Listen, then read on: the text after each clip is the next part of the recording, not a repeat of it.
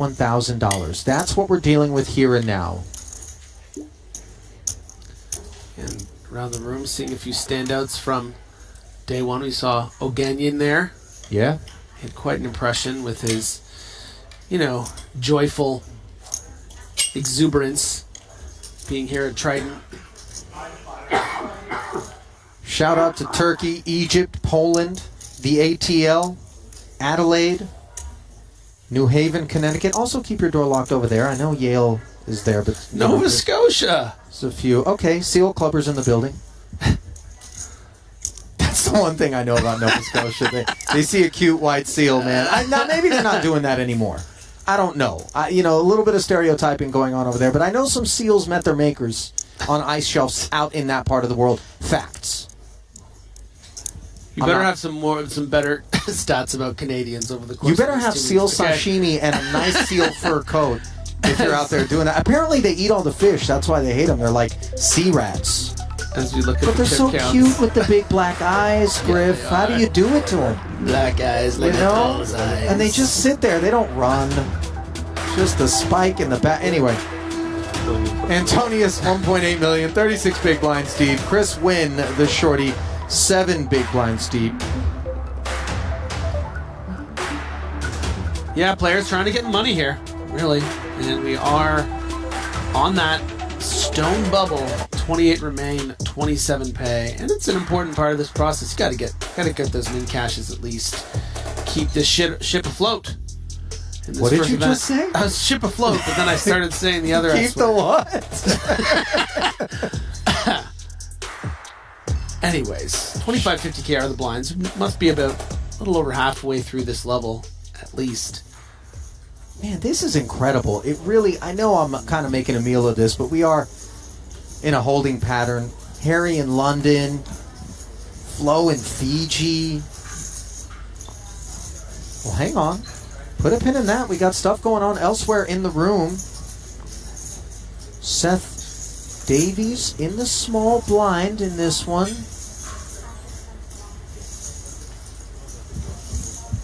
Has limped. Morton Klein is checked back. A7-5. Don't have the RFIDs at these non-featured tables, but we do have a camera crew on hand. So we're soaking it up alongside all of you. That was nice. I wasn't expecting the overhead there. So yes, we get a good impression of the board here.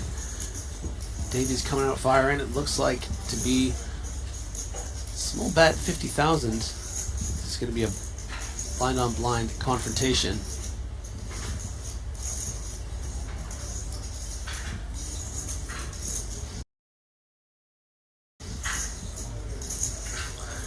So I think fair to make some assumptions perhaps about this hand. If he's continuation betting just 50K, probably limped in pre-flop and then the min bet. So yeah, that is in fact what took place. yeah.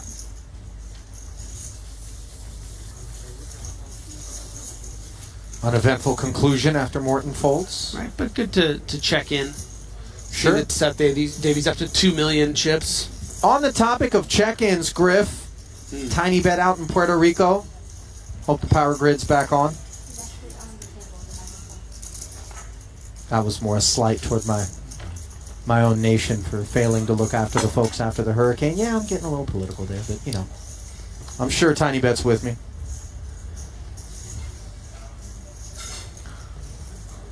Singapore, India, Portugal.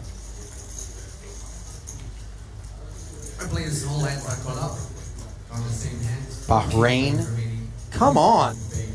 Loving this.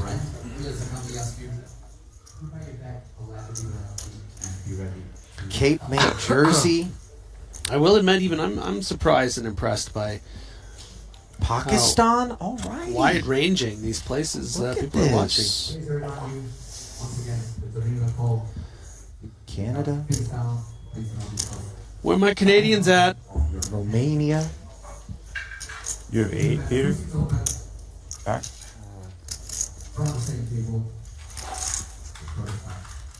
Nima out in Iran as well. I'm impressed, man. It ain't as simple as just like get on your internet and log on from some of these countries. This is Effort on display. Okay, Winnipeg in the building. You can get behind it, Griff. Colorado, Sao Paulo. Where is this guy? Serbia. Not far from here.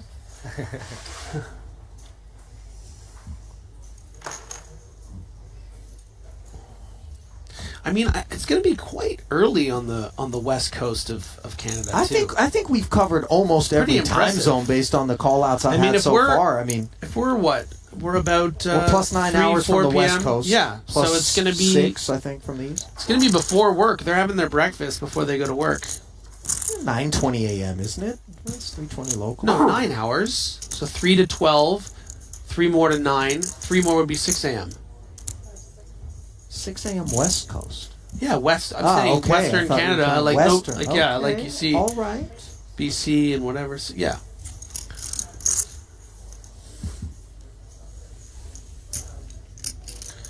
Zubov now pushing the envelope a little bit, taking this single big blocker and hoping to get through the field. And notice what it's able to accomplish against Chris Wynn's ace 10.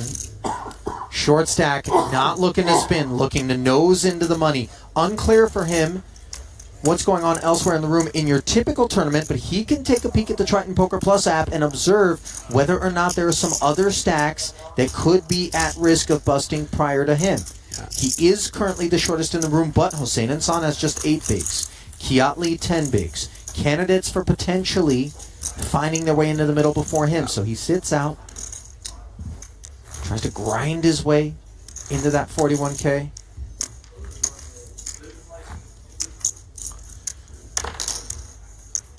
Yeah, and the intuitive nature of being able to use that app is so effective for these players and creates great fair playing ground for all of them. They all have the information if they want it. You can see the chip stacks, see how many are left.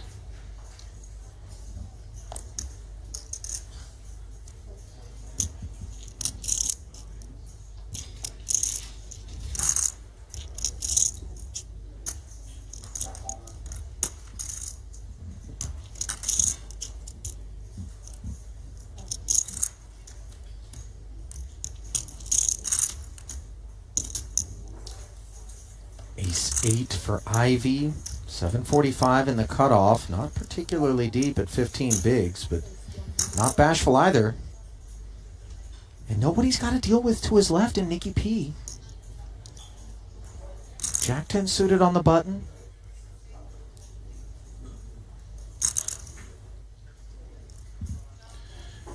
Yeah, quite an interesting spot with Jack 10 suited because it feels too good to fold. You got 7? Mm-hmm.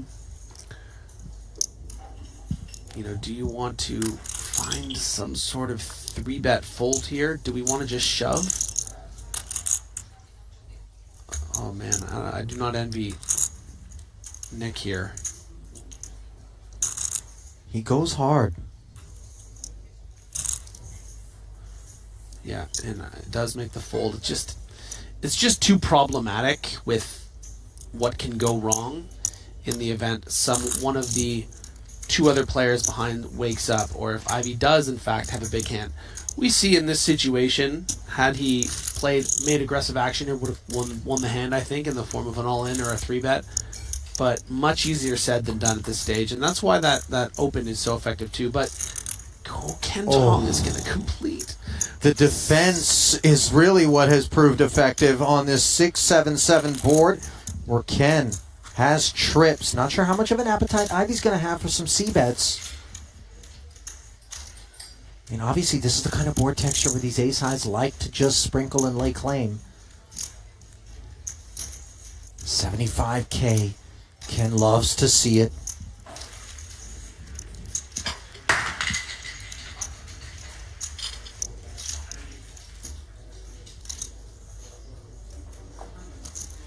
And counting out raising chips, and that's going to really rub Phil the wrong way. We saw a hand earlier where he continuation bet with that King 10 against, you know what, just sort of shrugs it off and folds. Been here before, I'm not doing anything stupid, not going to get stubborn at the stone bubble.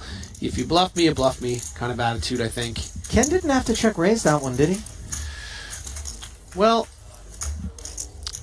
Didn't have to, certainly. But Not really a lot of chips, I suppose. I think it's just more about the fact if you're never check raising there with it, then you're only ever check raising without it, kind of thing. And that Good becomes points. complicated when it comes to balancing against these really Sure. good players, right? Sure.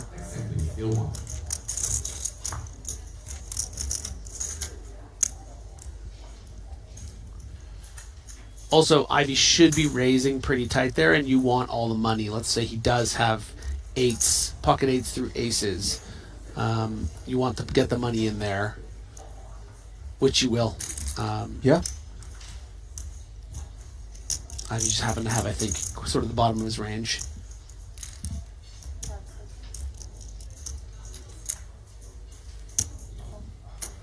Eventually, Zubov is going to figure out this finger flick muck here. I mean, Yeah. maybe not today, but Hey, listen, it's your first event out here. You know, it's different cards. You'll be fine.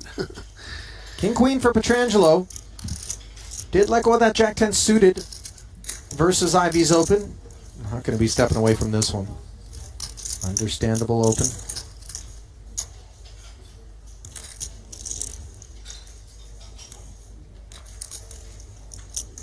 How much is that, Nick? Behind, I have an 8, Thank you. 775. Thanks.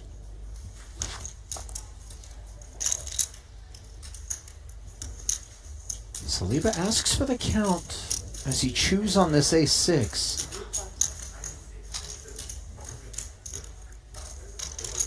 Fold. Yeah.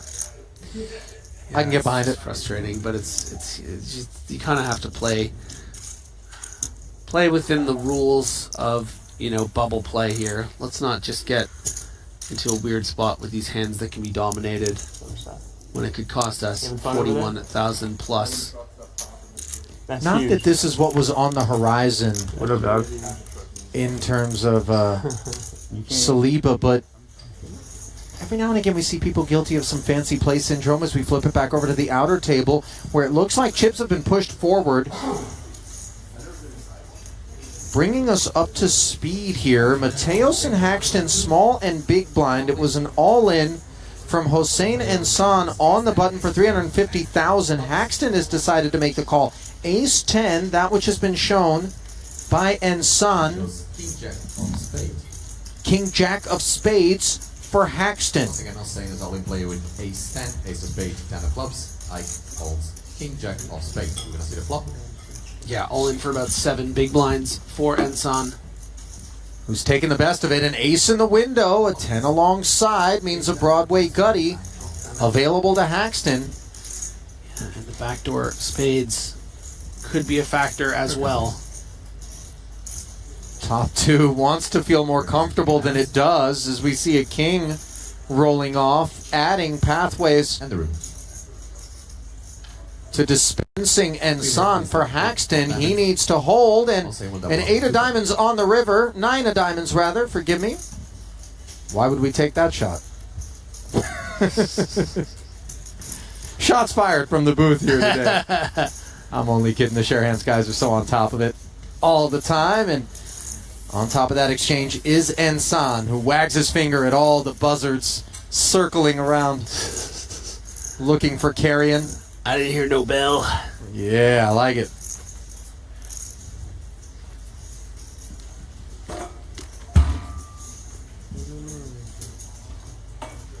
Next time, please. So Luca authorizes cards to get in the air once more. Feature table. Back at it.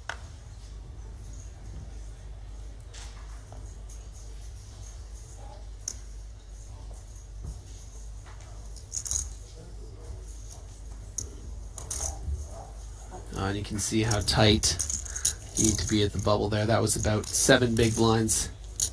Folding the ace 8. King Jack for Ertz.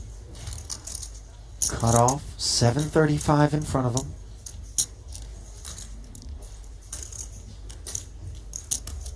It's almost like having the fewer than 10 big blind stack makes life so much easier on us than obviously the preferred, you know, more chips just on the surface, but a bit more responsibility Yes. trying to bob and weave off of 15 bigs.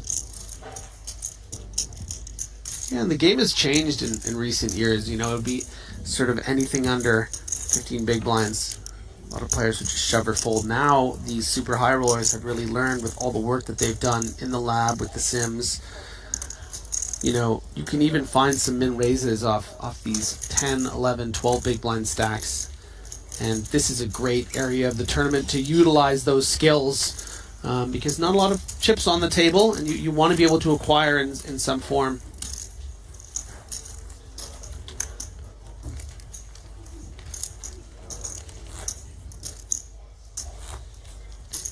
I've got breaking news, Griff. Break it. We got action. Ooh. Elsewhere in the room.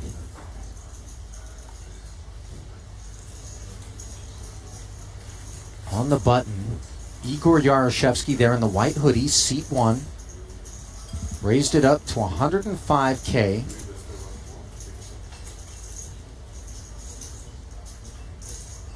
Is this moneymaker in the big blind? Okay. Looks like a call from money pre-flop brought us to the king queen deuce board. Money check raised the 55K c-bet to 155,000. Yaroshevsky we just saw make the call. Board pairs on the turn. Okay. Not the kind of exchange you anticipate to develop without some real kit. Not on this texture either. Difficult to really have a hand on king queen deuce from the big blind against the button. You would want to be check raising to, you know, get in across the streets. King queen, I think maybe we'd assume would be shoved pre a lot of the time. Shouldn't have a lot of king deuces or queen deuces. Maybe some suited varieties. But now the deuce comes in, so that's even more unlikely. So I'm finding it difficult to figure out sort of what Chris is representing here. And I'll tell you what, Yaroshevsky's a pretty tough customer. Money does check it over. Is that Patrick wolfing down pasta at a somewhat digestively alarming clip? Third duck on the river after a check back from Yaroshevsky.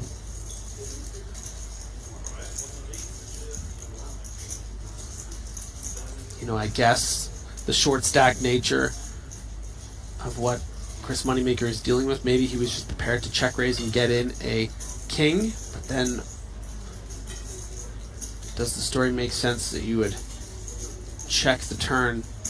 Does come out with a bet of what appears to be 225. That is correct.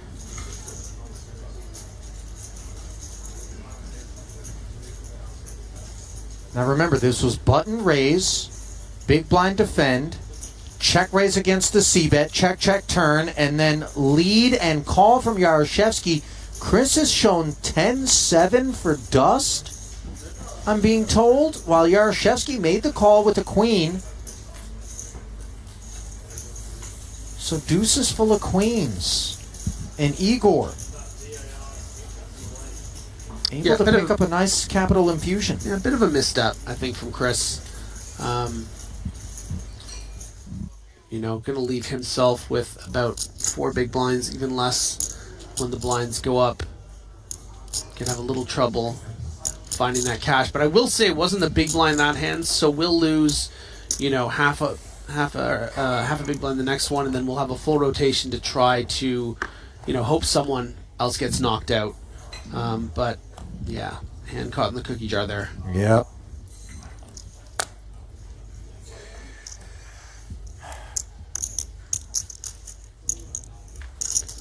If he does bubble, though, an apt name for the rest of the players in the field. I see what you've done there. It really is larger than life that was his name. He won It's the name, and incredible. you're just like, It is stop it. incredible. Just everyone It's stop just it. amazing. Central casting. Yeah. Well, here's the Belgian with King Jack. He takes a pass from the hijack. Just the shackling impact of the direct bubble. Inescapable. And Zubov might be inclined to just shove full range here. He agrees. Yeah. Got to get some, pretty Chris Wynn. big hand here to call for Chris Wynn. And yeah, that's... He's the shortest stack in the room, Griff. Actually, just now, Moneymaker losing that pot to Igor put him behind Chris. He was the stone shortest stack. Now, if he's been grinding the app, he'll know that. And does he think that the 3 blinds that separated him and Moneymaker coming into this pot, 2 of which have already been stuck in the pot in this hand, so it'll only be a 1 big blind differential, is enough for him to try to jockey and make the money, or does he feel like he needs to take the stand now? He does. We get our answer. Going to get a best case scenario. Sharing the 7, dominating Zubov. Nah, it's not good for me. King 7. Somehow Nikki P finds a 7. Very good. Ace king. Wow. You. Me? Ace No, king. that's not good. Table number. No, you've got a great hand. Win, you're right. Against 9-7. Terrific spot. Good for me, yeah? Very good for Chris Wynn. Only player Christopher holds Ace 7, Ace of Clubs 7 of Spade. Alex holds 9-7, 9 of Hearts 7 of Diamonds.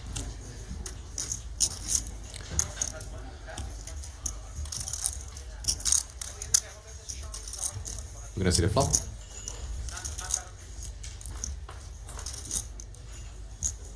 To the flop we go. King, Flop is Queen, King, 4. 2 hearts. Chris sits pretty. Couple goofy back doors for Zubov. Turn is the 8 of Goofy clubs. free is the 8 of clubs, so just keep Nina at bay. And That is the the thought on Chris's mind to secure the double, river is the 8 of Spade. and he's done so. Christopher will double up. Zubov is now on the descent phase of this roller coaster. Yeah, nice to make a stand there. See that you're dominating and to hold. Sometimes you're just up against King 9 and lose. So, still in there. And a very good, very big favorite now to cash this opening event.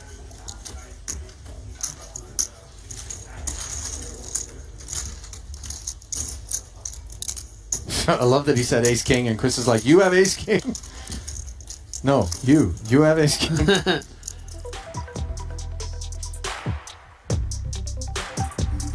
Updated look at the leaderboard. Zubov still up top of this field. This is, of course, in part because Patrick's number got pulled elsewhere into the room. He inherited the chip lead. Fairly even distribution down that ladder. Ivy and Saliba, now the 2 shorties after that double by Chris. Collar loosening impact, immediate. Vault from last place to... But you see how much can change. I mean, if Ivy or Saliba were to double up through Zubov, would vault from last place to first. So expect some fluctuation here once the chips start flying and there are some all-ins. But maybe that's going to wait a bit until the players get in the money. We'll see. Ken Tong level with Petrangelo at 19 big blinds apiece. 25, huh?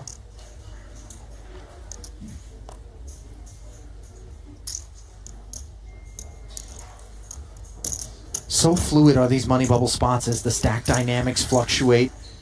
When you got that one clear shorty and that one clear big stack, it's ICM jail. Everybody's just respecting things until the bubble bursts, and then you see a lot of freewheeling stuff. But tight clusters such as this, relatively speaking, especially with nobody sub 10 bigs, play out quite differently. Peter, ace jack. This one he can't step away from. Min raise open.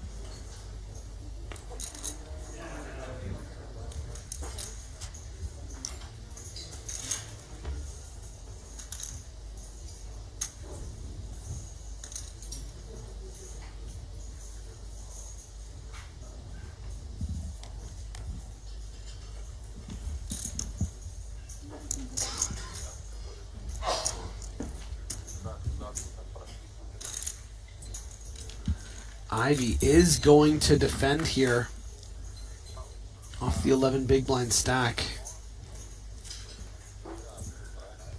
Got a pretty decent board here with this open-ended straight draw. Certainly too much risk to play this too aggressively in the form of any kind of check raise, I would imagine, given that we are on the absolute bubble representing $41,000. But doesn't have a lot of chips to work with. I mean, we look at what's in the pot there, 275,000. Ivy with just 420 behind. Open ender for him.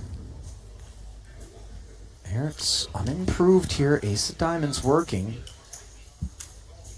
And Eric's might just shove. Yeah, it does do it. And has to fold out the equity. That's what's so great about that. That those straight draws don't get to realize that equity. And that's why maybe it's not the best spot to complete in the big blind there, because of that pressure that can be put on.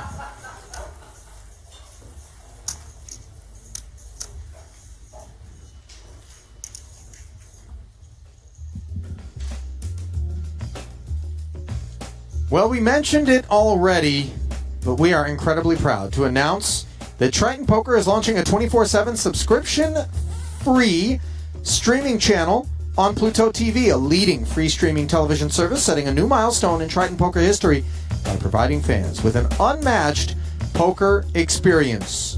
Enjoy your favorite Triton events like never before. More than 400 hours of live high-stakes action every year, plus hundreds more hours of curated tournament replays and highlights. Check us out today on Pluto TV. Queen 8 suited for Peter.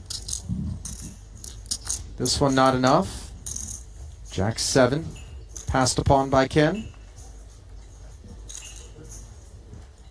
Zubov has been active in the cutoff here. 4-3 offsuit. Presently the boss stack, but this is not enough to pique his interests. Napkins on the button for Chris. Into the bin. And now Ivy. 7-4. He too concedes. I was waiting for you. Nicky P. Loaded for bear, he says. King Queen suited. He does like that King Queen of Spades. We saw a brilliant 4-bet shove by Nick Petrangelo earlier against Chris Wynn.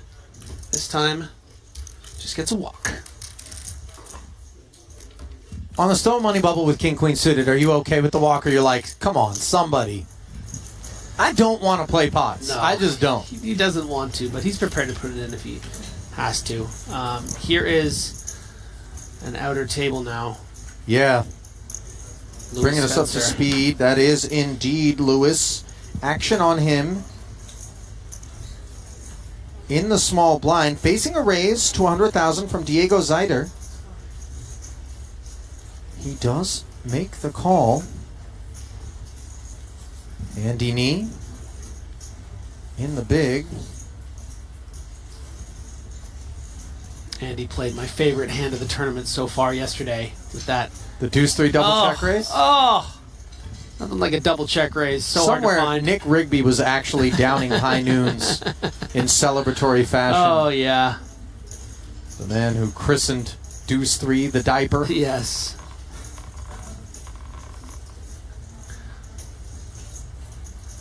Was someone's Geiger counter going off there? Did I hear that right?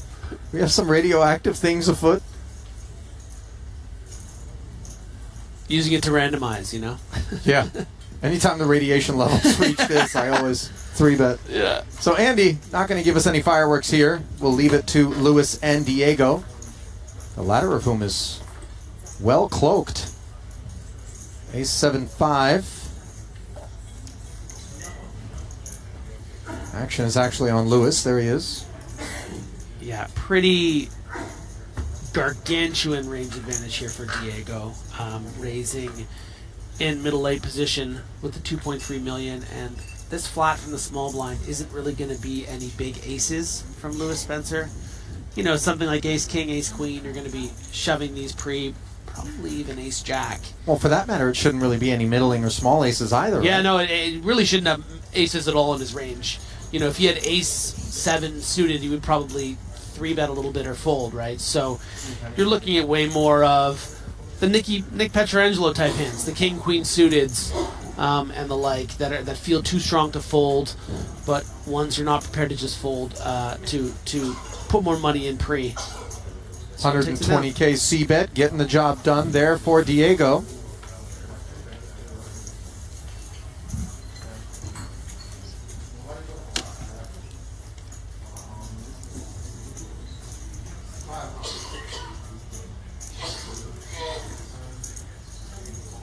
Diego, by the way, plays under the Swiss banner. This is his first ever Triton Super High Roller Series. I take that back. He actually played this 25K GG Millions once before, and that was in London last year.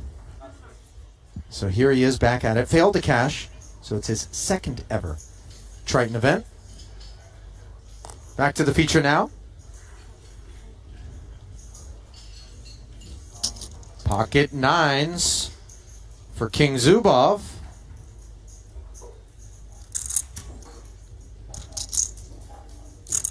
Believe we went with Tsar Zubov just as a acknowledgement to the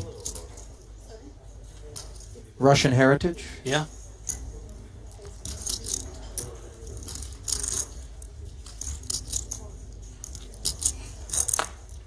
One nine into the muck from Ivy's button. King Jack offsuit for Peter. He has shown restraint on multiple occasions already. He is covered by Zubov. Break? Yeah. Yeah, I think this is going to be okay as a flick in. One more level. You're probably about breaking even with the range that you would expect a hijack open to be at this stage, but also Zubov surprisingly does have, you know, the chip lead, the two of these players as wow. Look at that. Drama. Bottom set against middle pair, backdoor hearts, and the gut shot for Peter. Problems on the horizon are clear. He checks it over. 275 in the middle.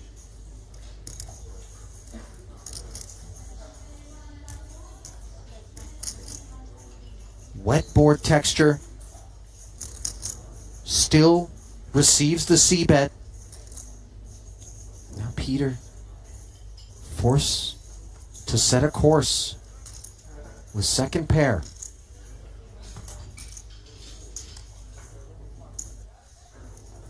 Should just see a call here going to a turn, which could be very interesting.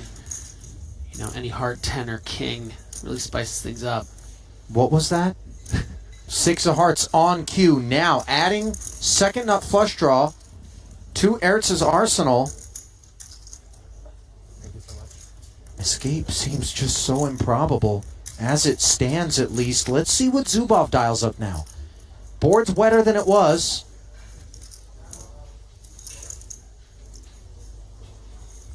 $475 in the middle. You're actually not going to be thrilled if you bet and get shoved on here. I understand you have a set, and it's you know, you're only starting the hand with 20 big blinds, but I really don't fault him to check this back, and the 10 comes in. So Zubov does not bet the set on the turn, allowing a free river to roll off that puts Peter in front with the king high straight. Four-liner on board, Thanks so much. self-evident. Yes, sir. Thank you. Thank you. Can't imagine that Peter's altogether concerned about any ace-king or strangely played heart flushes to lie across the way, and so here he comes, How much? betting 150K. Yeah, just a brutal run out here for Zubov. Not much you can do when you think about the kind of hands that we'd be completing in the big blind at this very unique stage of the tournament, the stone bubble. You know, you're not getting like rogue jack 5 suited calls that might try to turn this into a bluff, right? This is going to be a pretty pretty strong, pretty linear defending range. This is even going to be probably one of the worst hands it's going to call at this stack depth, at this stage. So that's why it just feels like value, right? It feels like a flush, or it feels like a king, whether it's the king jack or the king 10. Yeah, there's so much that we fall to with the set of nines. Yeah. It's just you got unlucky, and you know it, and you just have to let it go. I'd be very surprised to see a call here from Alexander Zubov. Pardon me. Yeah, and look at this. Slow, dramatic, reluctant muck, dare I say, but the correct one. And Peter has no idea just how lucky he was to escape.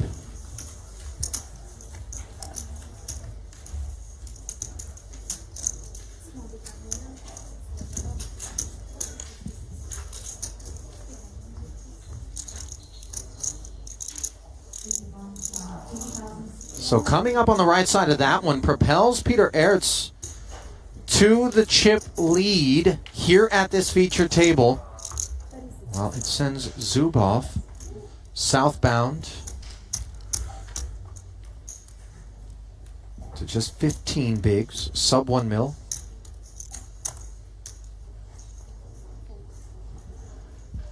Yeah, these players are getting short. Saliba on 9 big blinds. Ivy now just 7 at 395K. And every single other player, 15 or less, except for the massive chip leader of Peter Ertz with the 21 blinds. So don't get too used to this. You know, when we do get a new feature table, I imagine it's going to be more chips to play with. But I kind of like this. The small stacks here on this bubble makes it really life or death. 1.1. 1.1. Pressure packed. Zubov unpacks 120,000 at this new 30 and 60K blind level. As an open with Queen Jack, which is smothered by Petrangelo's Ace Queen. 600. Up he takes us to 600. Declarations made of a committing nature.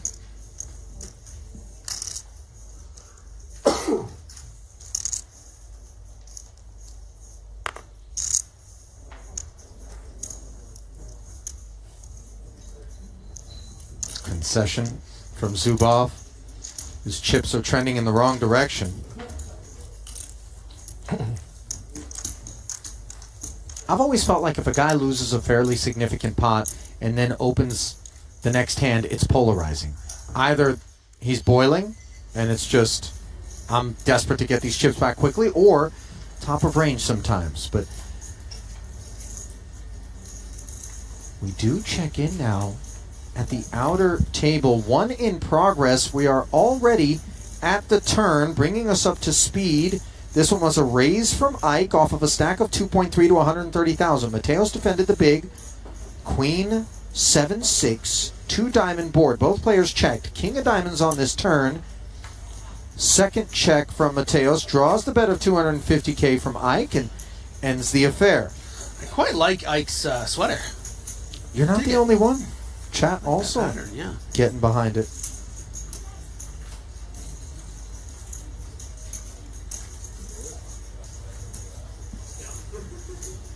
Nice to check in on the outer tables. See some of those heroes that I'm sure we'll be seeing later over the course of the day. But for right now, we're just stuck with these heroes. Just your Phil Ivies and your Nick Petrangelos. Never a dull table here at Triton.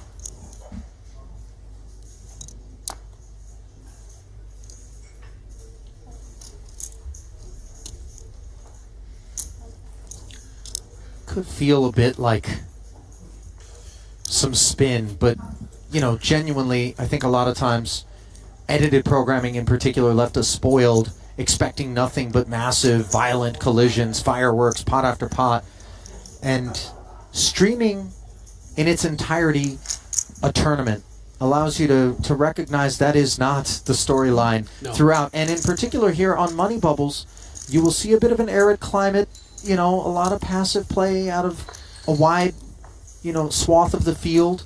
But the, you know what, the expectation, I think, as an audience member, and the appreciation for these long streams, recognizing that, you know, a poker tournament is this living, breathing thing that goes through these ebbs and flows. Correct. I think that, you know, the new age viewer really does enjoy that. I mean, I know so many people that don't even have it on in the background at work or something, and it's just love sort of being a part of it. Sure.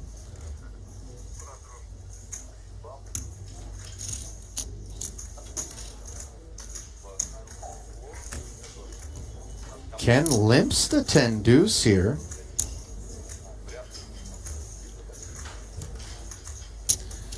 Yeah, definitely on the looser side, but just not wanting to give an inch here. You're technically going to still have the, you know, the sort of range advantage going to the flop. If it's check back, you can really rep all the strong board textures. And it's very difficult for Justin Saliba to shove or even to put any more chips in any way, whether it comes in the form of a raise or a shove, when you only start the blind. I mean, look at the big blind now at 60K.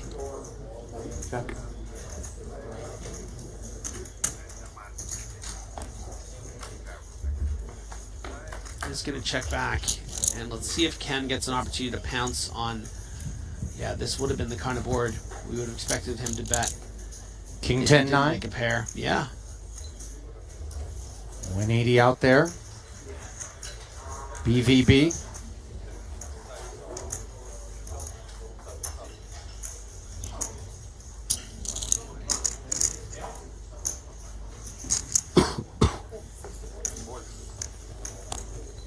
$60K lead. No drama. Easy fold for Saliba's 8-5 of clubs.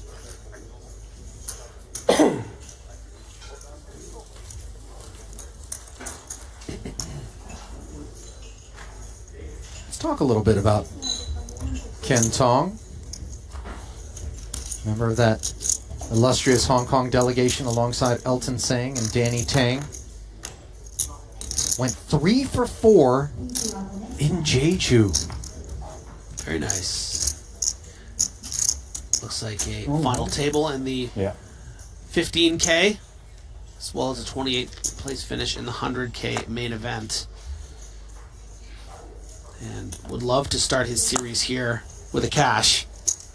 Would be his 5th of his Triton career. He's already got 1.2 million plus in earn. Here it is. 3rd ever festival. First joined us in Monte Carlo last year, where he went 1 for 6. Petrangelo, ace 10.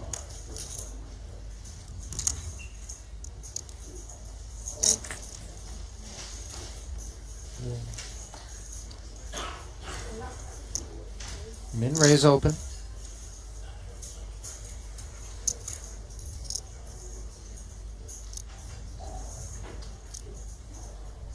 Zubov big blind.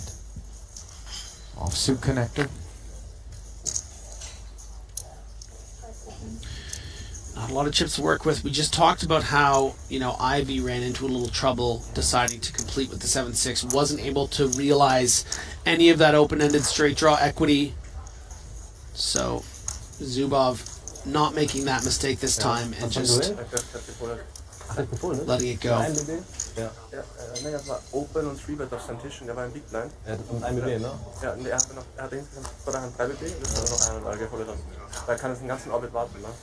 Being told something's brewing elsewhere in the room. Getting over to it here where we find the flop already on the board. This was a Ding Biao open to 150,000. Yaroshevsky flatted the button. Patrick and money folded the blinds. Jack 8-5, 2 diamonds. Ding Biao let out for 250K.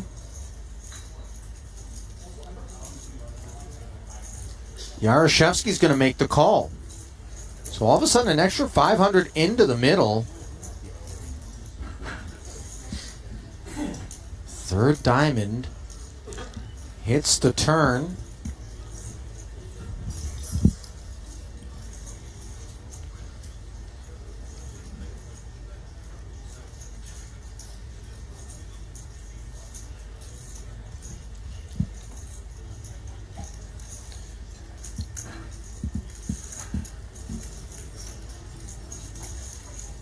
Ding Biao, just meticulous in his thought process.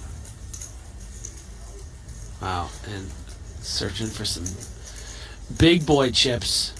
You know what's interesting? Because Ding has the aura, as we see Igor, not wasting any time folding, of one of these kind of like super high stakes cash game VIPs. Yeah. And yet, if you unpack his procedures, very much skews more toward the pro side of the spectrum, and his results do speak for themselves. Ding with 7.1 million in career Triton earnings. Yeah, not someone I'm that familiar with coming into this series, but I'm learning very, very quickly that he's a juggernaut. Two-time title winner. Yeah. 16 cashes. Not to be messed with. If you play Tritons, you know that name. Yeah. You know better than to underestimate it as well. So the bubble remains intact. Cards back in the air.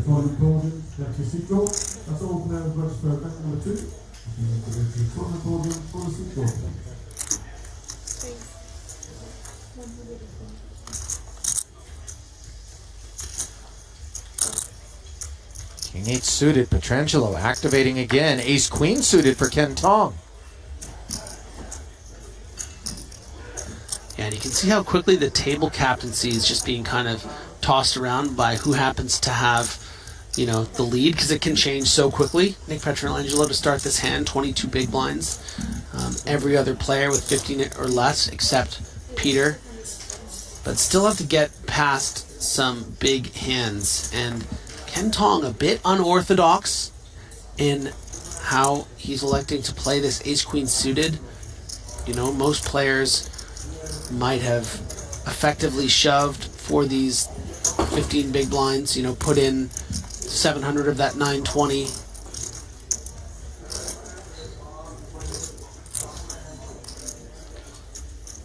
But it's still going to be effective. Very interesting. I really think that's pretty cool there. Gonna get those hands to fold anyway, instead of risking it all.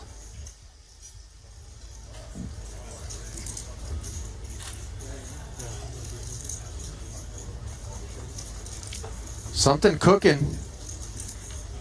Back in familiar waters over here. Let me bring us up to speed. This was a raise pre-flop from Ding Biao to 120K. A 3-bet from Brandon Hamlet to 290,000 from the small blind. Chris Moneymaker went all in for his Vapors, just 70K. So we have an active side pot on this 986 rainbow board, courtesy of the fact that Ding Biao called the 3-bet to 290.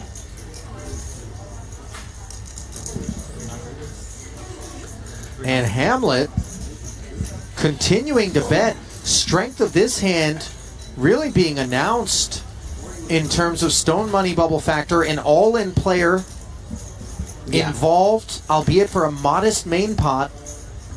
Yeah, not your standard sort of C-bet with full 3-betting range. 6, 8, 9, 2 hearts, like you are over-pair loaded here.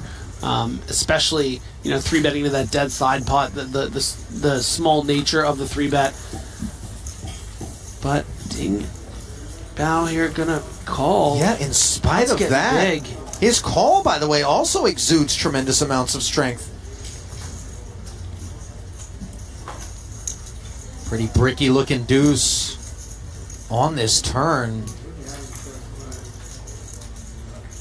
Zubov on hand to soak it up.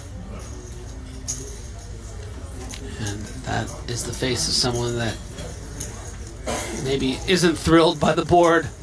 Who knows, though? You know, as the all-in player, always good not to show sort of your emotion when there's side action like this.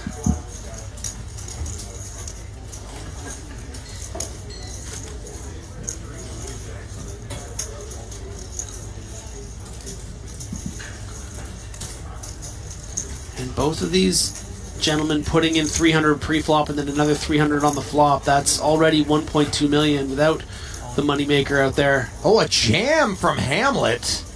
Yeah, I mean, it looks like looks to be around 900,000 into a pot that I imagine is around 1.4 or so. Pretty good price here for Ding Biao. O'Gagnon wants to take a peek as he heads over. Hands concluded at other tables. Opportunity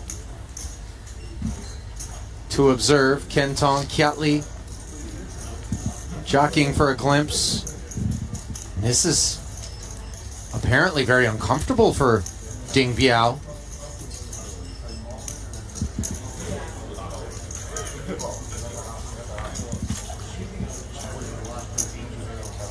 You know, a rare situation where we don't actually have the cards, but might have something as strong as even something like pocket tens or What are we ace-9. showing? Is it pocket queens for Brandon Hamlet, as advertised on the heels of the Ding Biao mug? So the big side pot does go to Brandon. Money shows ace jack. Only an ace would save him from elimination. With one to come here, might the money bubble be bursting? No! Chris will double up. Stone steaming is the rest of the field.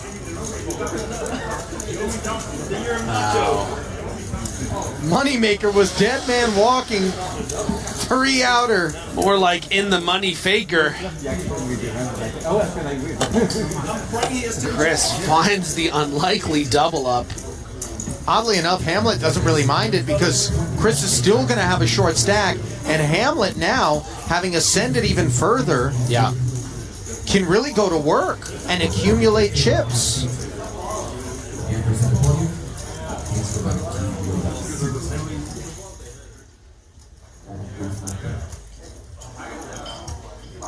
So a deeply disappointed room full of combatants, bar one Chris Moneymaker.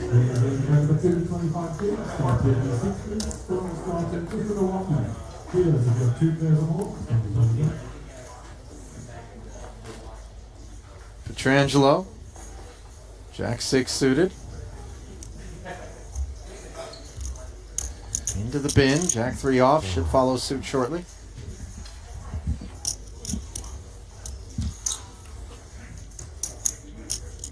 Big little for Kentong as well. Now something interesting. King Queen suited for Saliba.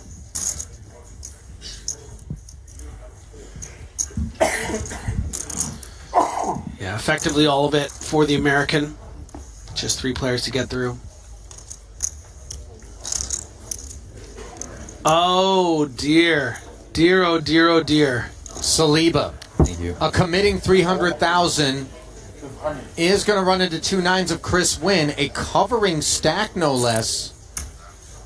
And just when Chris thought he was off the hook with the big ace-7 call, maybe I can just chill now and make the money. The unlikely double up for Chris Moneymaker, and now one of these 2 players is going to be either out or on fumes. 950,000 chip pot. Yeah. Snap call.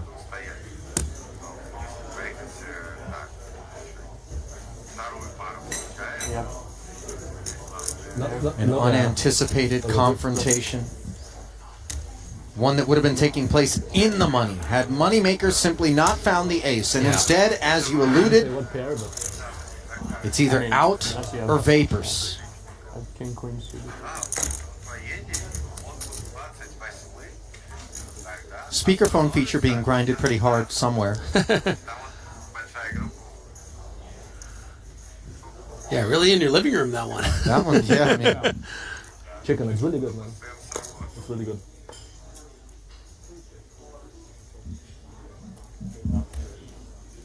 excruciatingly, these 2 It lasted like 18 days.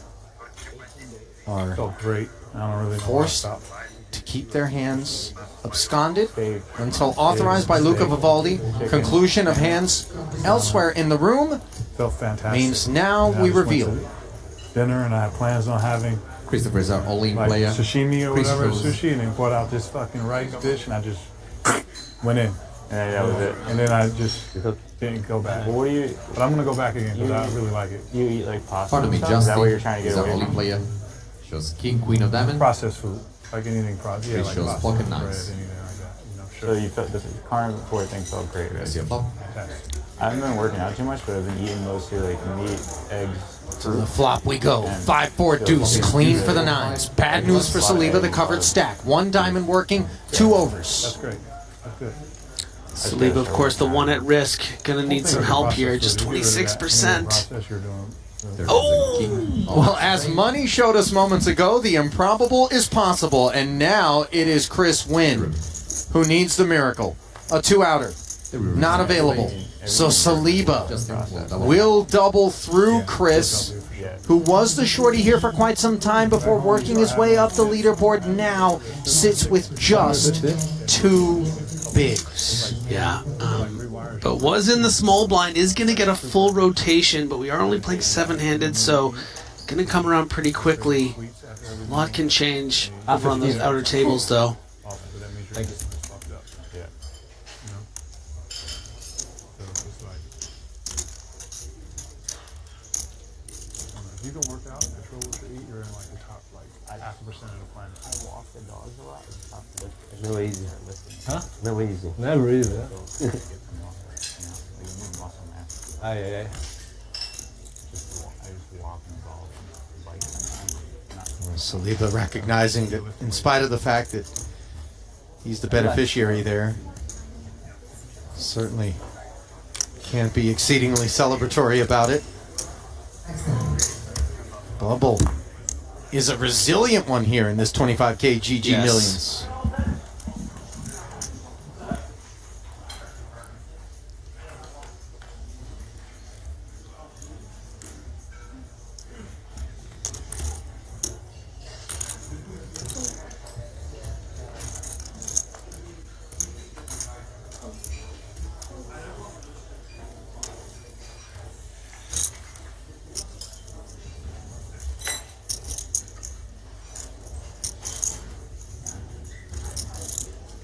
Oh, he's getting better at it.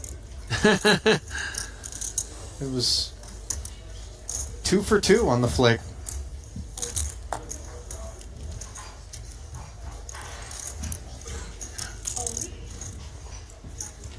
Ivy. Yeah.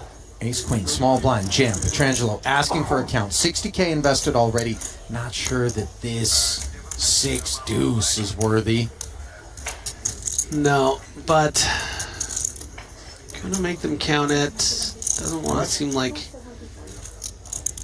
215 for a shot at 395, Griff. it's just so bad. 6 deuce off. It's just so miserable. I had a very good hand. I would assume that was a good hand.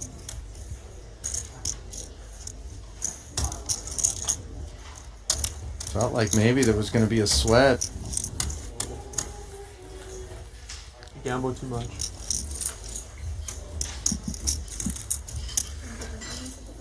Where is Ren?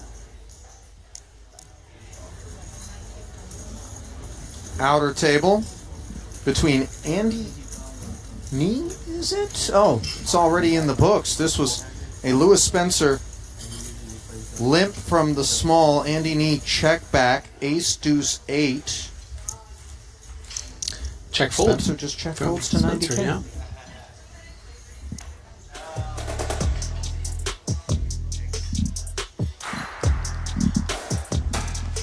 Updated look at the chip counts here at the feature table, brought to you by sportsbet.io. The Belgian and Ken Tong up top, followed by Petrangelo and Saliba. Zubov, 10 big blind and below crew includes him, Ivy, and Chris Wynn, who was decimated moments ago by Justin Saliba. 2 big blinds, far and away the shortest stack in the room. All eyes will be on his fate. Yeah, just 2 blinds. Brutal stuff for Chris. He's played pretty well here in the course of this bubble day, but just losing that massive flip. Gotta find a way to hold on for that $41,000 min cash.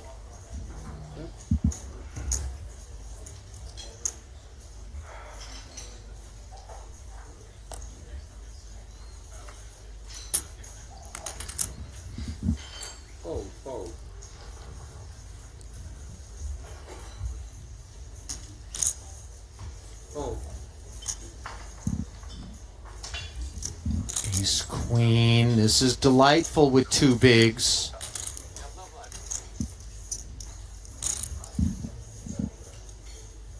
Now it is stone hand for hand. Yeah. So utilizing the time banks isn't necessarily a thing with respect to seeking to allow someone else to bust before us. That said, if someone else does bust in the same hand, these two players will share a min cash. So in it goes. Good hand.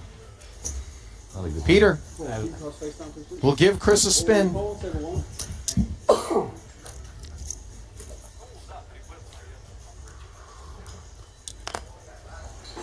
Anything can happen. 33% of the time, it's going to win every time. It's amazing the 9-4 off can be that close to winning. Nothing is guaranteed here for Chris. Not good hand is worse. Not good hand. So we check out on the outer table with a pot developing between Byron Kaverman and Brian Kim. Brian Kim, of course, the chip leader coming into this day two. Yeah, he opened to 120. We are awaiting Haverman's response.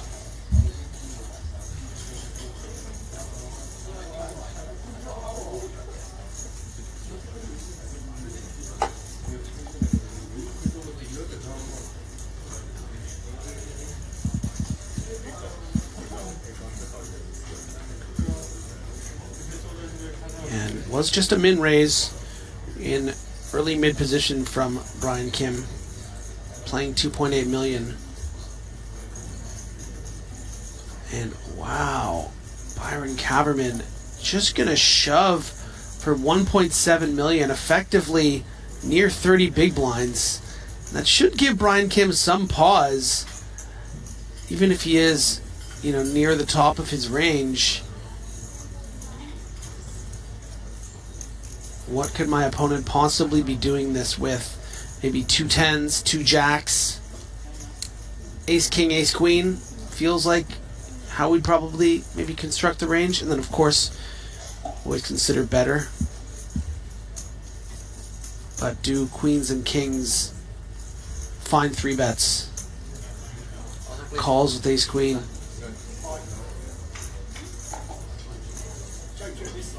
So suddenly, big call. Kaverman finds himself squaring off against Kim. Luca authorizing the revelations. Of diamond. Oh, hang on. Peter shows 9. We do have business to attend to back at the feature before we get to the outer action. Can I see the flop? Oh, Peter almost looking forgiving. The flop is ace king. Bottom pair against top pair. Chris still poised to haul in 350. I love rice, dude. Third card, please. No rice for me this trip. If I eat rice, I'm going to be eating rice the rest of the trip. Third is the king I'm of a sick hearts. guy. Nothing. Take 4s off the board I eat too much of it. for Peter. And the rook. I'm sick. There is a jack of diamond. Chris will double up. River and Chris will find a modest double. I will. Yeah. Yeah. I have to. That will allow Luca Shut up, please. to get some steps in as he heads back to the outer. What has Kaverman shown us? Battering out only player shows pocket kings, king of spade, king of diamond. Pocket Brian kings. shows ace queen, ace of clubs, queen of hearts. And for BK, an ace queen. So Kaverman well in front. Stays that way on the 10-8-5 board. Third card, please. Turn Third is a 7 of diamond. is also ace free. We did see an exciting ace on the river and the moneymaker all in at the bubble, though. There Not is this a deuce time. of hearts and No Byron cider. double up.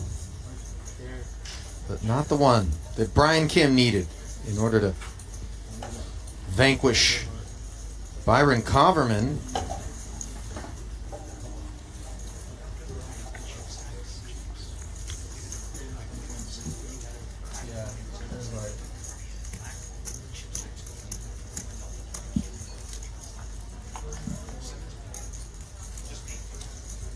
Look at that mighty haul there Oh for yeah, Byron.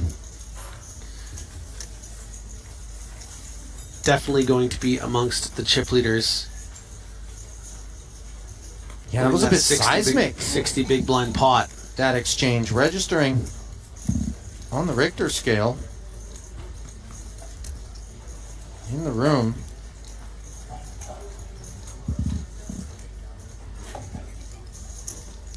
BK wounded on the back end of it. BK on BK crime. Yeah, Coverman. it's a good point. Didn't Big think about double up. that. You don't know who I'm talking about if I say BK.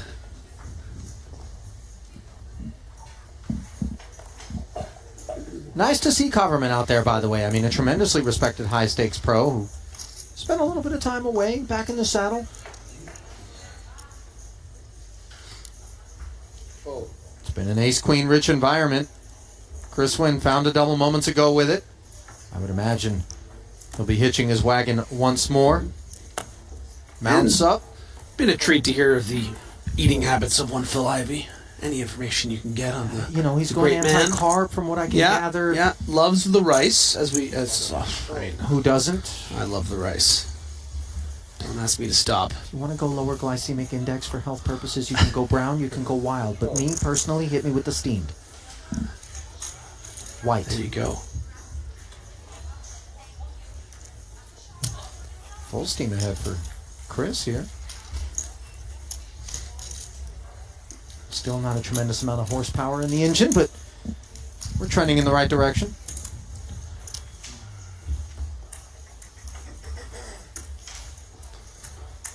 She doesn't look like much, but she can ride. Movie quotes with Griffin. Back over to the outer table. Something on the stovetop.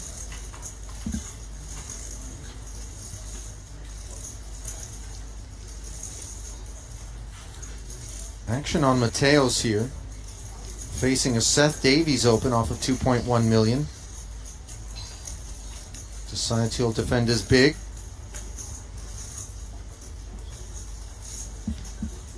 More of the relatively deeper part of the program working its way toward flops. Ace 5-7 rainbow.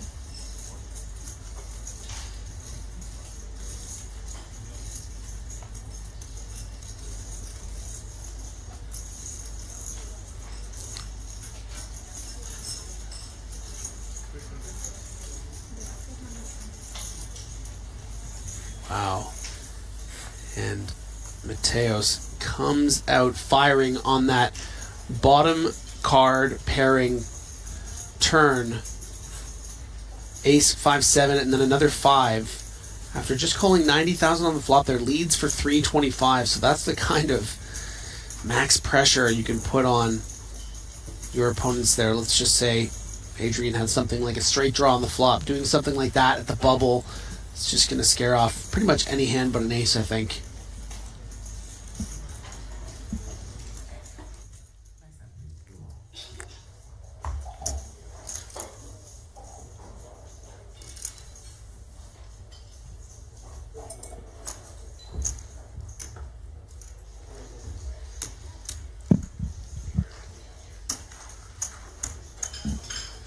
Back over to the feature. Oh.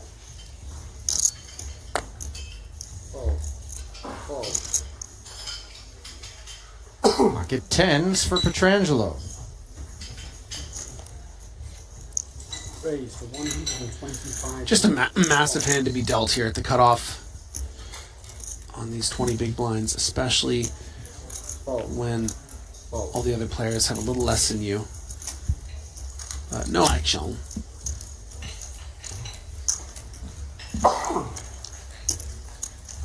Raise and take it for Nikki P. Healthy resume on Petrangelo. His involvement with the Triton Super High Roller Series dates all the way back to Jeju in 2019. It took him 5 festivals all the way through 2022 before he found his first ever cash. 3.6 million in career Triton earnings ever since breaking the seal. 11 cashes, still without a title.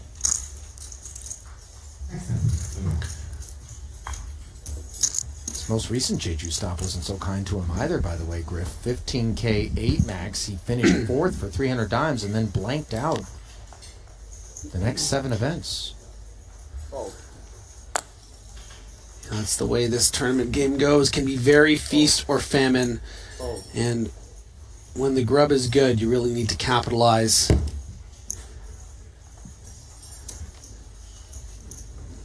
Pocket fives for Peter. Yeah, one of those interesting hands where, you know, were this just a normal stage of a tournament, you'd probably just be shoving in these 16 big blinds at the cutoff with pocket fives. But with the bubble nature, you would actually rather have sort of blocker type hands that have more post-flop playability, more opportunities to have dominating. Let's just say, you know, opening a king-queen at the cutoff and maybe a king-jack or king-10 calls from the big.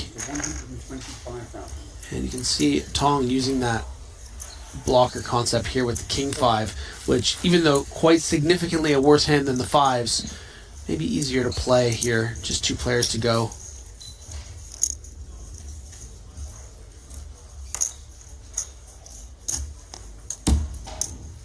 Zubov. King 6 offsuit. Little does he know he's pipping Ken. But does understandably concede. Ooh. Nice little pop up there for Ken. Nice hand.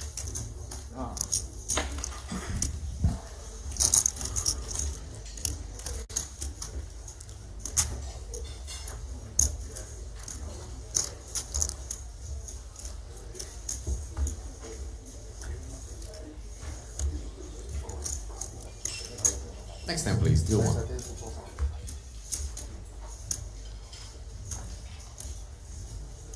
I hope Luca's got really soft insoles. I mean, granted, this venue not quite as expansive as some of our other ones, but, you know, this is a dude who's probably replacing the bottoms of those dress shoes with a little more frequency than your average owner. Probably a good read. Queen 10 suited.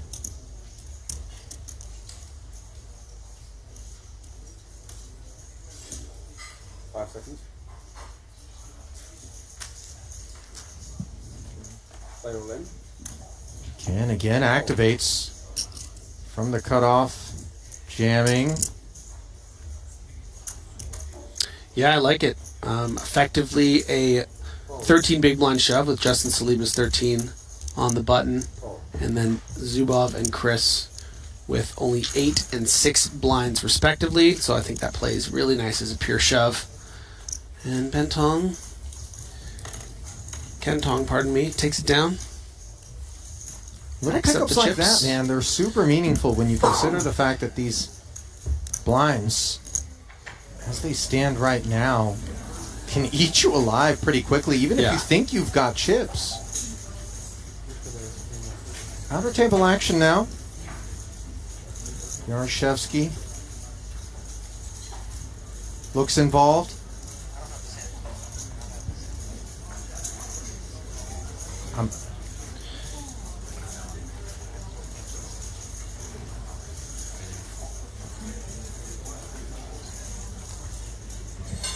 So a bet here into Brandon Hamlet. Hamlet playing about 2 million. Yaroshevsky 1.6. And that looks to be a raise here from 130 to about, if I remember seeing correctly, about 360 on the flop.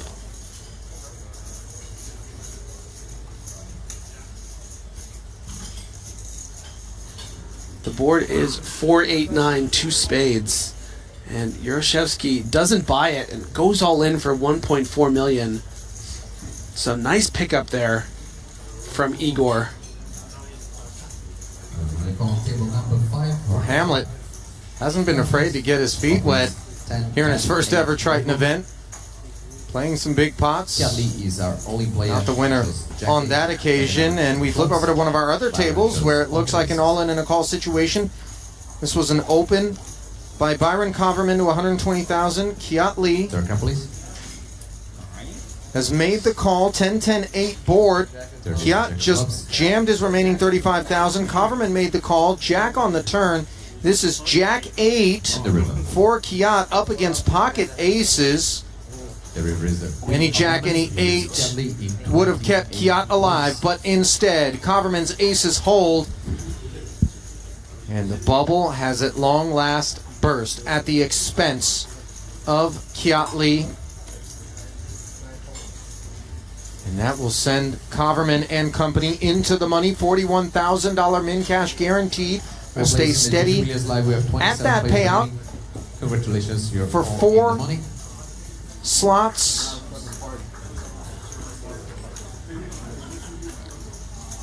Yeah, too bad there for Kiat Lee, but it seems like he'll be just fine. Other events to look forward to. This is the nature of the beast. Sure. Usually,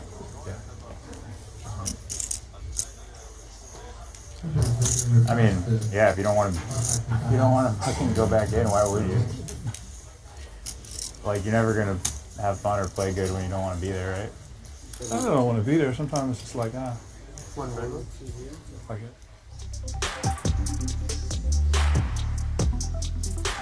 Ivy. Bookended by Zubov and Chris Wynn. All three sub 10 big blind stacks, but their wheels will be greased courtesy of the departure of Kiat Lee and the fact that the money bubble has burst here in the 25K GG Millions. Yeah, and worth mentioning, these are very important points, player of the year points for Phil Ivey. You know, is in that sort of top 5 going into this series, and you know, every little bit counts. We talked about how much points winning would represent, about 400, which would, you know, vault him right into the conversation amongst those top 3. So I know he only has 7 big blinds. I know he's probably only going to min cash, but is relevant, you know, at this stage, very, very early on in the series.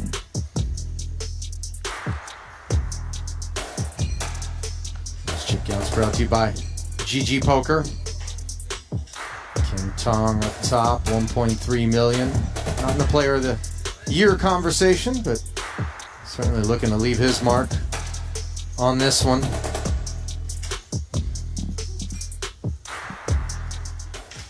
Anyone in particular impressed you more so than the others at this feature? Any standouts? I mean, it's just been a bit difficult on this, you know, this day. There hasn't been a lot of sort of post-flop play. You know, the way that yesterday we saw some pretty incredible, you know, moves and, you know, bluff catches and you know, of course, some Andy Nee's hand, for instance, springs to mind. This table, you know, when the chip leader starts with only 40 big blinds and then he gets moved off, it's mostly been playing a bit coy. You do see a few moments, like we did see Petrangelo with the king-queen suited. I thought that was a pretty impressive 4-bet shove. Not an easy thing to do right at the bubble. But we're used to seeing that from Nick, right? I mean, he's one of the stalwarts of the super high roller scene, has been so for a long time. Yep.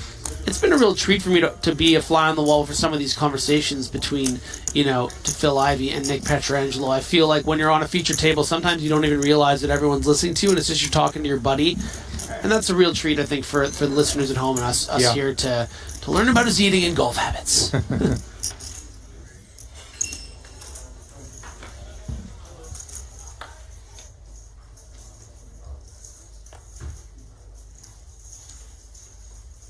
Fold.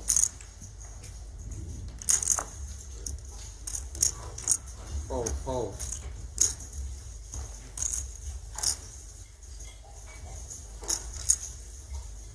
Five seconds. A few folds in front of Zubov, who is up back on the struggle bus with the finger flick mug. Ace Jack of Hearts for Chris Wynn. And then Yeah, and isn't life made more easy now that the bubble has burst? You've locked up that 40,000 plus. You Well, just put it in. Ivy King Jack in the small blind, and unfortunately for him, he is dominated. Covers ever so slightly. Thank you, Kala. Yeah, no brainer at this stack depth. Just unfortunate. You know, Chris is only in for about 5.5 big blinds. That's going to be some raggy aces, but some worse kings, some worse jacks. It's pretty unfortunate for Phil that that he's dominated in this instance. 10-10-6 board.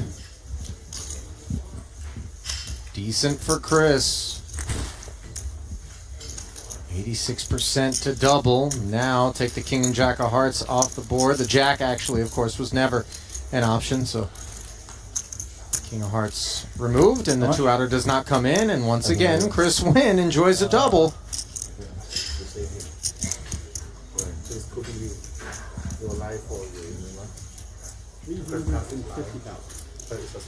$350.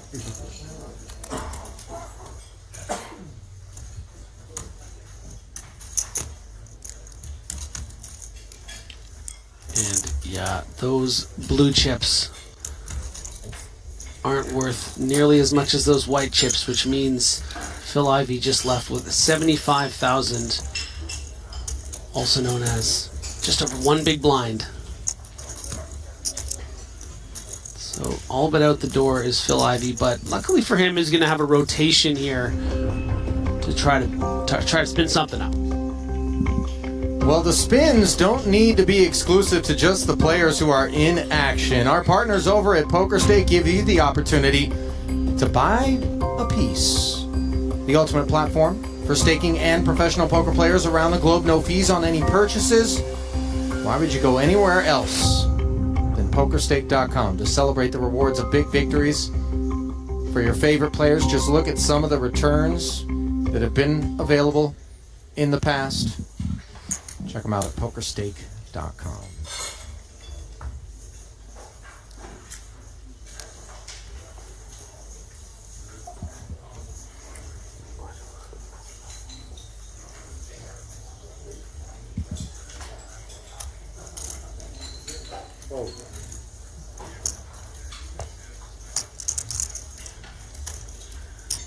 The American Justin Saliba, a very strong ace-queen here.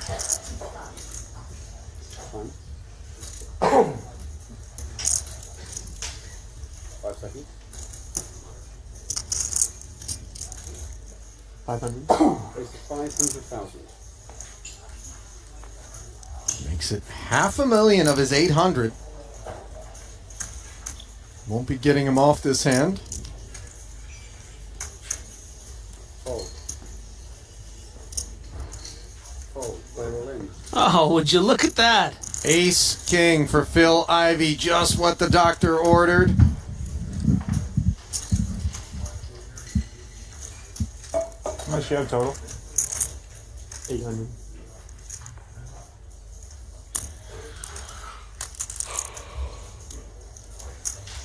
Seconds.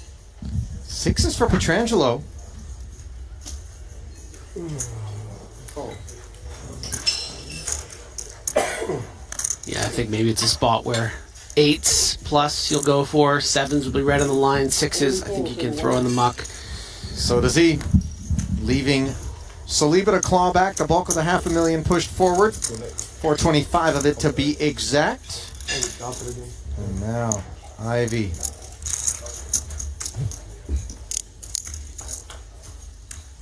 Needs a little help to pull in 300,000 and avoid the exit. 10 deuce deuce does create some opportunity.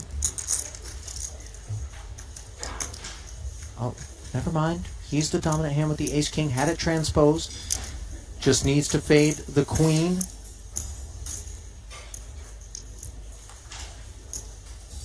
And that he does.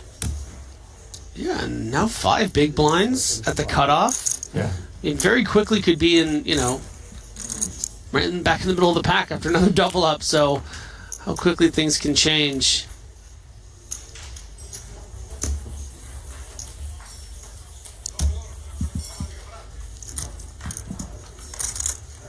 I'm sure Well, happy to find the double there. He is far from rejoicing.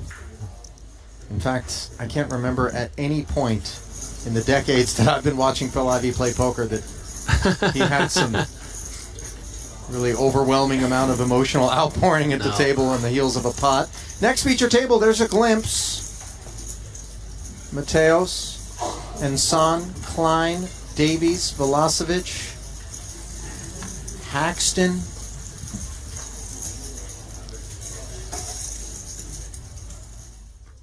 Certainly plenty for us to sink our teeth into.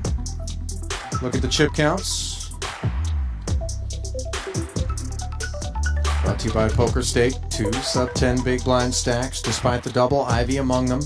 Saliba has loosened his collar a little bit. Chris Wynn has as well. Peter's been on spectator mode for a little bit. Middling stack in front of him as well. 12 seconds.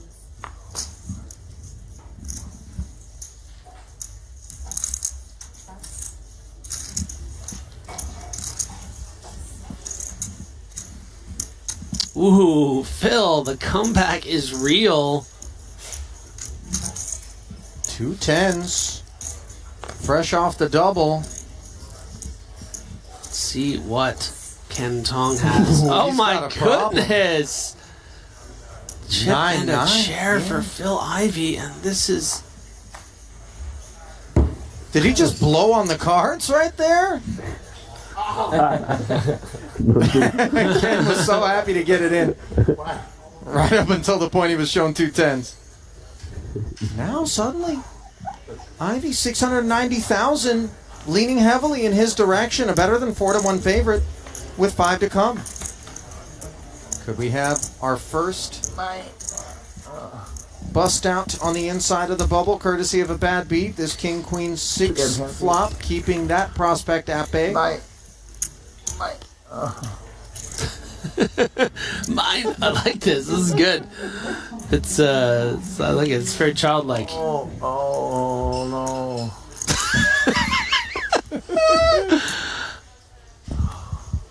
Well, certainly not reveling in the demise of 360,000 of Ken Tong's tokens, are we, but rather his good-natured ability to take it all in stride. So then the players will head to a break as the bubble has burst here in the 25K GG Millions.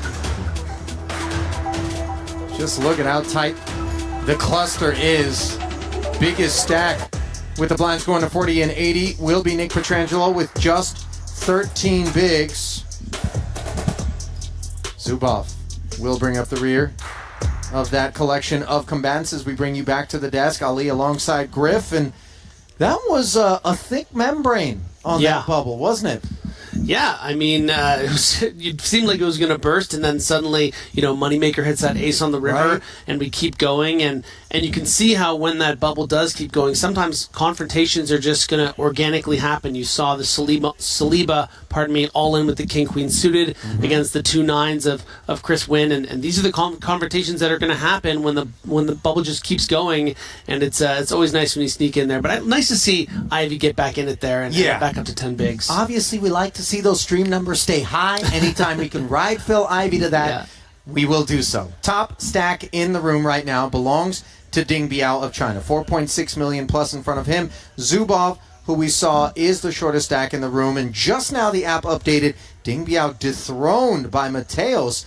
5.6 million in front of him. So the Spaniard's going to be enjoying this break, and everybody who's at that next feature table, which will include him, will not be enjoying it.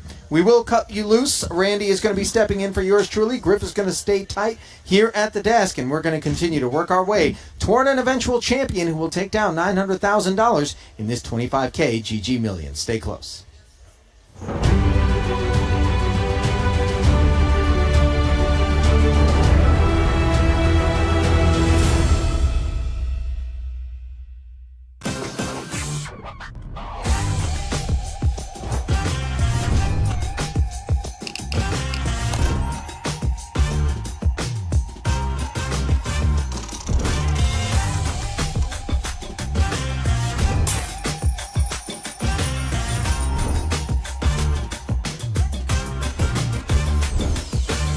Want a $50 Global Millions ticket on top of the full GG Poker welcome bonus? Sign up with promo code Triton_2024 and deposit a minimum of $20 to claim your ticket. Brace yourselves. This is live. And the show goes on. Oh, wow. All in.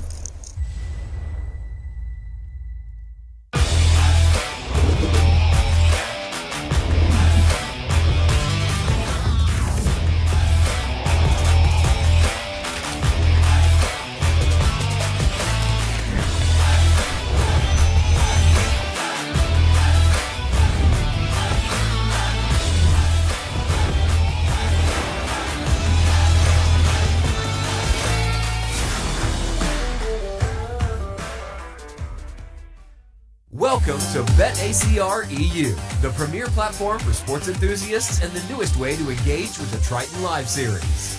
Experience the pinnacle of sports prediction where every game, every match becomes an opportunity for victory. At BetACR EU, your insights into the game transform into action. With exclusive action prediction options for the Triton series, your player knowledge and predictions set the stage for unmatched excitement. And there's more. BetACR EU brings the world of sports to your fingertips, offering action prediction options across all major sports. Whether it's football, basketball, baseball, or beyond, your passion for sports finds its home here.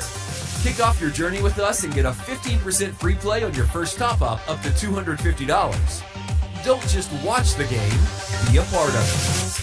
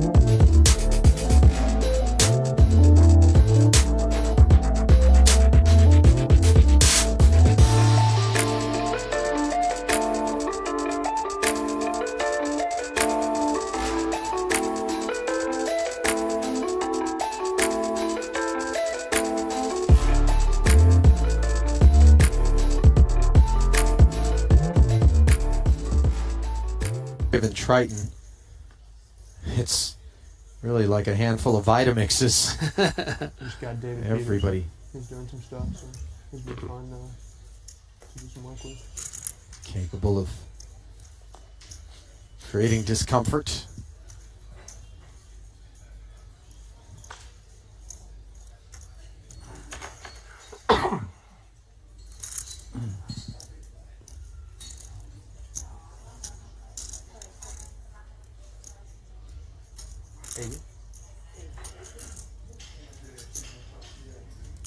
Queen Jack suited.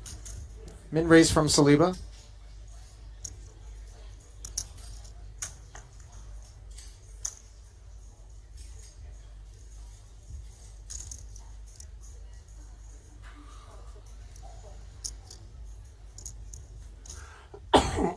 Ivy might need a little coffee to get things jump started here. He needs that nicotine. Earlier conversation. Well, he Him needs and Nick. 40K to see a flop with the offsuit edition of the same holding Saliba has across the way. And that flop is jack high and quite dry. And let's see whether or not one of these guys could end up in the muck. Yeah, I think at this stage, at this stack depth, both of these players are prepared to play for it all. You know, I appreciate it is the bubble. It's 3 from the money. But when it comes to sort of constructing your opponent's range here. You know, Saliba knows he's going to have the best hand here almost 100% of the time, right? I mean, if your opponent has ace-jack, he's probably shoving on you. If he has king-jack, it's just a cooler. And then all the other jacks will probably comfortably get in here, and you're just, you know, crushing them. So, and Ivy is similar in a lot of ways. Really only feels going to be losing to those two better jacks, and then the very unlikely queens through aces. The money's getting in here. Check raise of 3x. 60 becoming 180. I mean, Saliba might even think his hand is too good and just call. If he's getting some dry check raises from something, let's say like a 9-10 of spades, you can allow your opponent to turn some equity.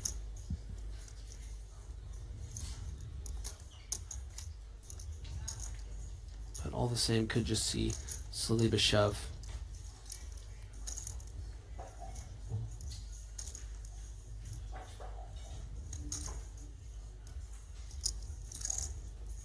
Thank you so much.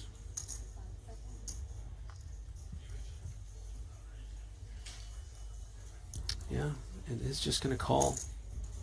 So all of a sudden, 580 total in the middle. Saliba the covered stack. Just about 2/3 pot remaining. 8 on the turn looks innocent enough. But once Ivy's check raise does get called, he has some questions about what Saliba's got, just given this current 30 players left, 27 get paid. He shouldn't really be looking to get into murky water. You know, he's not thrilled that he sees this sort of trappy looking flat from Justin Saliba. Right. But when you're up against an opponent that is starting a hand with 16 big blinds and you're defending a hand like Queen Jack, and it comes Jack this dry, I mean, you kind of just have to play for stacks, and that's just, you know, there's how else are you supposed to play the hand? Just call fold, and it's just not. And there is the shove. Sure enough. And yeah, the snap call from Saliba. Relatively predictable situation. You saw Ivy. As soon as he got called, this is somewhat best case scenario, I suppose. Maybe some Jack 10, although we don't really anticipate Saliba to be looking for excuses to get involved with such kit. Chop eminent. King makes it official. That's how a lot of the golfers like to gamble now. I gotta try something new. Like, just want to chop up everything.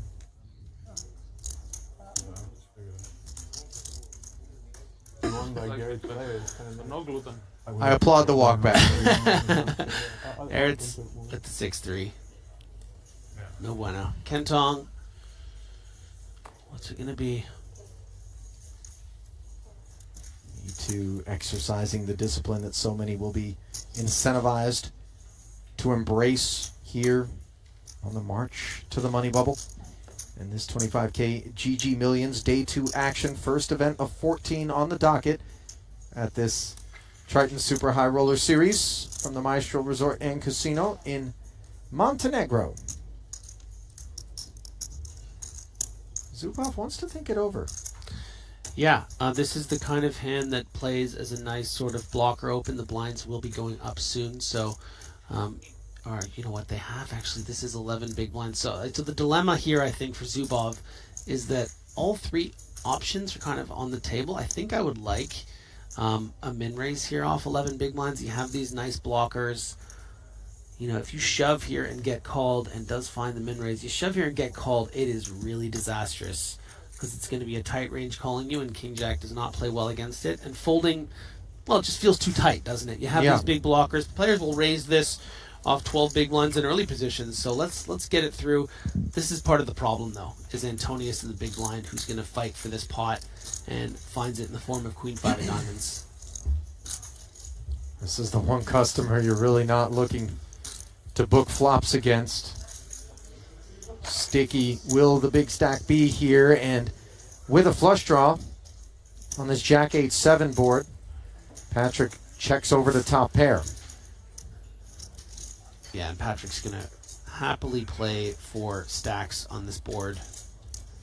So I think that there's a very good chance Zubov is going to be playing for it all here.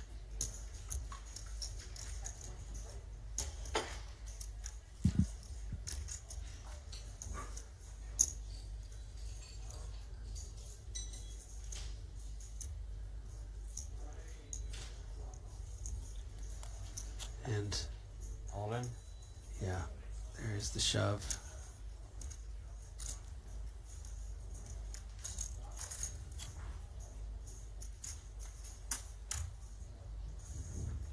Not the spot that Zubov really wanted to cook up when he opened this King-Jack, but the deck had other ideas. So he finds himself spinning the wheel with 30 left, 3 away from the money, 1.1 million plus, already having doubled, but now at risk of being thinned. King's up, immaterial, save for the removal of the queens. Yeah, that's nice. And no diamond on the end. This time, Zubov's double will be meatier than the one before it for obvious reasons. Yeah, that's a great...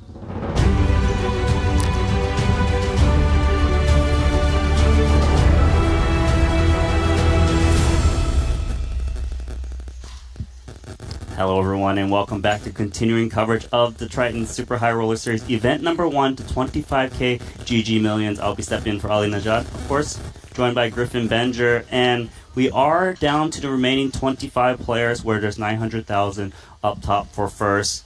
And I believe we just broke the bubble. What was it, tense? What was happening? Yeah, I think it was a longer bubble than we really expected. A lot of players were all in and at risk at the bubble, including Chris Moneymaker for a very short stack. All in on by the turn, 1 card to go, Ace Jack against Queens, and hit that ace on the river. So very fortunate for Chris to keep that money bubble going. We saw a big confrontation on the feature between Saliba and Chris win, where leaving Chris quite short.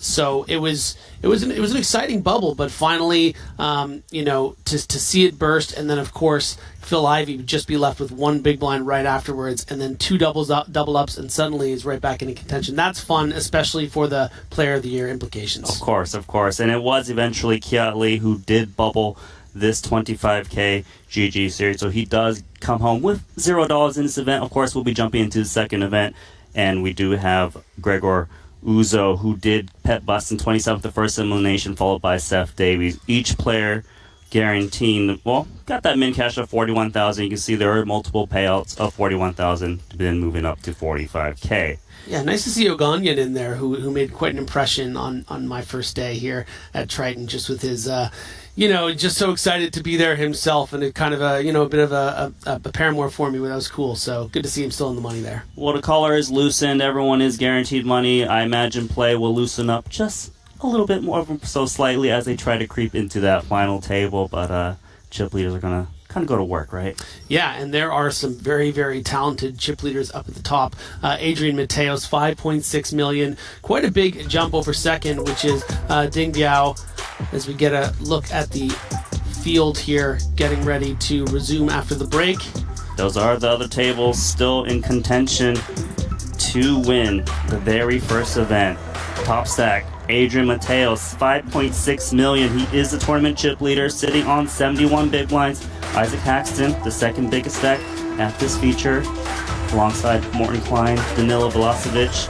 Clemens Reuter on the 11 big blind stack, and the shortest will be Insan Hossein, sitting on a few blinds, 6 to be exact. And that big lead for Mateos on this table, really reflective of what it looks like to most of the rest of the field. Ding Biao does have 4.6 million, but no one else has more than 3.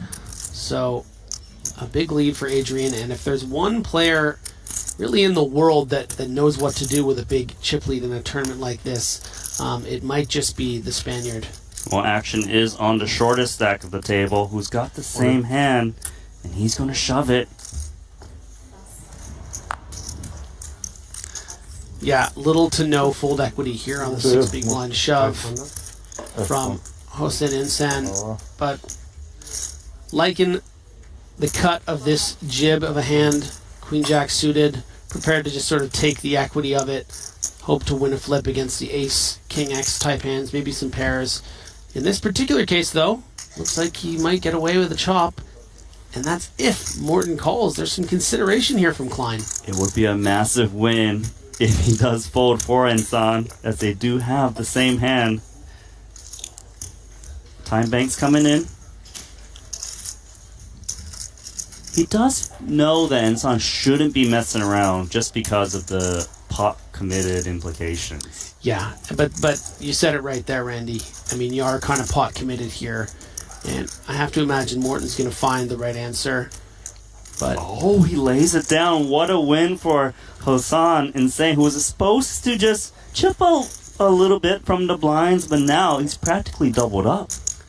Yeah, I mean, I think a bit of a... Yeah, and you can see Morton not really sure about whether that was right. And I think that, you know, maybe should trust that instinct. Just a bit too short with 6 big blinds. And once you put 2 out there, I think you owe it to yourself to flip, to see where the cards fall, really. I mean, happen to have the exact same hand.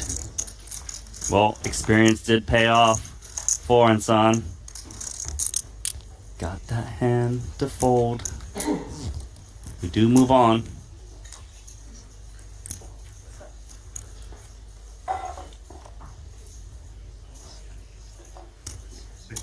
Milosevic out.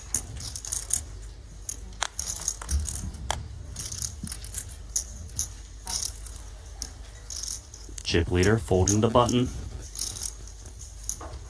Dangerous Isaac Haxton in the small. He's got a healthy stack, sitting on about 30 blinds. And into the 11 big blind stack of Clemens Reuter. He's got King Deuce suited. Bit of a decision, but just not quite good enough. You know, I think maybe like a King 7, King 8 suited would probably maybe lean call. But deuce, yeah. I feel like you're just never getting that good in your head. You're barely ahead. Yeah. A smidge. And it seems better than a King 5 off, but if your opponent has King 5 off, that's disastrous. So very interesting hand to be dealt there.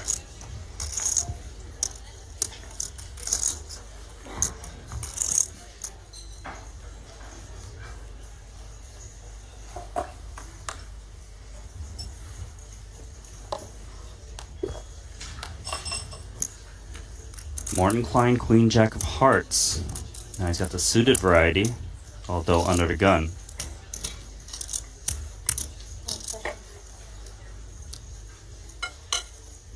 Representing the Norway flag.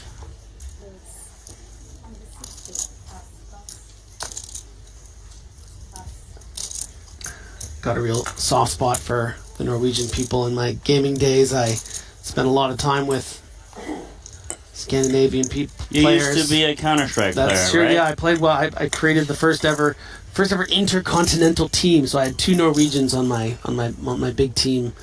So they were good. They were very, very good. Yeah, very surgical, very intelligent. Couldn't convince them to get into poker as well. I mean, there's plenty of Scandinavians that picked up poker, that's for sure. I agree with that. 98 offsuit is going to defend the big blind as we go to a 10-8-5-2 club texture. Middle pair for Danilo. 2 overs and the backdoor hearts for Morton Klein. Yeah, all things considered, pretty decent flop for Klein. Still does have the range advantage as the aggressor, but is going to check back. Doesn't want to get, you know, check raised here or be forced to play 4 stacks necessarily. Now he's got added equity with the turn of the backdoor hearts.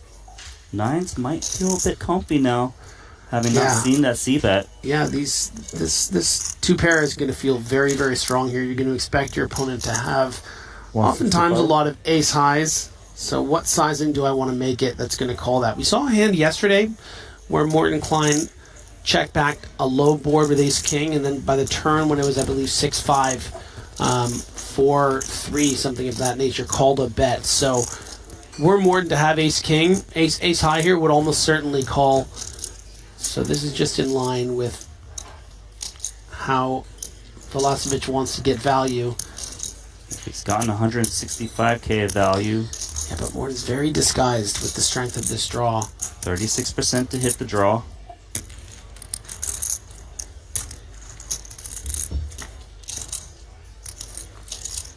He does brick out with the 4.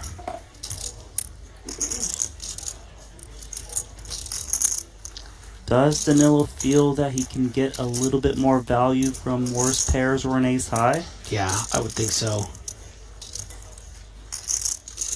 This card doesn't really change much. Sure, it fills in 6-7, which is one of the potential draws Danilo could have had.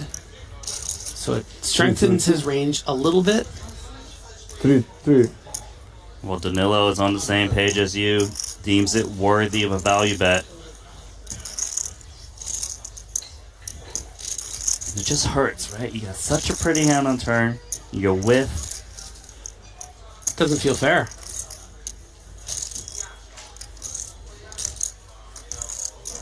He hasn't relinquished yet. Might he be thinking of jamming? Possibly no. Maybe just standard protocol, taking your time.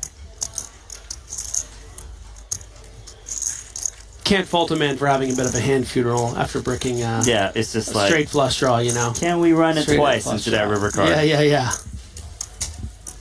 Danilo was a lot of fun to watch for me on day one. He was just making these insane plays, value bets in spots where people get less. Nice. Not shy of going for that win, even in the early goings of the tournament.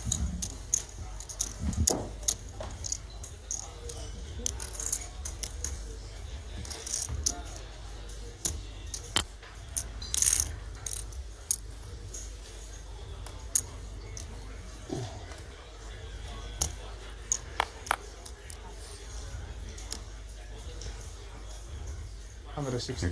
The chip leader coming in with King 3 of Hearts.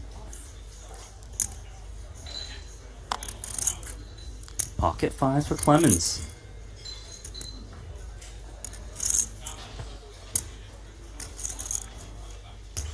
Yeah, I would like to see a shove here from Clemens, but it's not that easy at big blind 80K here. 60K I think would be very, very motivated to put it in. Much more fold equity. But with just 675,000, you know, you're not going to really fold out hands like, you know, even an ace-8 or a king-jack off, the kind of hands that might fold for, you know, 11, 12 big blinds. Well, it does seem cuspy as he decides whether to jam or fold. He is going to reshove almost all his chips. And you still are going to have some fold equity. Hands exactly like the one Adrian has are going to be forced into a fold. Knowing the player as well, Adrian will attack with these kind of big littles. Klein dominate. Hasn't folded his hand yet. I'm not sure what he's holding. But maybe he doesn't realize that the action is on him quite yet.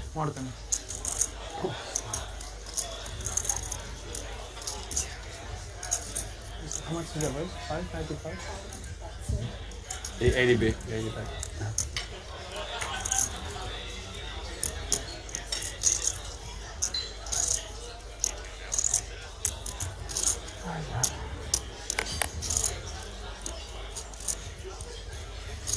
Mateos doesn't feel good, and Clemens has got to feel great about this. Like, it seems like his opponent's usually pot committed. He is going to make the call. Feels like I got 5.5 million. I can afford 600K. Yeah. Let's do it.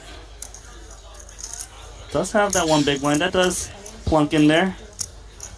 Cards will be on their back shortly. 2-1 favorite for Clemens.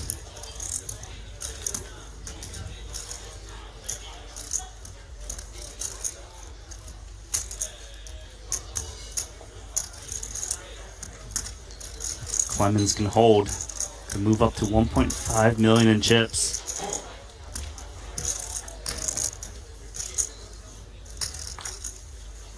$10-10-7 counterfeit opportunities.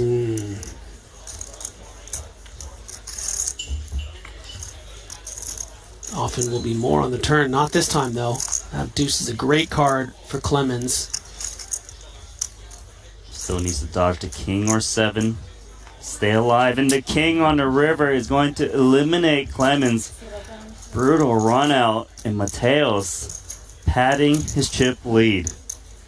Yeah, nature of the game, really, but I think Clemens probably grateful to have snuck into a cash there as well. And it's a great way to start a series, even if, ends with a bit of a bad beat. Clemens going to cash for $41,000. Take those winnings over to event number 2, I imagine. But always disappointing to get so deep. And that pot, Adrian Mateos now $6.5 million, $2.5 million ahead of second place in Ding Biao. So significant chip lead right now with 20 to 25 so left in the tournament. Well, if you're wondering, are these players playing GTO? The best way to check it out is over at GTO Wizard, where you can check all the biggest spots, finding the best lines, and a lot of these players that do play our Triton series do study GTO, and often they do check out GTO Wizard. And of course, they've got daily quizzes. You can scan the QR code there and try your luck at finding the best plays.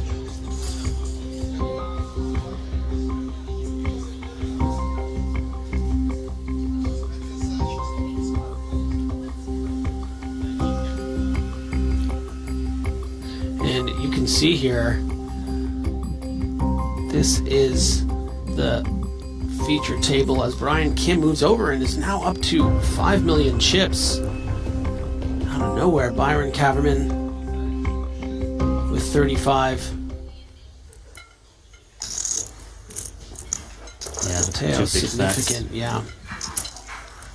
But it does seem like players are waiting to fill the seats a bit, rebalance, of course, with elimination. So we'll just take a couple minutes before that gathers together. And Mateos made that call with the King 3 of Hearts. Did happen to get lucky against the Pocket 5s with rivering that King. Clearly, massive chip lead, as you pointed out, has a 2.2 million lead on Ding Biao. It's going to be one of those spots where Mateos has got the experience. He knows what it takes to take it down, and I don't know, feels like smooth sailing. Well, it's never smooth sailing against, players at the Triton Festival, quite frankly, but it is a nice little thing to work with. You can exert a lot of pressure on these other players. I wouldn't go as far as to say it's ICM consideration so much, but now that we are in the money, the pay jumps will start getting significant once you get to the final table. Still a long way to go, but if anyone is positioned right now to make that final table, it is going to be Adrian for sure. Yeah, and actually, as you saw, Brian Kim actually in second place with 5 million in chips, but we do still have a lot of short stacks still on the table. You can see at the bottom, Zubov's got 9 big blinds, Petrangelo and San. Lots of guys with 9 to 12 big blinds, 1, 2, 3, 4, 5, 6, 7. So it is one of those situations, I imagine, where the short stacks now want to double up to kind of give them that chance to get those big payouts at the final table. Yeah, and a good reminder, too, when you look at that, sort of the bottom part of that leaderboard, you see Chris Moneymaker in there with 11 big blinds, and as we talked about on the break, just made the money, was almost eliminated with that ace-jack. Just one river card to come is there. Ivy left with 1 big blind. Suddenly he has 16 big blinds. So you got to keep an eye on those stories as well, because it does remind you how incredible this game can be, where you can really be out the door and then a few nice breaks and you're back in it. And Ivy, player of the year, he's in 4th place coming into this and a lot of points up top. So let's see if he can run it up. Well, we know Ivy's got the chops to take it down. If he can just build that stack, he's one of those players that's evolved. He knows how to play a big stack, a short stack, very comfy. Like we said, lots of tough competition still in the field. We also got Isaac Haxton, a player who frequents our Triton stops from the beginning, the inception here in Montenegro, who plays the highest buy-in, so he's always so dangerous. And there is Byron Kaverman. Don't forget about this man. And I haven't seen Byron Kaverman play in a long time. I remember when we used to do 25Ks, I was just out in the world. He was the guy playing those when they were running like 1 a year or 2 a year. And now he's here at the Triton stop. This is his second festival. Did go to Monte Carlo in 2023. Played 4 events, did not cash, but he's looking sharp in this 25K. Yeah, 5. Not the guy you want moved to your table. That's 5, yeah. Yeah, a lot of chips being moved to this table right now. Seat draw, very important. Always very, very important. One of those factors that can really be one of the most important ones when it comes to tournament poker, but one you have no control over. So it's this sort of just, you are at the mercy of the poker gods, as they say. And for me, I feel like it's the middling stacks that have the most trouble with seat draws, because if they're on the same table as the chip leader who's on their left, they feel handcuffed and they can't steal blinds and antes anymore. 21, I think. There is the legend, Ike. Deep run, business as usual. Brian Kim. Yeah, one-time chip leader. Brian Kim sitting in second, 5 million in chips. Calls Australia home now.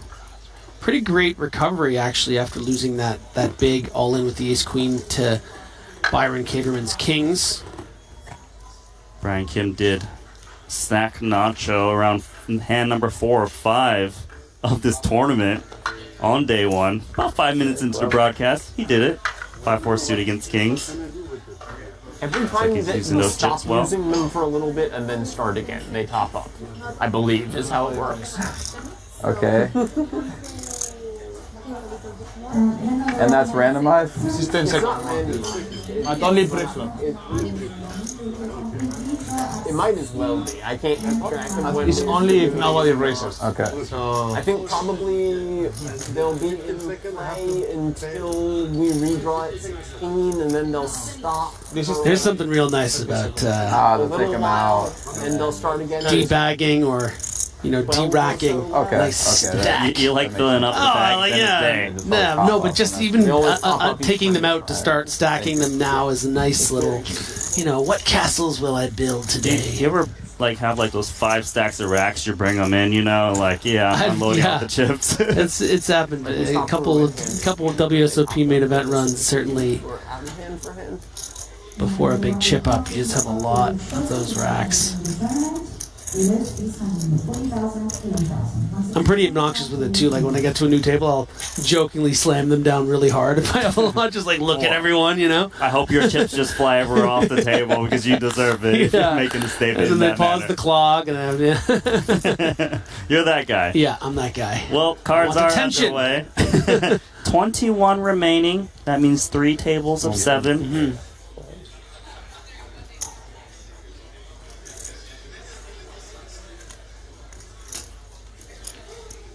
Folding over to Milosevic, Jack 8 in the bin.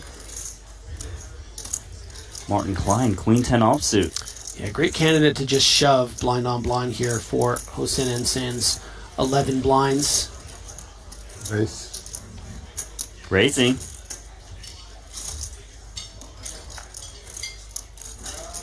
Announces himself to what appears to be 160,000 a min raise. Quite unorthodox. Is actually going to afford an opportunity for Ensan to come in with a dominated hand, which is nice. Does seem to be in his favor as he does get this dominated hand to put in some more chips. Ensan sitting on 615K.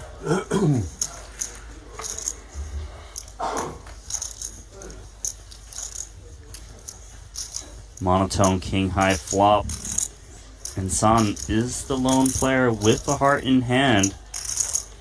It's checked over to him. Double check. Heart confirmed.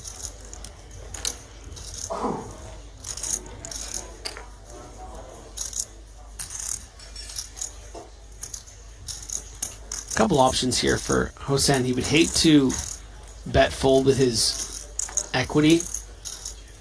This 10 of hearts, as we see, materializing into a flush on the turn.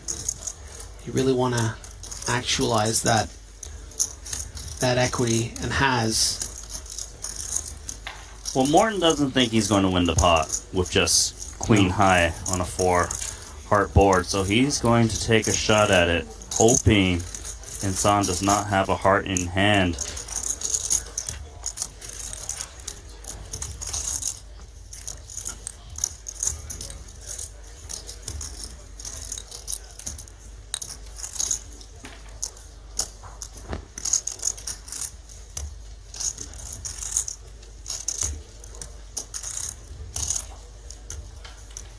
This is unorthodox. Raising in position with the 10 of hearts on a 4 flush?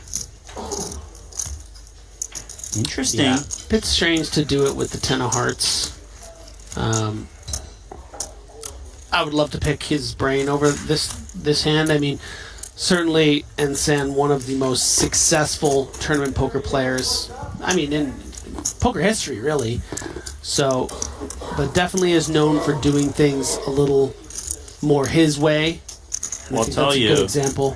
Players have no idea what he's doing, so he's got that edge in, creating some value in spots and bluffs that other players won't find. And then he knows how everyone else plays, so that is to his advantage.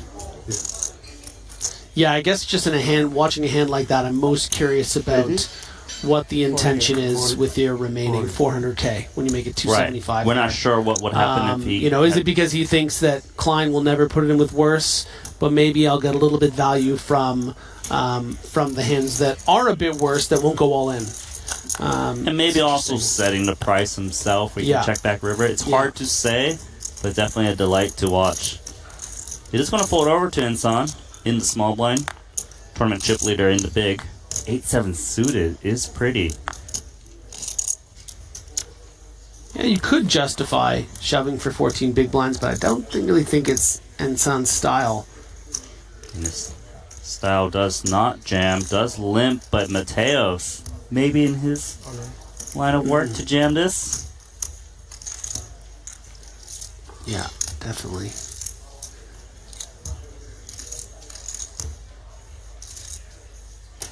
The fake out.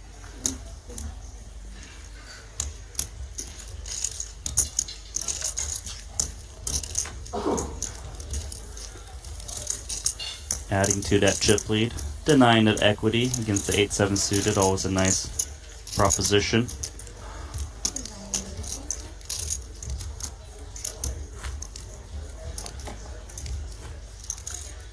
Now, in case you do have some favorites that currently aren't on our feature table, download the Triton Poker Plus app and open up the tables while you sweat this one with us, so you can just keep your eye on the other feature tables where you can see how Moneymaker's doing, Bill Ivey, Patrick Antonius, just to name a few still involved 170 here. Danilo Velocevic, ace-9 of clubs, going to open up to 170.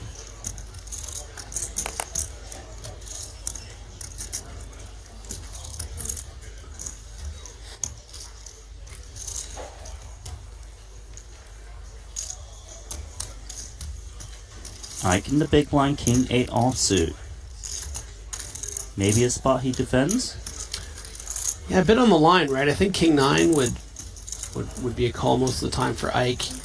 Maybe king 8 is just quite close for him, but a bit too good. You have to imagine player, king right? 5, king 4. These are working in this fold, so. Hear ya. Well, he's got post-flop competence. On this flop, 10-9-4. 2 diamonds. Gonna be hard for him to find a way to win it.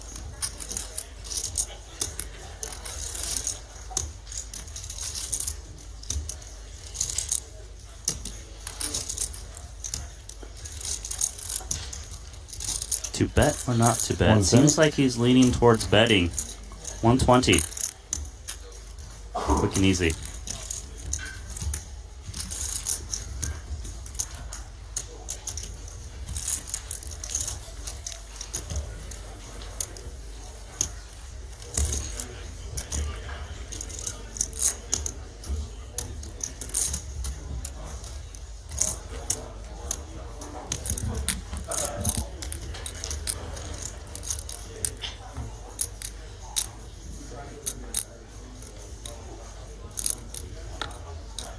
Didn't realize Ike had mashing the tire head to toe. Oh, I didn't know the bottoms. Yeah, that's great. That was just the top half. I was remarking. Oh, ow, ow, ow, ow, ow, aces.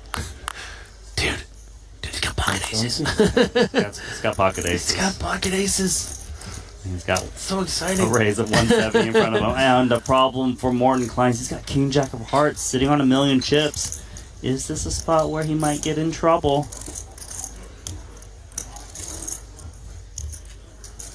I think that Morton would be more inclined to just call.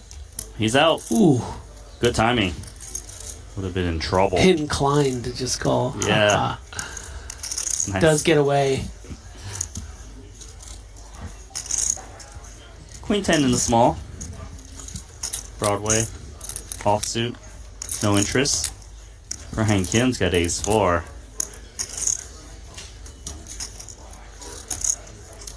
All options on the table here, actually, Randy. Could complete here for the extra 90,000. What about the option of putting it upstairs? Is that a thing? That's what I mean by all options. Yeah, I think that it's kind of interesting. In this circumstance, it would have been disastrous. So it does go with the lower variance peel route, but it's still absolutely crushed by the aces. Does flop a pair of 4s. Could get him into some trouble.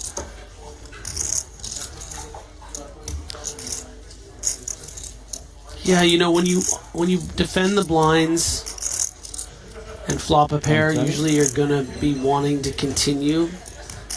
This could be an exception. You're up against such a strong range under the gun. Finish. Thank you. You have bottom pair. You know, your opponent has all the queens and the jacks and the ace queens and the ace jacks and the king queens. But Brian decides, you know what? What if I just sneak off a little sailboat on a turn? He's looking for it. You know? That's not quite it. And can certainly afford making calls like this, starting the hand with 5 million.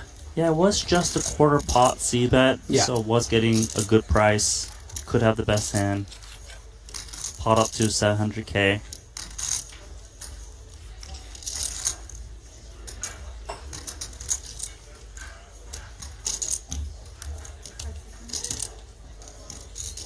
$550. Brings out 550K.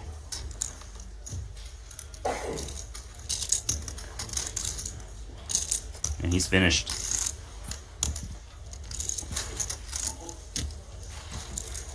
Danilo up to 2.4 million, just a betting machine.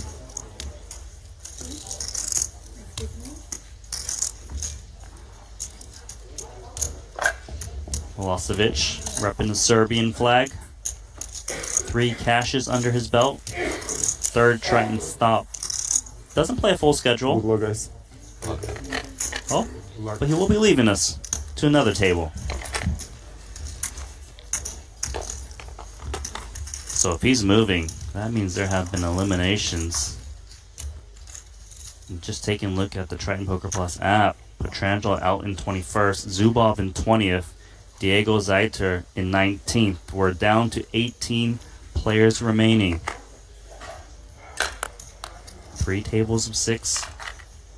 Yeah, there's a quick 3 eliminations. This 80K blind level doing a little damage to these players we saw. And that's, you know, that's product of a longer bubble. When you finally come out of it and you get your head above that water, you realize, well, wait a minute, I don't have a lot to work with here. We saw on the previous feature table how few blinds all the players had, so it comes as no surprise to see the quick eliminations.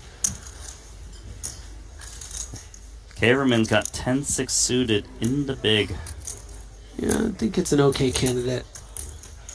Maybe one of the worst hands you'll call a raise with, but still some playability, suited, a little bit connected if you squint hard enough. Well, I do see that potential if he can find an 8, which would give Mateos a set at the same time.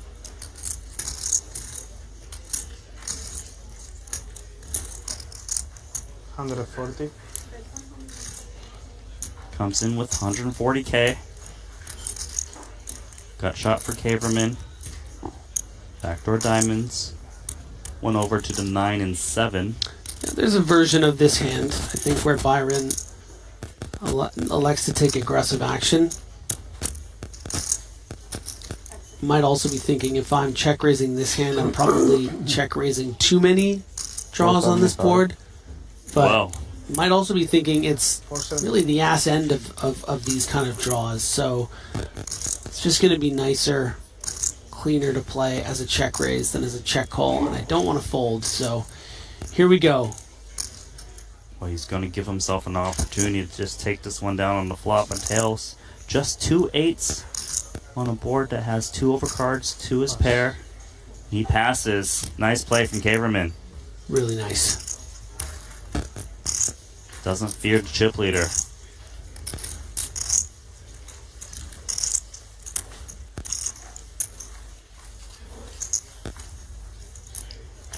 Yeah, and even the best players in the world, like Adrian Mateos, are going to be forced into spots by other best players in the world, where they're just going to get. Yeah, you know, it's the best against the best. It's not the best against some. Yeah. They're not going to let Mateos just run away with it. No, never. 160. Did forget to add, we are now guaranteed 48,900. Did get a couple little pay jumps. Back at work. Ace 10 from Mateos.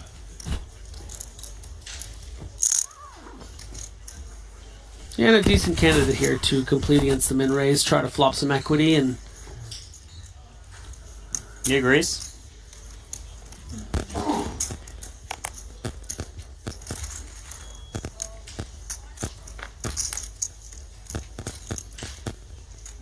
Ten, 9, 8 rainbow. Morton Klein middle pair open into straight draw against the top pair top kicker. yeah, and Morton could just end up getting this in here, and Mateos, I think, will be pleased as punch to do the same.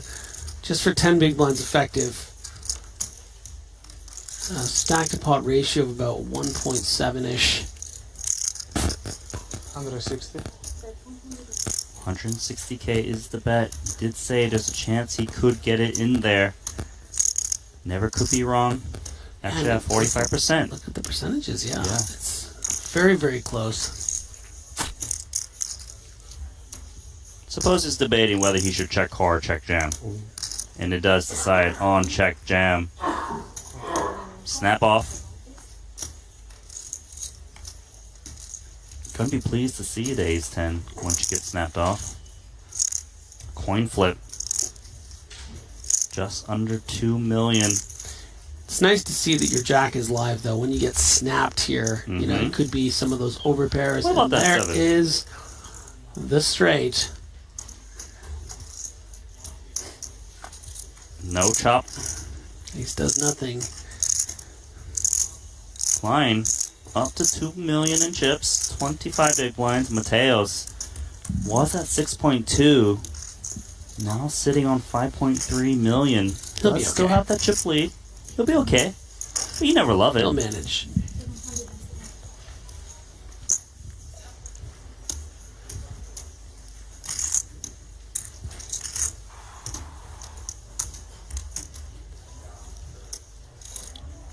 That is what they're playing for.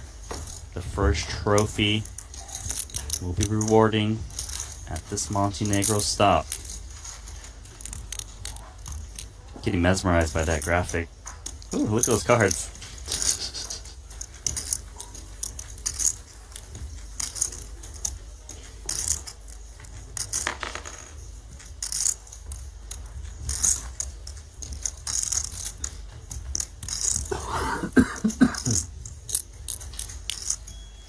Mateo's looking at the stars.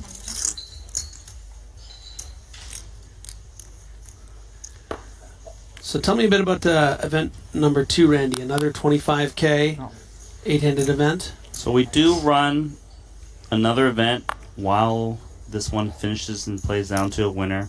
That is the 25K 8-handed.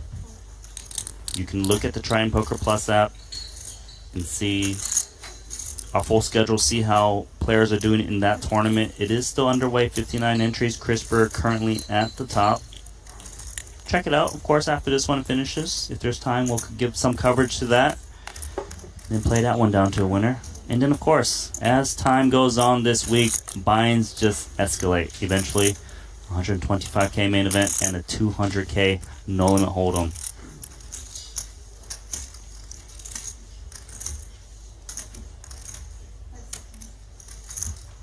So Morton Klein, the last time blind on blind, with just the min raise with the Queen 10, ended up losing that pot. This time sizes up a little bit more, almost 3x, forcing Insan to fold the Queen 8.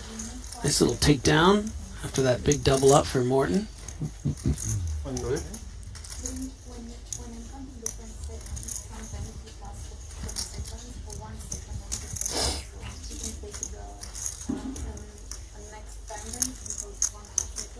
I have to give you 10 seconds. No, not now, but I'm kindly asking you Be careful. For action. Not now, But, yeah. Can you be careful a bit slower, please? Thanks.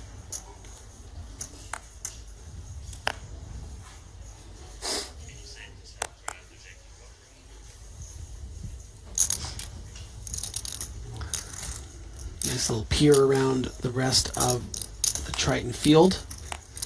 Just 3 tables remain. 18 players from the original 163 hopeful. So we're getting to the nitty gritty here. Almost just 10% of the field remaining. Big pay jumps around the corner.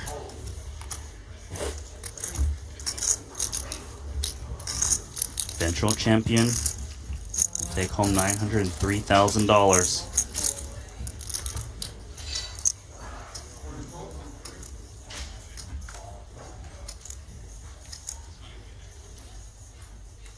Yeah, much better, thank you. Yeah, it catches, but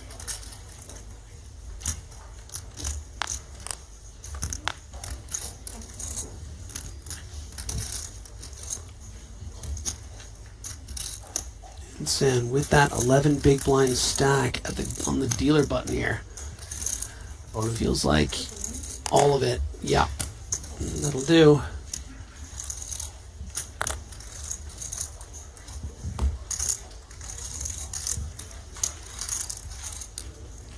Surviving, treading water.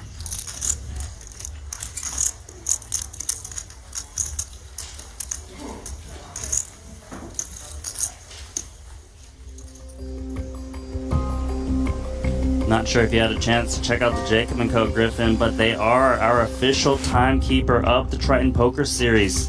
Plenty of diamonds, sapphires, and rubies, and if you're into poker and gambling themed gear, perfect brand because they do have this watch called the Astronomia Casino. It has a functioning roulette inside the timepiece, and I've heard rumors of people just taking bets on it, you know, whether it lands on black or red. Gorgeous. Definitely want to check those out. We are giving those away to our Triton No Limit Hold'em main event winners. Normally short deck, but this one will be PLO and No Limit Hold'em.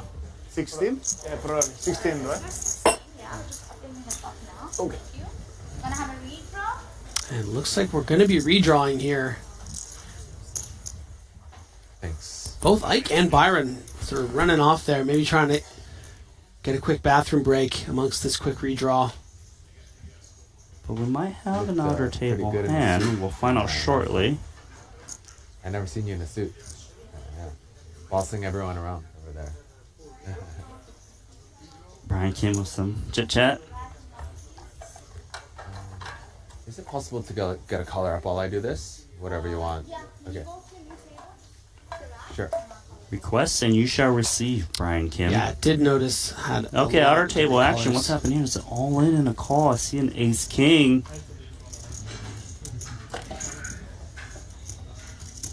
And it looks like the ace king is in the bin. That's going to be clean double up for the eights, it would appear to be. Right now was Jack 6695 and Lewis Spencer. Not going to be happy with that one.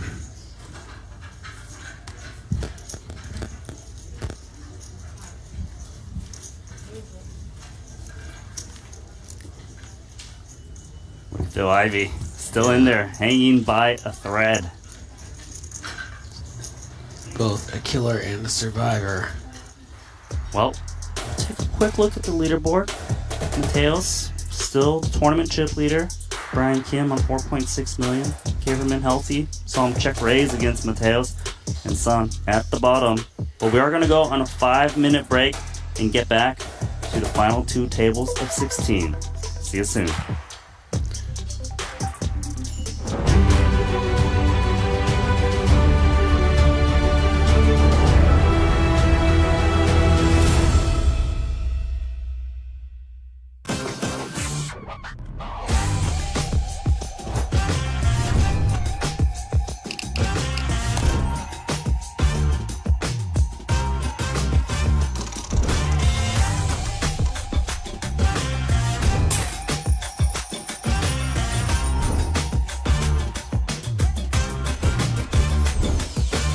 Want a $50 Global Millions ticket on top of the full GG Poker welcome bonus? Sign up with promo code Triton_2024 and deposit a minimum of $20 to claim your ticket. Brace yourselves. This is live. And the show goes on. Oh, wow. All in. Take your game to the next level with GTO Wizard. Practice against GTO on all your devices. Study any situation using our revolutionary AI-powered solver. Upload your hand histories to uncover your biggest leaks. We have hundreds of hours of coaching from top pros, cutting-edge theory articles, and custom study plans to help guide your poker journey. GTO Wizard, the #1 app for poker players.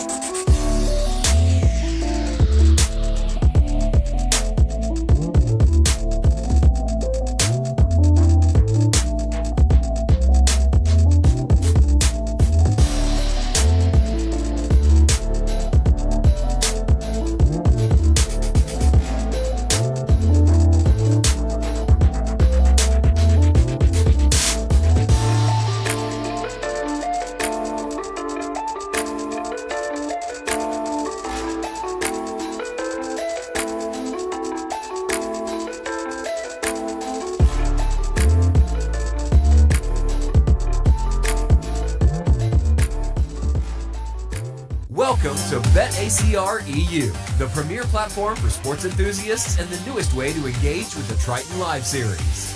Experience the pinnacle of sports prediction where every game, every match becomes an opportunity for victory. At BetACR EU, your insights into the game transform into action. With exclusive action prediction options for the Triton Series, your player knowledge and predictions set the stage for unmatched excitement. And there's more.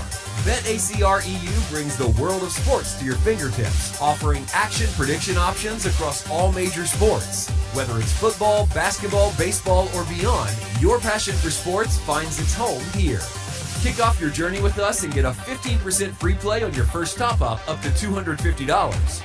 Don't just watch the game, be a part of it.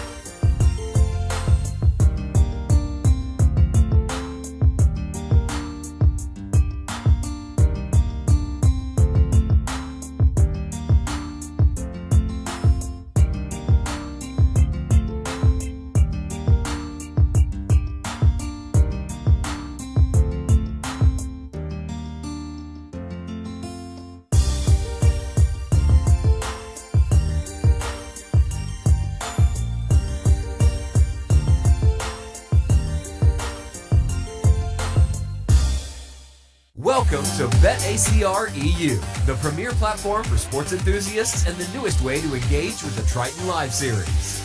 Experience the pinnacle of sports prediction where every game, every match becomes an opportunity for victory. At BetACR EU, your insights into the game transform into action.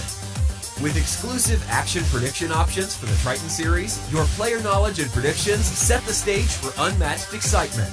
And there's more. BetACR EU brings the world of sports to your fingertips, offering action prediction options across all major sports. Whether it's football, basketball, baseball, or beyond, your passion for sports finds its home here. Kick off your journey with us and get a 15% free play on your first top-up up to $250. Don't just watch the game, be a part of it.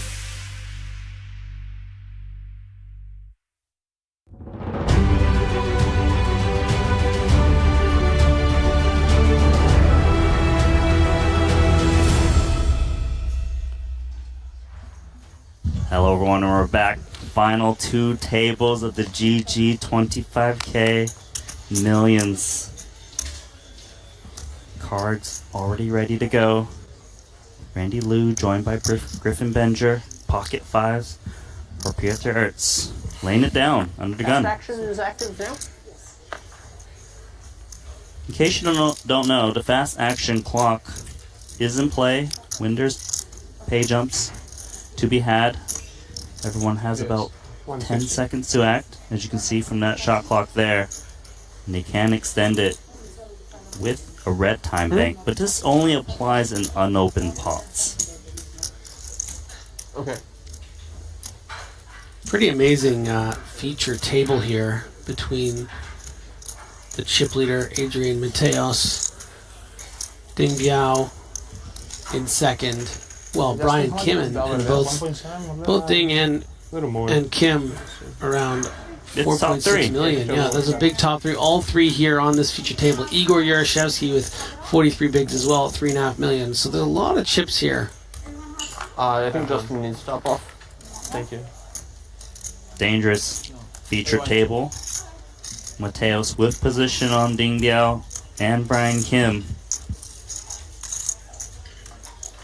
We'll see how they respond to the chip leader, the Spaniard.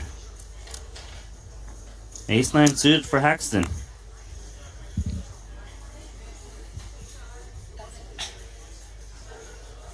$160.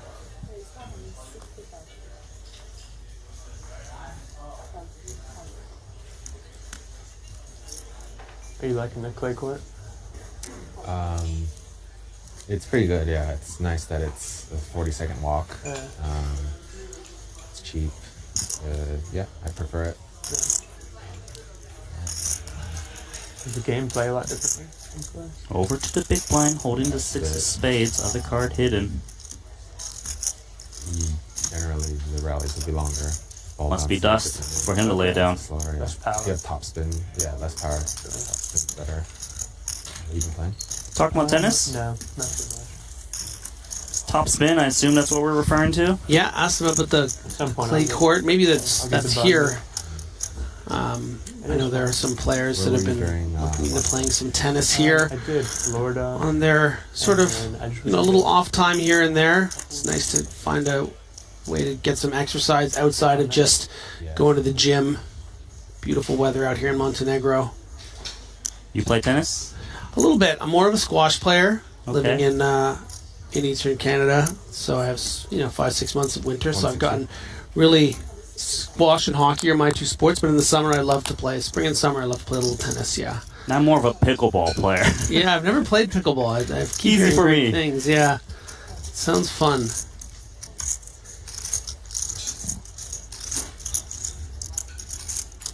Well, Kim, open up the King Jack. Most likely won't be getting through. Hacks the Jack 10 offsuit.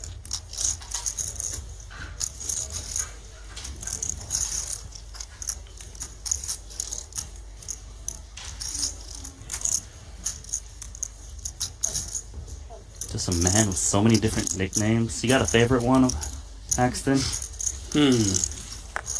Hollywood Hollywood Haxton. It's a good one. Or Jungle Man call him the Prince of Darkness. Whatever I like it is. the classic Ike. Ike, you know? Ike is good. Not good on this flop. Does come ace high.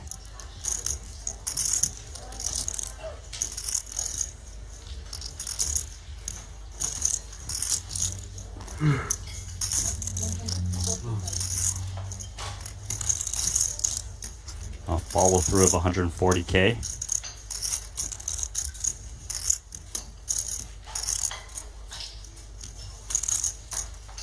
You never know what Ike's thinking.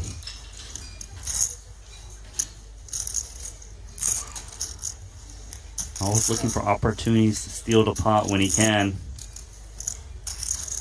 Uh-oh. Check call. Really? Maybe he feels like Kim is firing too much on his ace-high flop, and maybe he can expect a check through which he can steal. Might be. The thing is, why it feels so unorthodox to check call a hand like this. You're not going to think you're good with the jack high when you're check calling here. So this is really, how can I create a realistic line where I can, if it does go check through on the turn, I can just bet the river and force a fold from a hand like this. Because ace-x hands certainly in Isaac Haxton's range, but they wouldn't be check raising the flop, right? So it plays more realistically as a check call, even if this out of position float, even though it looks like, oh man, what are we going to do here? Well, let's see if this plan will work out, if Brian Kim will check that. But Brian says no. He knows there's a lot of floats in Ike's range, hence the 480K bet. Pretty strong awareness, though. Like, is he really that aware? Like, pretty amazing. These guys are just... Yeah. They're not letting it go easy. I know you can float. I know you can float this flop here with jack highs, and then if I check back, you can bet the river. I know what's going on here. Mm-hmm. I still have the stronger range, pal. That's true. He did raise from under the gun. He's got all the big aces.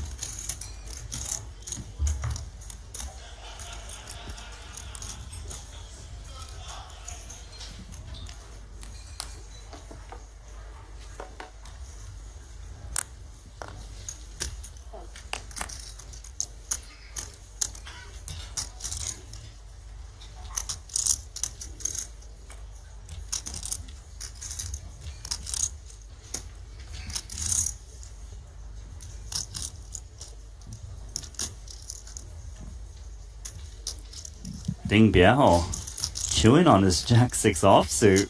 +1. Come on. Can't possibly taste right. Ding. Ding. Are you sure? Okay. Oh, He's going to lay it down. There's something about this Jack 6. I just got to chew on it a little longer. Well, he does fold. Mateos is going to open up King 7 of clubs. Igor Yarshevsky right behind him. Ace Jack, 40 big blind stack.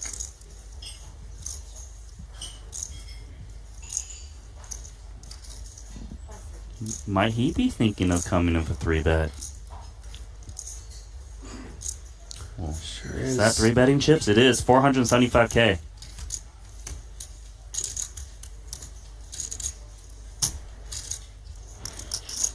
Pieter Ertz might have had a reshove spot against Mateos, but he's out.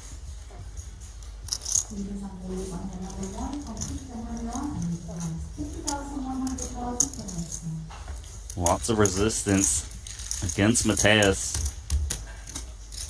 Does fold to King 7.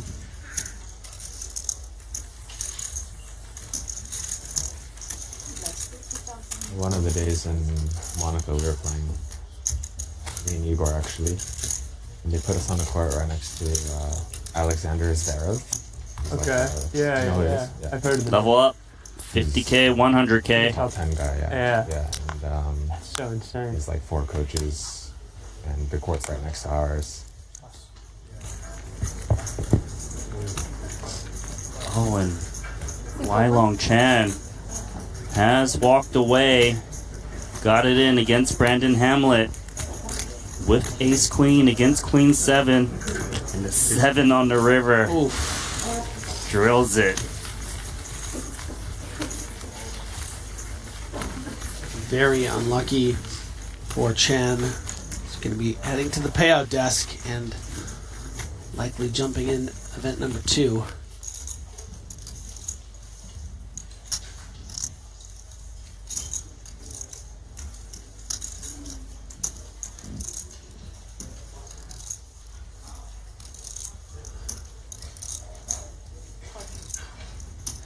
And Justin going to be completing here on 15 big blinds. Hands like King 10 can be a bit tricky facing these early position opens because likely you have a dominated king if your opponent has a king. And this is exactly the case here with this King Jack. The board coming up all bricks for both players. Type of board that favors the big blind. Igor isn't worried though. Still gonna fire a continuation bet. 215.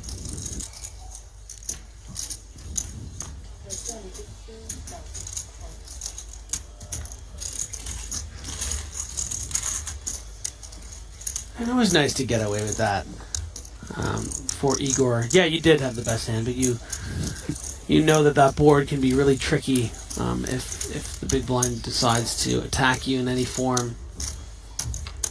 Igor in Jeju got 7th in the 100K main for 739K.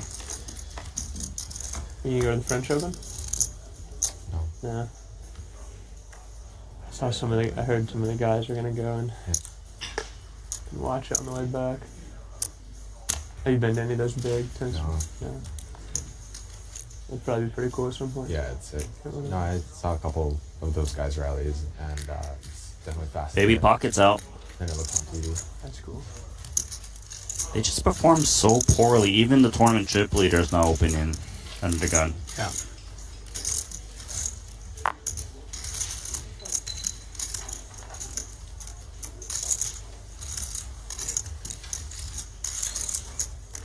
$85 for Saliba.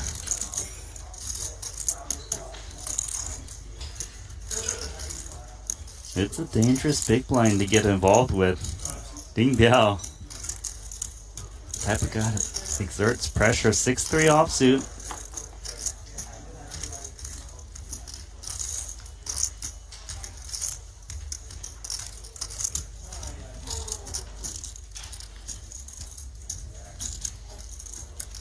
You expected this? Yeah, with a holding like this. And a player like this? Yeah, pretty nice. You know, even the sizing's pretty nice. Doesn't need to make it very big. Just attacking the portion of Saliba's range that has designs to check fold. Don't have to risk that much. 2.6 blinds. Just nice stuff. Ding Biao had amazing Jeju. Shipped the 50K PLO for $1 million. Had a 5th in the 30K PLO, a 36 in the main, a 2nd in the 150K for 2.8 million. I mean, Jesus, how many cashes did he have in Jeju and such big scores? 1, 2, 3, 4, 5, 6, 7. 1 win in the 2nd.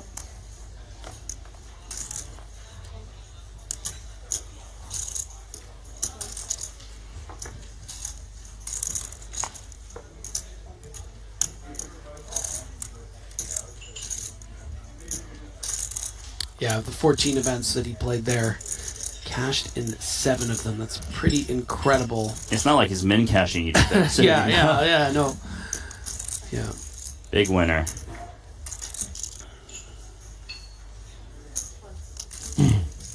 Limping against Mateus with King 5 off.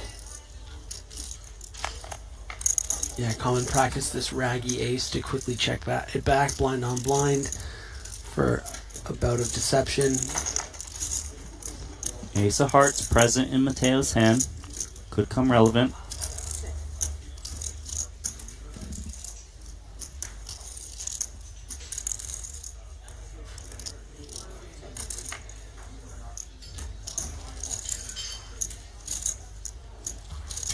A little gut shot for Ding Biao.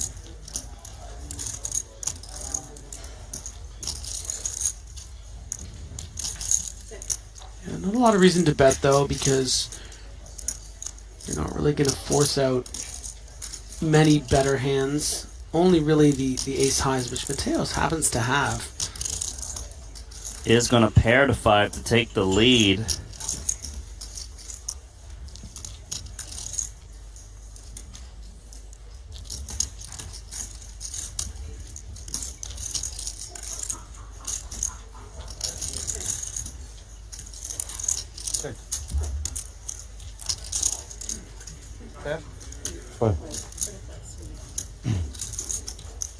And they seem to be separated by just 100,000 in chips.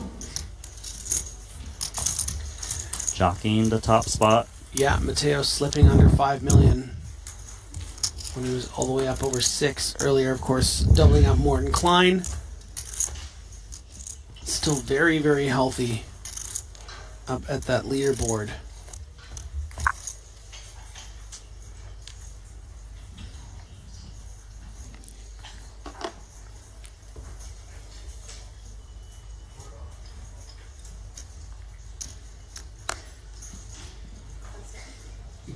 $215.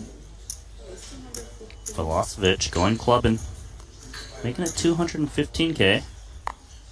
And a player you really were mentioning, Randy, that you were impressed with on You missed it. Like, you Yeah. would have loved watching him play. Just finding bet 3-bet spots on paired boards with like a queen eye flush and getting paid off by a single pair. It was just relentless. Bluffing. Like, you give this guy a stack, he'll put him to work. Ding Biao, not an easy man to get past his relentless. button when he has a decent ace. 3 bets to 550K. Using those black chips.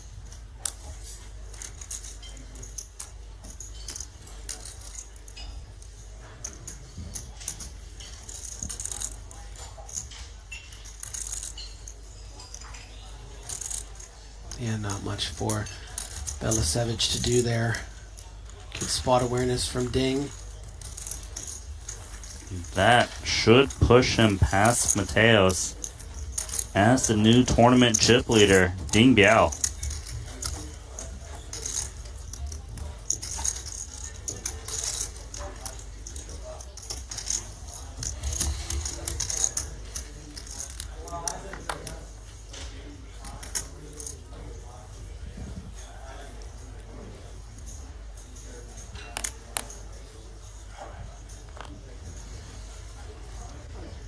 Peter looking for a hand, not the 7-6 offsuit.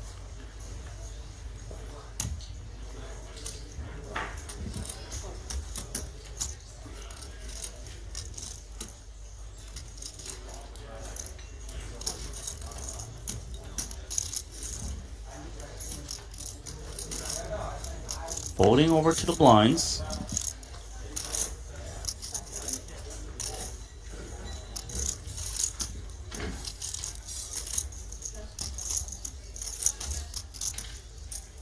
Ukraine's Igor Yaroshevsky with the limp. Danilo ace-3 off. This a spot where maybe we could put in a raise? Certainly can consider it.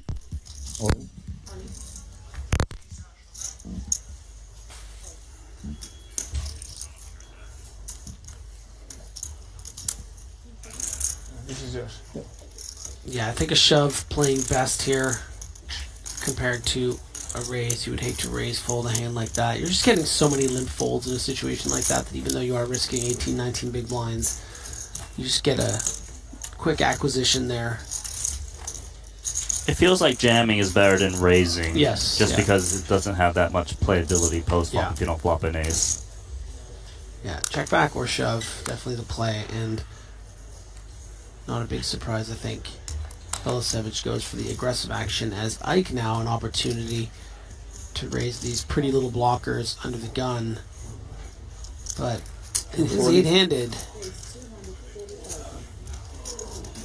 and electing to size up and maybe to dissuade any potential light 3-bets, giving the illusion of less room to do so. Sizing would have to be bigger. Well, the big blind is rather short of Peter. Maybe that is why he's sizing up, Very not to good point. get him the right price. We see that a lot, don't we? Yes, we do. Yeah, that was definitely the reason why.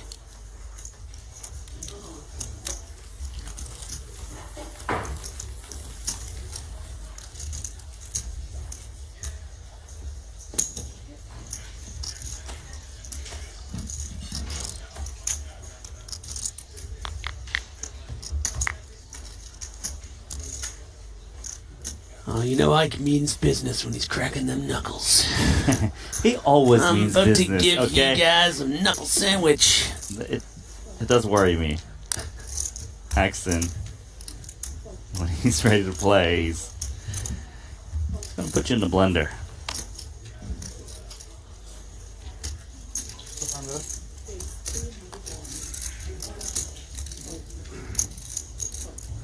Speaking of a man who knows how to blend your emotions, Adrian Mateos. Oh, speaking of Peter, though, he's got 2 10s, and he's going to be happy to shove this one into Mateos. And Mateos will be priced in. Yep. The old... Oh, never mind. Look at this. Haxton's got 2 jacks. What bad timing for Peter, who's finally found a spot with 2 10s. He's happy to jam into the big stack. Yeah, and the worst thing is we don't get to see Adrian's patented sigh call. That's right, because Haxton should be reshoving rather than calling, I believe. I mean, look, personally, if I'm Peter, and before this hand was dealt, I saw Ike Haxton cracking his knuckles, I might be putting down 10. Straight into the mutt. You got the physical reads. Yeah. Listen, Ike is all warmed up, and yeah, Peter's seeing the bad news. Whatever happens, has done an excellent job getting to this stage. We've seen him a lot over the course of the day. He was on a previous feature table as well. Well, if he can find a 10, he can hang in there with the playable stack. 9 high. Hearts are covered.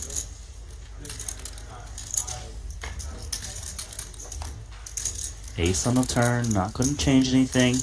One more shot, 2 outs. To stay in for Peter. Doesn't get there. Out in 15th place. Yeah, again, great performance from Peter. And that's how you want to start a series here at Triton. Baby steps. Get that first cash out of the way. You're 1 for 1. Well, that first cash is going to give him that little extra pay jump as well. 61,100 is the prize for him. Coming from Vegas? Yeah. As we take a look at the leaderboards, which you would probably think this must be the chip leaders. Look at this, 53, 48, and you're probably right. But they're all in our feature table right now. Ding Biao with 53 big blinds at 5.3 million. Brian Kim at 48. Mateo's right behind. Igor doing real well, close to 40. And after the jacks to 10s hold for Isaac, up over 30 big blinds. So a lot of play here on this feature table. We are on the final 2 tables.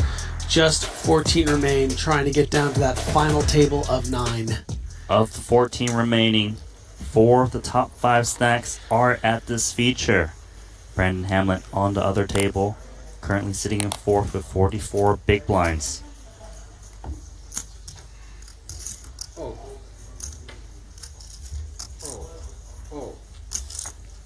Ace 10, Yaroshevsky.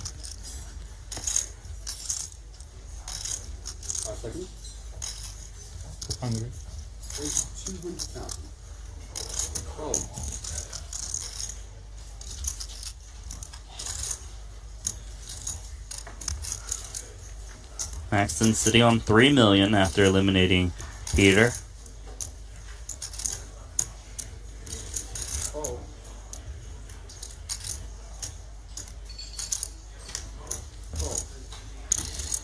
Easy does it for Igor.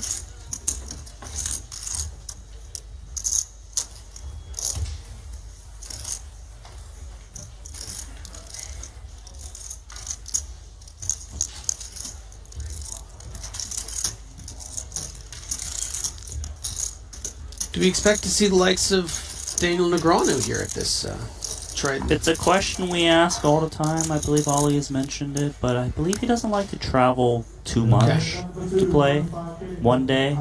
He always teases us. And Right. It's like...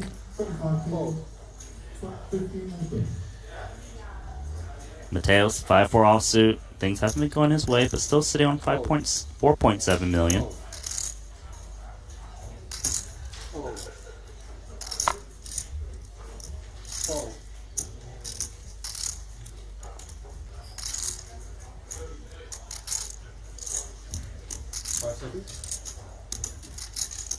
Saliba on 13 big blinds.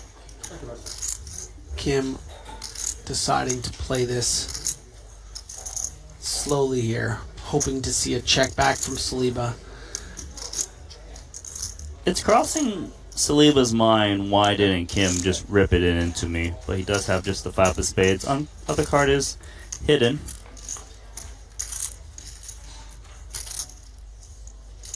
No connection for Kim.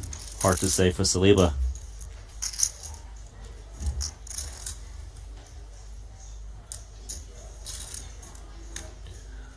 Yeah, and I would expect to see Brian come out firing here against any 2 cards.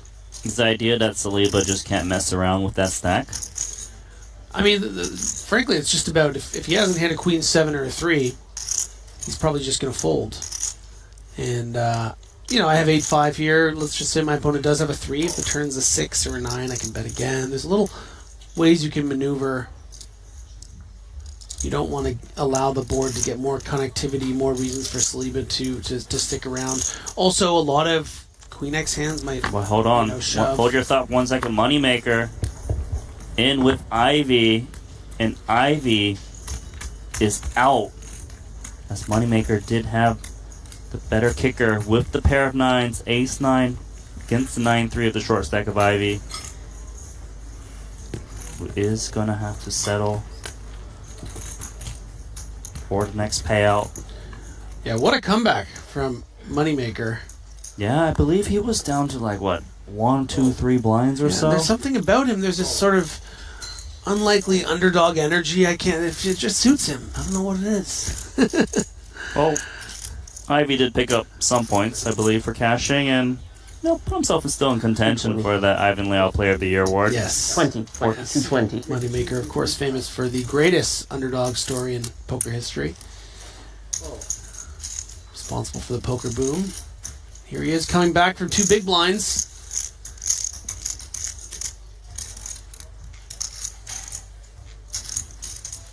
We hitting or splitting these 2 4s?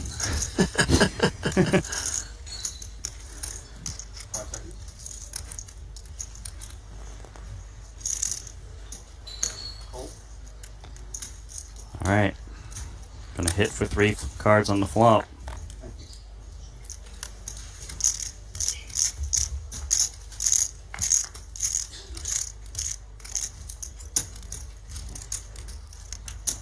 No connection. Paxton with a gut shot. And my money's on Ike with the lead position and the gut shot.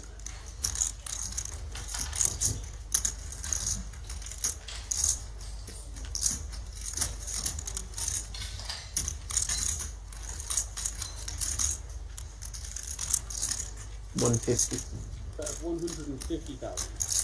150 is the sizing. Not much for Ding Biao.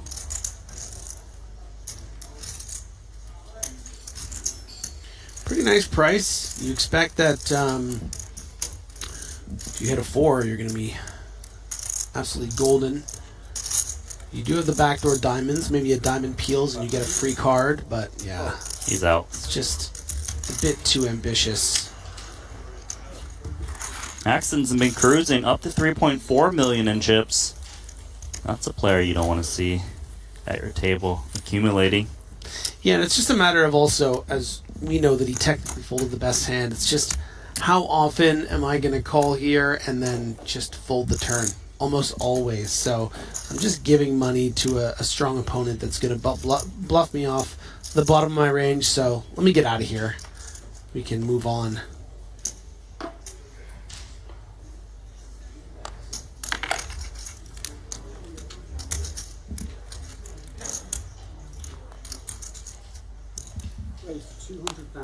A couple court cards for Yaroshevsky. Opening under the gun.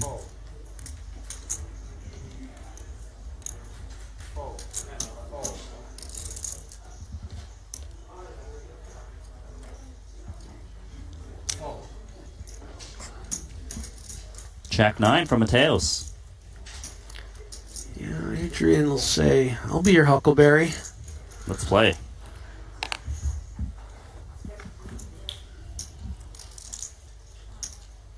Do see the king in the window, which pairs Igor with top pair.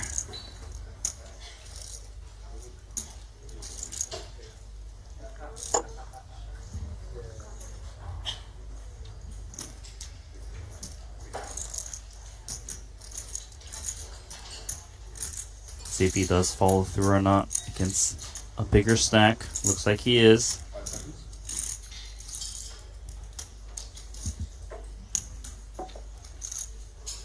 $190. I expect Adrian to fold this hand, but there is a small bit of consideration, I think, in his mind that, oh, this one's a pretty decent candidate to maybe sometimes mix in some check raises here. I have that Jack of Spades. I can pick up some more equity. You know, if my opponent's c-betting ace-queen here and I check raise, it puts him in a lot of hurt. Crossed his mind, but he was thinking, you know what? What if I'm wrong? I don't want to bleed any more than I need to. Yeah, it's always interesting to look at their faces sometimes at a spot where they could have done an aggressive action, because part of them always wants to, I think, right? That's how they've gotten here, pushing those edges. But you got to be careful against when you're playing against the best players in the world. You know, Igor sitting there with that king would have been real trouble for Mateos. I think it's safe to say these guys aren't playing straightforward poker. They're always looking for opportunities to perhaps steal the pot, but not always pouncing on it whenever that opportunity may arise. Yeah, it's decision tree stuff, right? That's what's going on. It's branching off in these guys' minds. And most of the time, they're going to find the right answer. The right answer for this ace-queen is likely upstairs. At the price, $200K. King-jack suited from Mateos. What's the play? Pretty tricky. It's a lot of chips. Feels, I like it. It feels too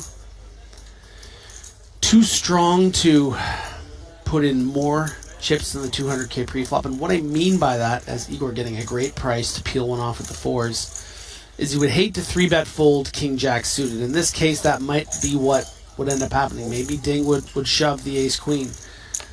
And it feels like too many chips to just like shove over and open. The ICM considerations, all these things. So that's why it kind of plays nicer as a flat. I think king-jack off, maybe you would more lean to consider 3-betting. Almost turn it into a bit of a bluff. But also could have just flatted that pre as well. These three pretty looking hands absolutely whiffing this flop. 9-7-5-2 clubs. Ding Biao does have the ace of clubs. Checking back. The turn pairs the king from Mateos. Bingo bongo.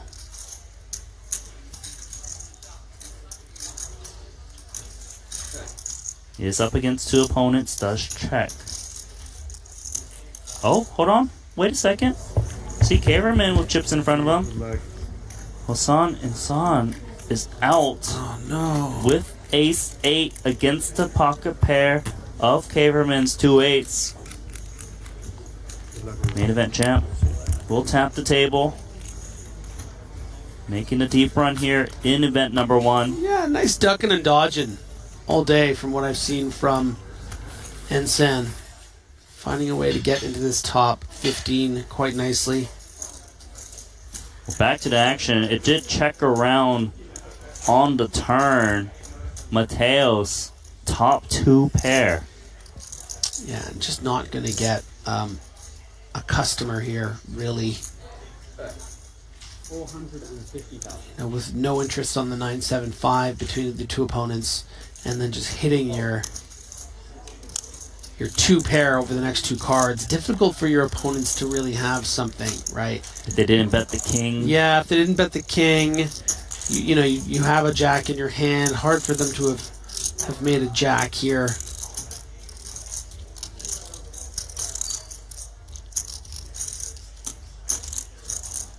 Yeah, big knows better, and lets it go. Finally, Mateo's winning a pot. Up to 4.9. We are 12 remaining with that elimination of Hossein San, who does cash for 67,000. Next bust out also receives 67,000, but then there is a pay jump to 77K if you can get to at least top 11.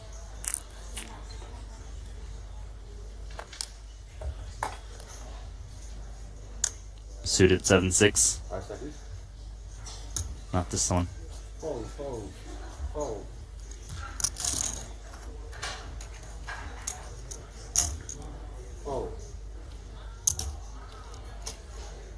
Suited connector on the button. More favorable conditions.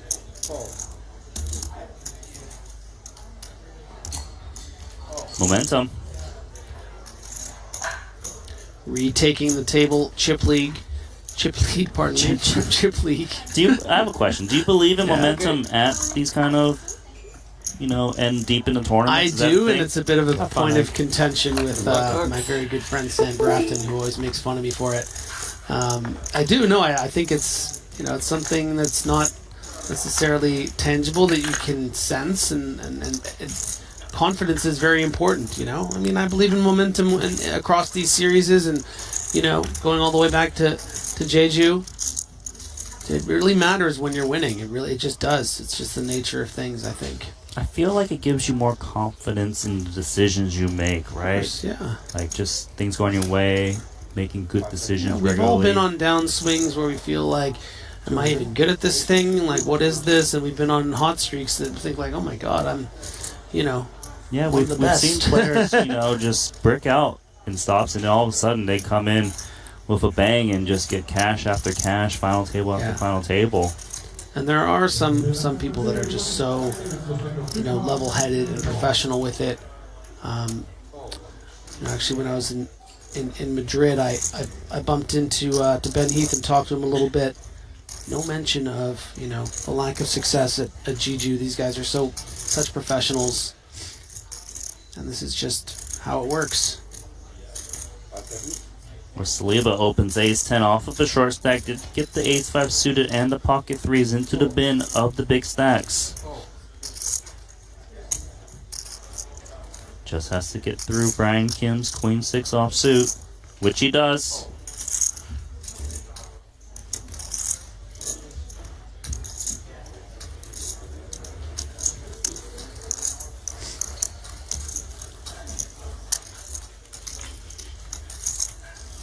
Saliba and Velasevich on a bit of an island with their sub 20 big blind stacks. Everyone else in that 40 to 50 range. Saliba on just 1.3 million at this 100K blind level.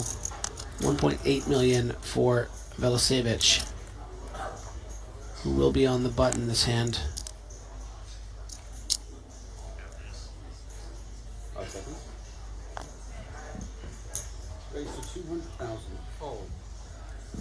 In this tournament, the blinds going up in the final table or no? It's like online or no? It's like online that we need to be... No, I mean, like for the blind level, it's gonna be...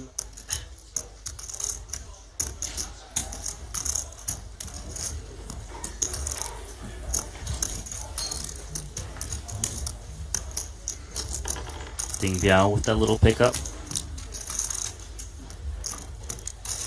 Did hear Mateos asking how the blinds will work at the final table because we're playing the GG Millions 25K live edition. At the final table, blinds go up by hands, not time. And that's a nice wrinkle. Also, we do have seat selection based on chip count. So if you're the biggest stack, you get to choose where you want to seat last. swapping seats. It's a nice, fun way to approach this 25K GG Millions. Only happens for this event number 1. We'll see in action later. Very interesting stuff. Seat selection. You'll like it if we get an opportunity to witness it. It's a fun one, and it actually pays to have played that format to know how to approach, like where to seat. Regardless, Moneymaker, all in with Ace King against Hamlet, Ace 6. And Moneymaker, my goodness, he's back. He's up to 5.3 million in chips, possibly the chip lead. I don't know how he does it. He wins the WSOP main event. Everyone starts playing poker. He comes to our Triton the first time. Final table's the biggest buy-in out there and gets a deep run. And now in contention to win this 25K GG Millions. Yeah, that's an interesting all hand in there. In a call. Hold on. Queen Jack suited for Saliba against Mateos' Ace Queen, and the flush draw is flop. Saliba 41%. Nice to have that spade blocker for Mateos, though. Less likely the spade will come in. Brick on the turn.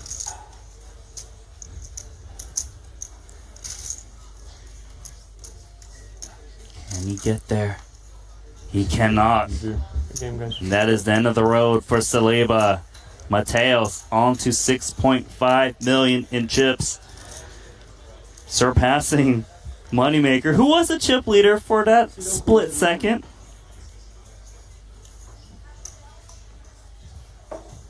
And they are flying.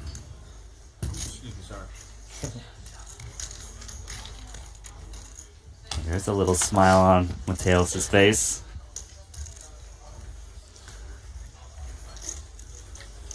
Yeah, he'll treat you with a little smile after winning some of these big pots sometimes. Just loves the game so much.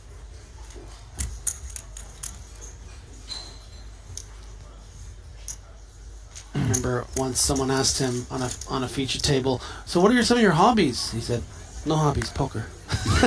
I mean, it is a hobby and for some, job for others, but that's funny. I mean, when you're at the top of the game and you love the game and you're...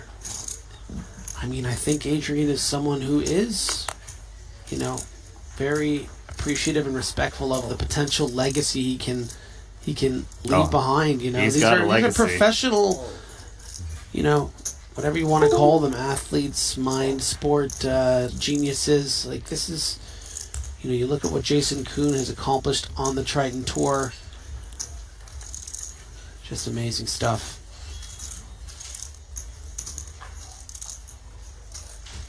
Safe to say, all of these players pretty good. They're pretty good. They also got a lot of pressure on them all the time, but they know how to deal with it. Don't become... I like the gradual pressure lift that Triton does, though. Yeah, a little 25K here, next day a little 25K.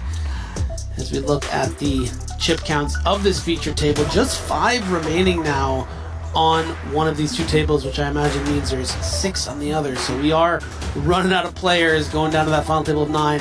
Mateos extending that lead to 63 bigs. Why don't we just leave all the big stacks on one table, all the short stacks on the other, and see who's going to spin it up on the other table and battle with these sharks. It's interesting. I mean, they are seeming to respect each other a little bit. I think every single one of these 4 big stacks recognizing how dangerous the other can be. And so I've been playing a bit coy. No real reason to battle too much here. Let's just get to that final table. And this also raises King, Queen of Clubs for Kim. Just as I said that, we're respecting. He's not respecting activating each opportunity. No, I know, but certainly nice little blocker hand on the button. Fair enough. Cut off open. Again, Mateos not 3-betting the very strong big suited hand. And that's going to work out for him as he does flop top pair. Brian Kim with the betting lead. can probably pick up that continuation bet against them, as a lot of players like to kind of stab these ace-high boards, right? They ordinarily do. But Brian Kim wise to it a little bit. Not betting this time. Turn is the 7. Well, I just think there is an interesting dynamic when it comes in the form of a small blind flat versus a big blind. I think Kim recognizing that, of course, Mateos 350 isn't going to be folding any aces on the flop, and then also not really going to be folding any, pocket pairs. So what am I hoping to fold out on this flop? I'm never really going to be folding out better hands. I'm often going to have hands like King Jack suited dominated or Queen Jack. So I don't mind just checking this back instead of just giving money to those hands that are already beating me. Right, because the big blind just has so much more defense that just has to check fold. Yeah, and then you clear out that equity. You don't let 10-9 get there. Injured Mateos doesn't have 10-9 here, right? Makes a lot of sense. Well, outer table action, Morton Klein with pocket 9s against Brandon Hamlet's 2 8s, and Brandon Hamlet, who was in 4th place not too long ago with about 4 million in chips, is out of there. Yeah, and I think might regret the big shove blind on blind against Moneymaker. If I have it right, it was for about 25 big blinds each, and you are right. That's going to be really tough to come back from when your opponent does just wake up with it. But we see these things happen, these blind on blind confrontations. What the Sims will say to do a lot of the time will be to shove, and that's what these players will do. And that's going to be a hard one to swallow for Hamlet. 11th place, 77,000. We are down to the final 10, and Morton Klein climbing to 3.2 million, eliminating Brandon.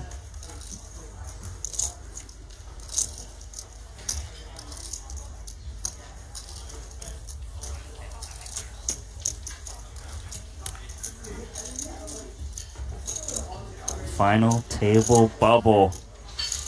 Bum, bum, bum. That's when you're like, I'm so close. Yeah. Let me just get over that line. Get those big pay jumps. Then start going for the trophy.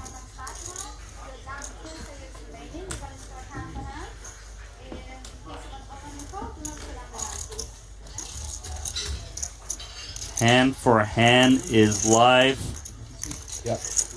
Tell me, who was the player yesterday when we were on the desk together, and I made a comment about it's got a nice stack to get himself to the final table. Who was it again? Was it Lewis Spencer who's in there with the 10 left? Lewis Spencer? About to make the final table? Well, he is near the bottom. He is near the bottom, but he has 28 big blinds in 9th place. I did make a comment with 50 left about him making the final table, and I'm just saying. All right. I'm just saying. You've got clairvoyant abilities like Sean Winter, apparently. Good to know, Griffin. I just kind of want the sweat. If he busts in 10th, I think it's great, too, It's like, oh, what a rush. You want him to bust in 10th? Yeah, I do. Okay. Because I deserved it when you called me out. If things don't go so well for you. The fact he's actually here is great. Okay. Okay. Here we go. Mateos King 5 suited in the cutoff. Yaroshevsky isn't shy of giving Mateos action. Oh, no. Not with this big, beautiful king-queen in late position. He's just always attacking. He's like, sure, you got the big stack. I know what you're up to. Let me put in some resistance.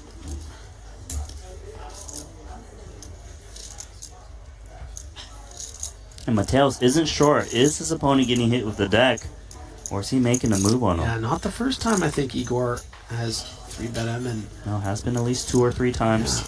Yeah, eventually is going to have to bite back and appears to be thinking about it. Does Mateos have 1.4 million in him right here? Is this the type of hand that can do it? I mean, it is it's a decent candidate. Yeah, he does go for 1.350. It's this high card, low card. It's not bad at all. Well, Mateos had enough.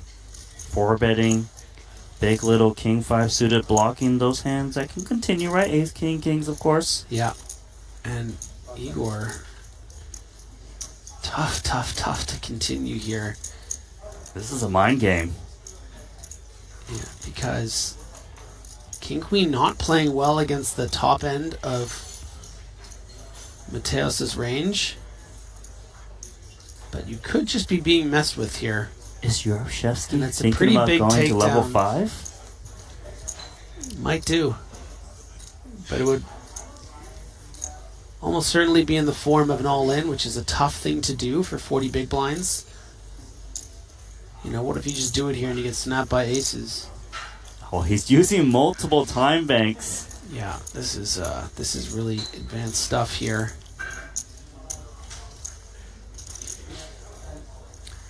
Who will blink first? You know, it's just that gunslinger energy.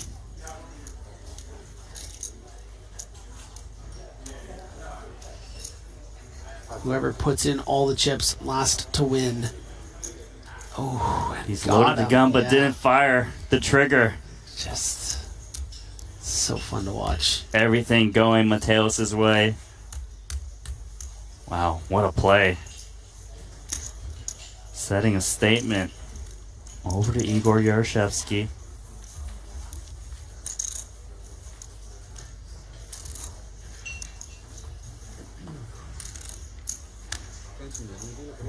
Thank you.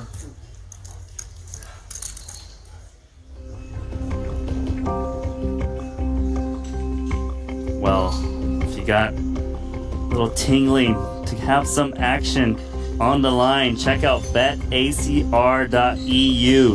Have the opportunity to predict how your favorite players do. Maybe, you know, into the next event, find your favorite players like Phil Ivey, Patrick Antonius, put a little sprinkle on there. Can get a 15% bonus up to $250 on your first top up. So check out betacr.eu. Adrian Mateos now up to $7.5 million. If we look at the whole field here, Chris Moneymaker all the way up to second at nearly 5.6. Ding Biao with 5 million here on this table. And then everyone else south of 3.8. Dealer pitched back to King Queen Igor. Said try again. Yeah. Give it one more spin there, Igor. 9-6 suited for Ding Biao, making the call. North of $500,000 in the pot. Got shot for Ding Biao. King of Hearts, ace high board for Igor Yaroshevsky.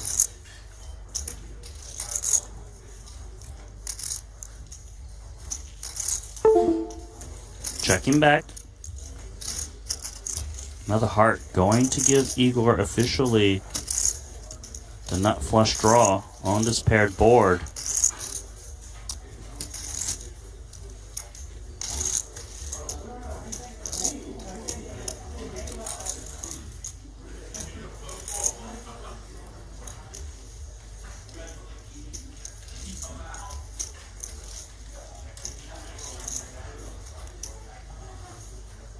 Now he's going to go ahead and open up the action with this bet. 120K.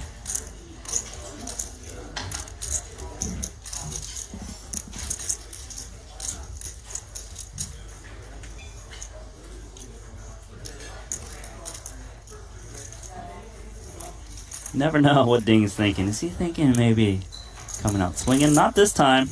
As he lays down the 9 high. Yaroshevsky gets some rebate with this King Queen. Different opponent.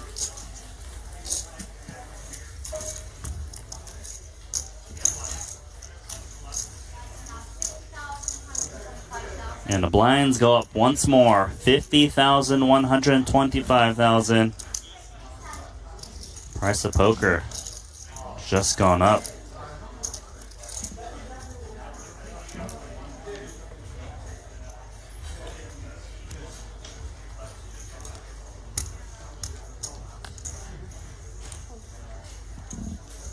We do have one clear short stack, which is Danilo Vlasovic, sitting on 13 big blinds Next shortest stack is Lewis Spencer sitting on 22.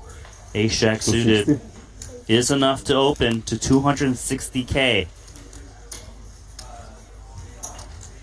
Yeah, almost too strong just to open shove. 13 big blinds here, 5-handed. Happy to let someone get in there. Big blind defend, but not No this day. customers? Nope. Not for this price? Mm-mm.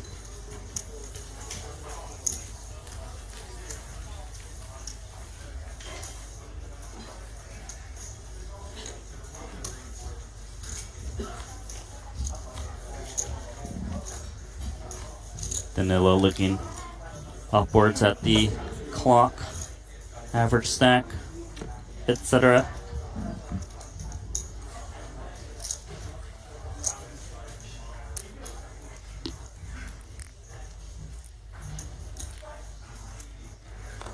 Ace 5 now for the short stack.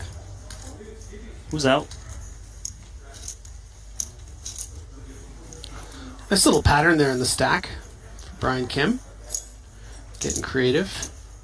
You one of those stack builders? No, not really. Construction workers? No, but it's nice to see when 400. players get a little creative with that.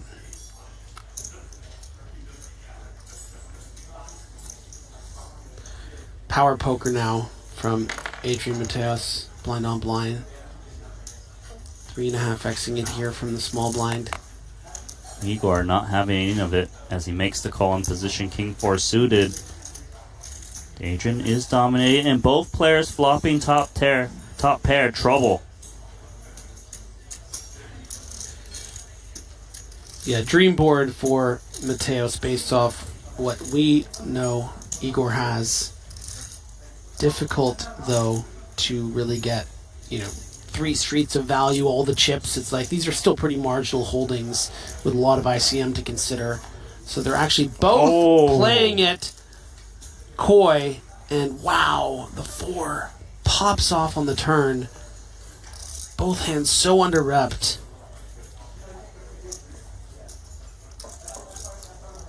That is so disguised to hit 2 pair on the 4 with the check through on the flop. Mateos, don't blame him for thinking he's got the best hand, firing out a huge shell, Massive 800K. bet. Yeah. And this is to, really get max value from those 8x and all those flush draws. What do we do with 2 pair? Do we raise? Do we call in position? Oh, we gotta just call. Yeah, for sure. I would have to imagine, make it look like you have sort of middling value that is just trying to get to showdown. Look at that mini trophy. Is the card cool. protector. Time bank coming in for Igor.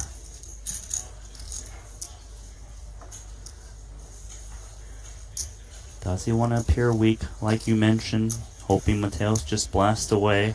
I mean, the bet seems strong, right, is the thing. Maybe you do want to represent that you have a big draw by finding a raise here.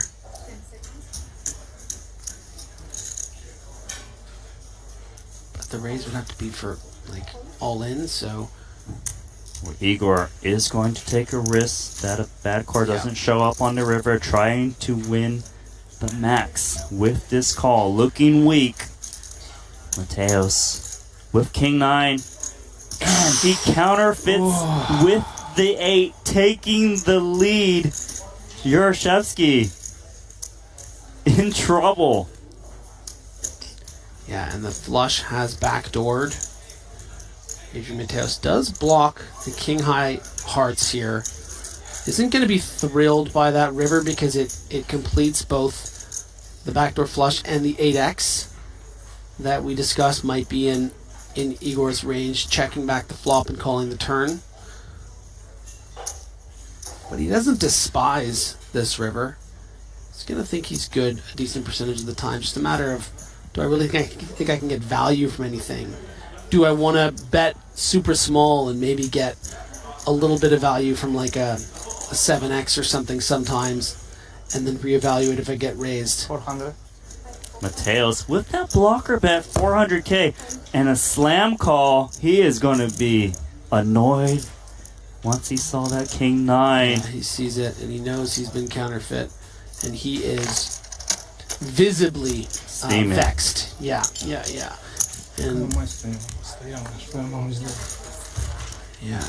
and I don't know what he's saying, but you almost don't need to. We've all had this feeling before.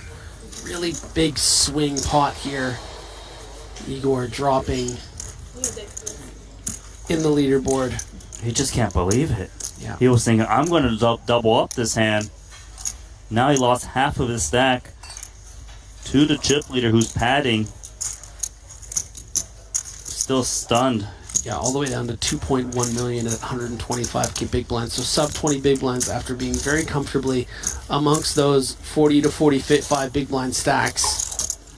But the hand plays itself, you know, bit of a cooler in Adrian's favor. And check out that chip lead, 2-1 from first to second place for Adrian Mateos, and that's very significant at this stage of the tournament, Randy. Yeah, he's got 9 million in chips, and Igor falling to 17 big blinds, 2.1 million, and he just has to regain his composure, right? Yeah. Yeah. Game's not over. Still a professional that's not going to be, you know, suddenly flying off the handle. Just would have preferred to have been in that nice, comfortable sort of bubble of 40 big blinds with those other big dogs. Now going to be fighting for scraps a little more. Table captain, the Spaniard, eyeballing all the stacks.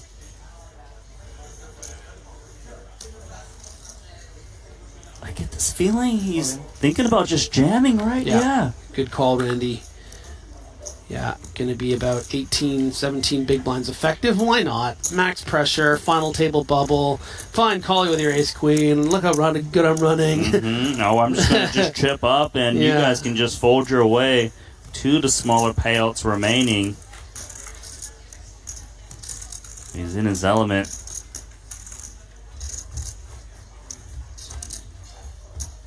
Getting close to 2x. The snack of Moneymaker, who is in second, sitting on 5.5 million on the outer table. Yeah, and there is, honestly, quite a bit of irony in Moneymaker being second in chips and now Igor being at the bottom. We saw that really poorly timed bluff from Chris Moneymaker against Igor on that king, queen, deuce, deuce, deuce board that left Chris with very little chips left. And then one card away from being out the door, the ace comes on the river for Moneymaker at the bubble, and now in second in chips at the final table bubble. So things can change so quickly over the course of a few levels, Randy, and Igor is not happy with the way things have gone. Mateos is opening up. Ace-7 in the cuff, gets looked up by Brian Kim in the big Jack-9 offsuit. 7 in the window, but Brian Kim does have 2 overs and a gut shot on his 8-7-4-2 spade board.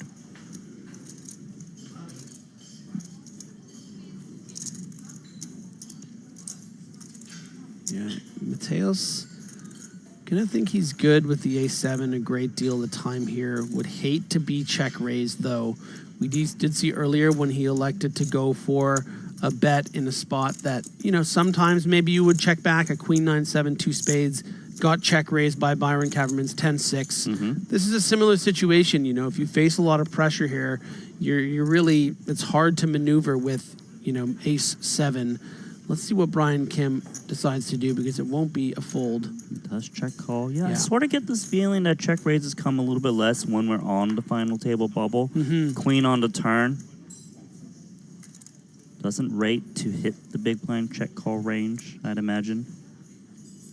Yeah, and it almost feels like the stronger the draw, the better it is to make sure you see more cards. Like in an event like this Jack-9, it's maybe not the best candidate to check raise because you do have 2 overs to the boards, like a hand like ace-7. Whereas, say, the 10-6, maybe one of the worst draws you can have on that queen 9-7 for Byron, easier to work in as the nuts comes in for Brian Kim. Yeah, rivering the nuts. Now he can go value hunting, right? As he can represent some busted hands. Yeah, I think it will be his best course of action. Could certainly consider a check raise as well. You know, maybe if you check here, your opponent, if they've rivered a 10, they'll go for value. And then you can create 2 streets out of 1. But like you said, you know, some 5x, 6x types hands that Brian Kim is going to have would find bluffs here. Some busted spades. Let's say he has something like the, I don't know, Jack 3 of spades. Certainly could be calling from the big blind. He's gone massive, 1.8 million.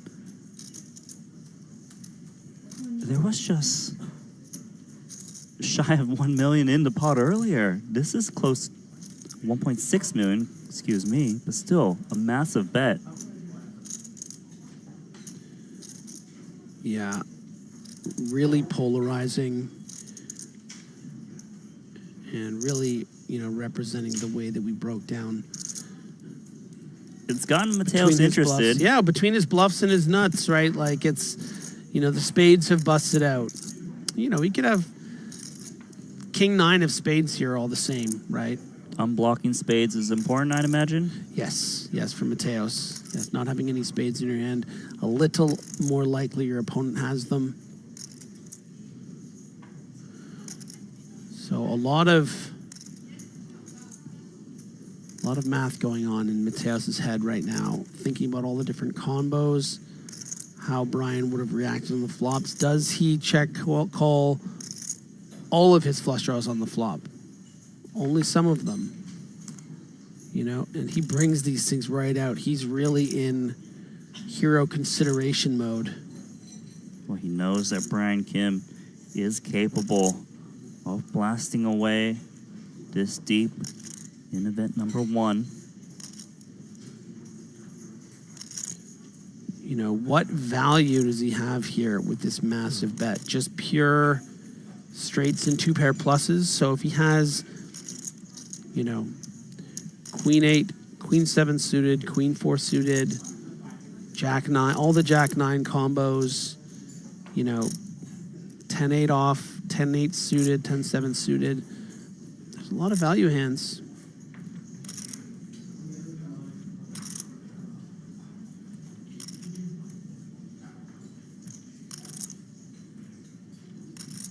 Deep in the tank.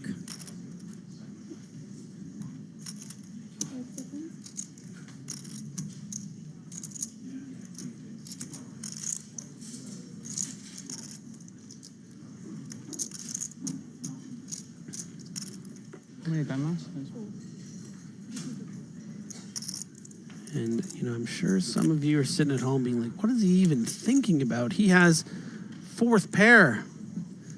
Well, when you're this polarized with such a big bet on the river, you know, we can discount all of Brian King's 8x, 10x, you know, type hands. He's saying, I have 2 pair or better. And it's hard to make those hands, and some things have really bricked out from the flop. Remember, this hand really starts once we get to the flop. And the 6x straight draws, 5x, all the spade combos. Picking up his cards, taking one more peek, but puts them back down. Mateos, undecided, makes the incorrect call, and Brian Kim up to 6.2 million in chips. The chip leader sliced to 7.2. Wow. What a great sizing to get paid off the maximum.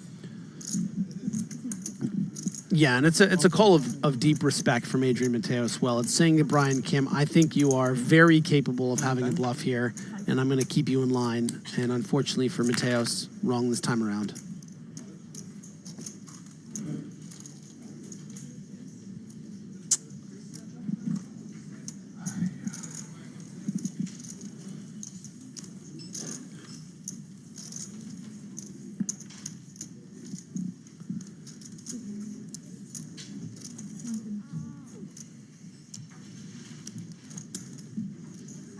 And Mateos, still the chip leader. Yeah, but a little bit annoyed.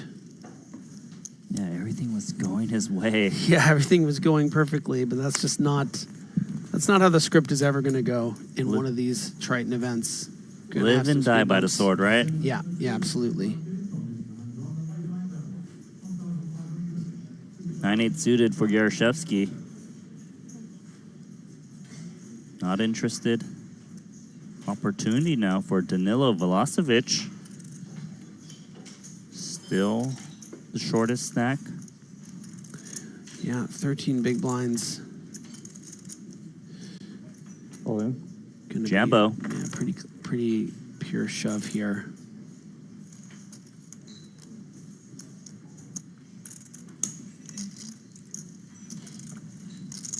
No action. Up to 1.9 million.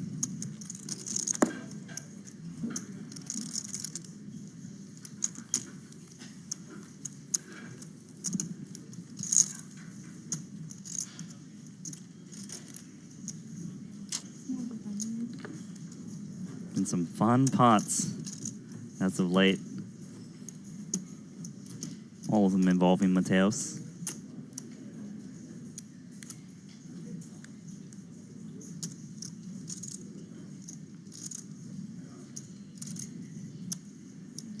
Still just 11 remain here.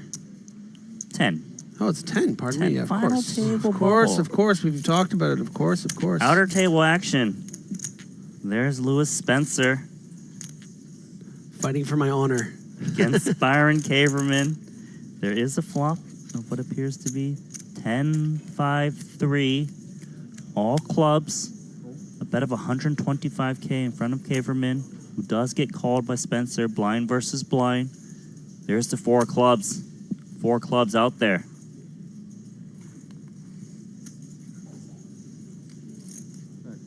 Check from Spencer.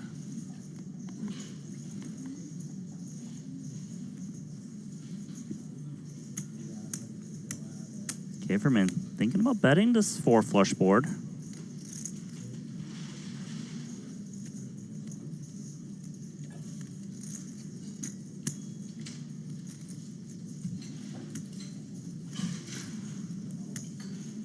Always had a bit of a stoic table presence, has Caverman.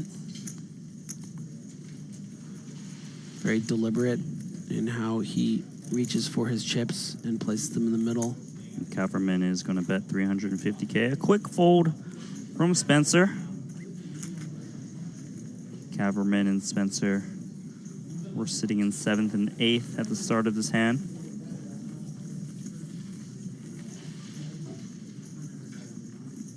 We are playing hand for hand. Now that that hand is completed, we shall resume at this feature table of action.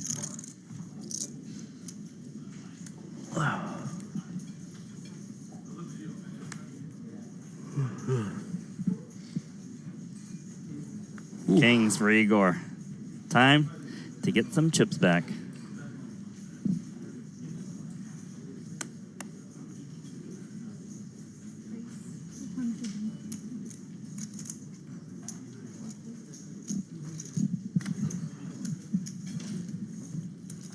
Mateos with King 10 offsuit, he's in trouble.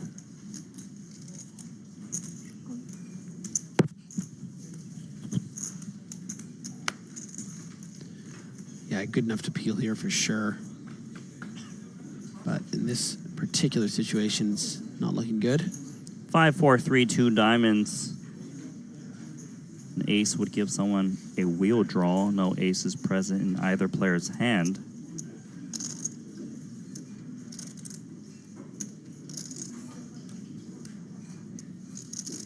Sounded like a proper countdown there. You're like 5, 3, 4, 2 diamonds.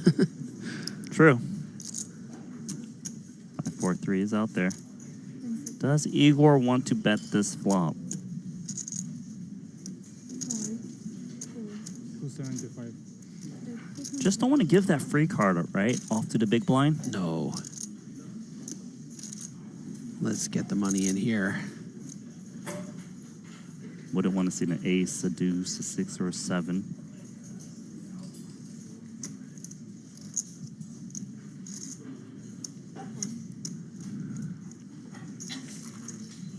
Takedown for Igor.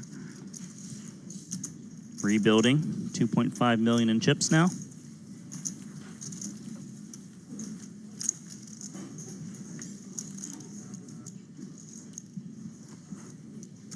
Brian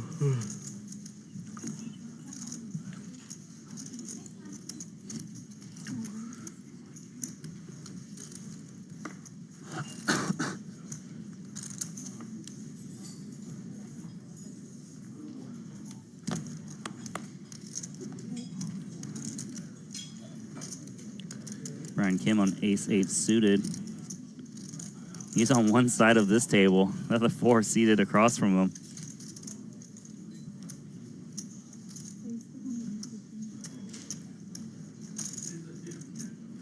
Raising to $250,000.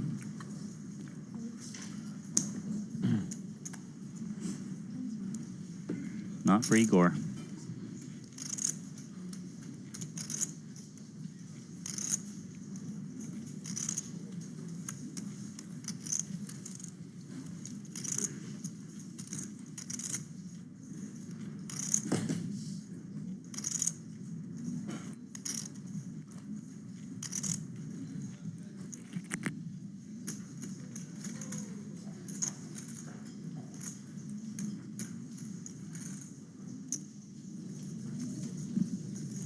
Taking a look at the outer table, 9-7-3, 2 diamonds.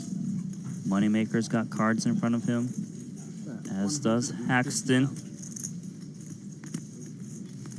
2 absolute legends of the game for, drastically different reasons, but all the same, And here they meet. Yeah. In Montenegro. Haxton staring down Moneymaker for a second. There is a 150K bet. No interest. This man's from the future. New Moneymaker. He got that new money. New Moneymaker. Yeah. What's he eating? Whatever he wants, baby. What is it? No, come back. Zoom in.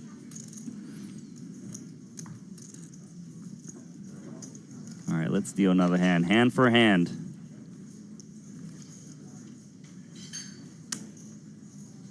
Brian Kim, first act, pocket aces. Let's go to space. Machi. Never gets old for me when I'm in the booth, when I see aces. Just so excited for them. You get excited? Yeah, I get excited. You get excited because you want to see a clash? No, it's just like, I don't know. Just gives me a nice thrill. Could get the King 5 suited in trouble if he wants to take a flop. Yeah, I think Velasevich, in his right to decide to see a flop with a suited king here on this 15 big blinds.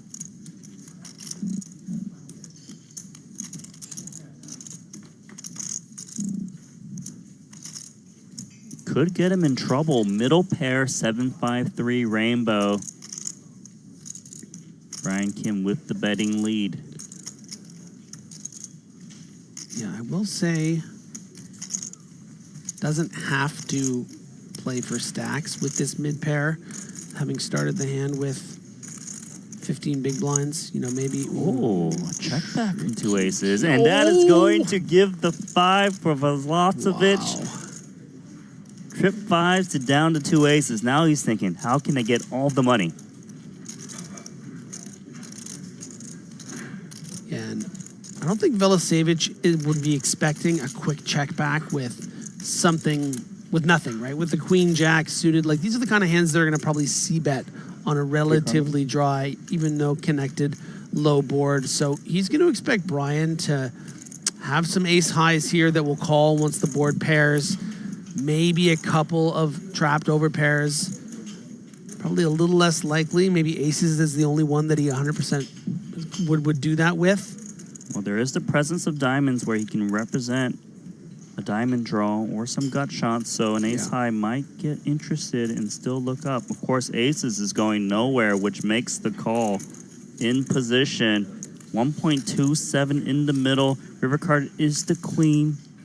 Doesn't change the texture in a manner that would scare Brian Kim.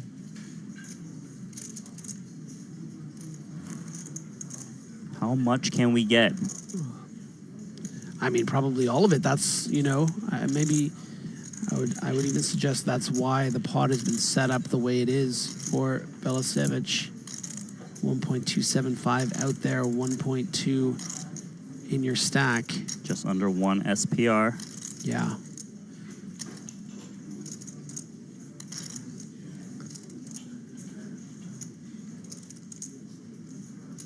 And Brian Kim will beat him into the pot with aces. Some of Belasevic's value range. You're even beating that. $1 million is the price. Almost all of his chips. You expect Brian Kim not to be able to find a fold. No. The question actually even becomes, does he even want to put in the other 200?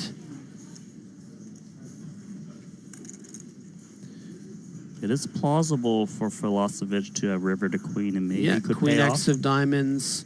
You know, Queen 7 would bet this and probably just side call off. Would make sense. And he does jam. A quick call. Kim's aces downed. Aces. Filosofic up to 3.7 million. Has been patient. Found his time to rise up the ranks. Yeah, and it's simply a cooler there. I think it was pretty interesting and tricky how Brian Kim played it, and you can tell he's not very phased by how it went down. Everyone played that hand really the way they were supposed to. Just a cooler. 15 big blinds effective. Sometimes King 5 suited cracks aces. Just how the cookie crumbles. Yep.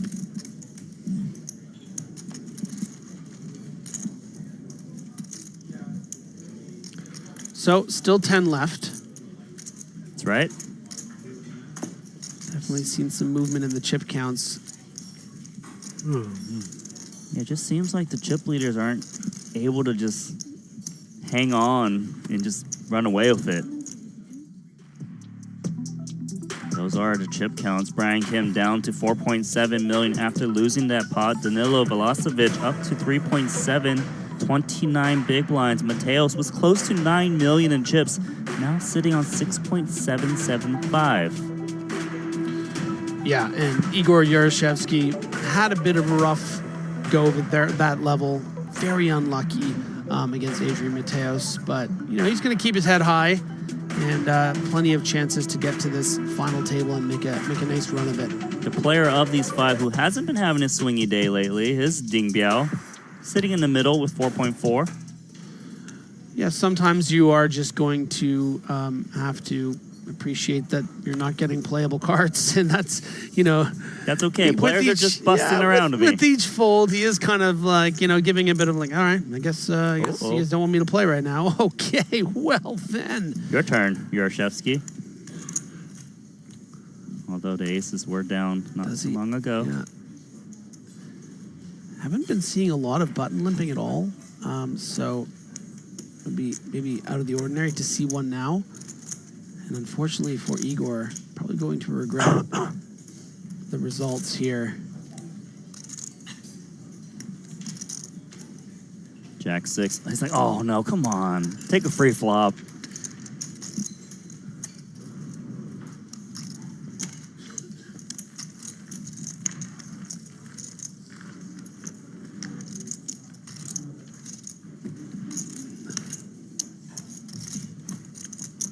Yaroshevsky, actually the shortest stack. But not after winning. Well, still is after winning that pot. Never mind. Spencer, a little bit shorter, but sitting in ninth. Igor, that is.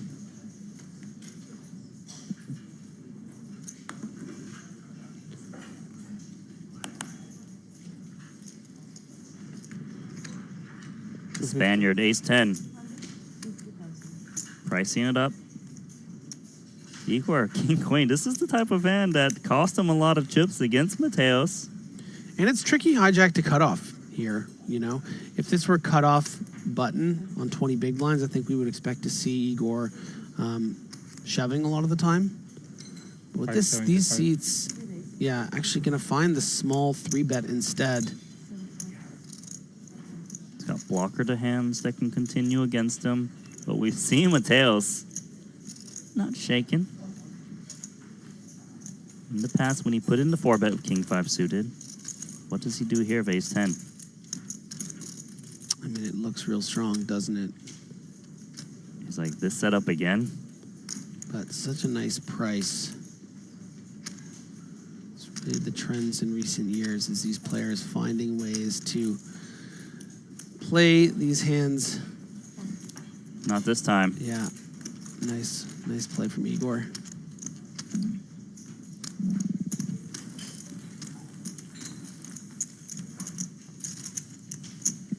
So Igor rebuilding. Now has 3.1. At his peak was sitting about 3.9 million in chips.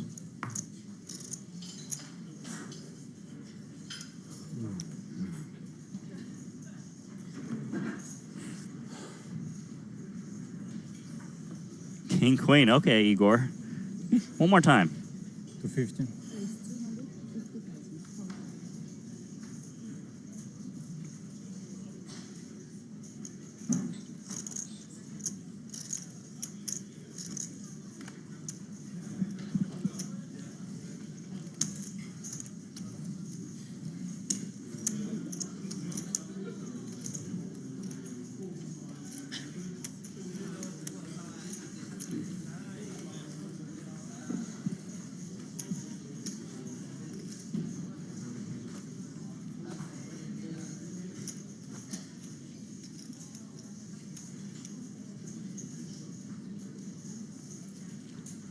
Hand for hand at play,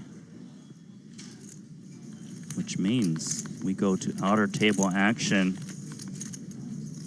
Lewis Spencer involved on this King 7-5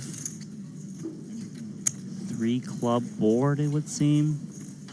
Checking back against Moneymaker. And that's going to pair the king.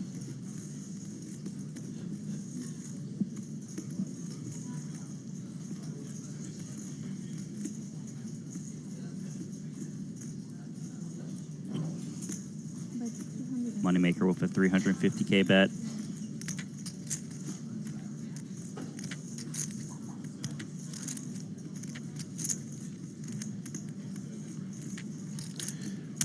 Yeah, the board reading King 7-5, club, King of Hearts on the turn.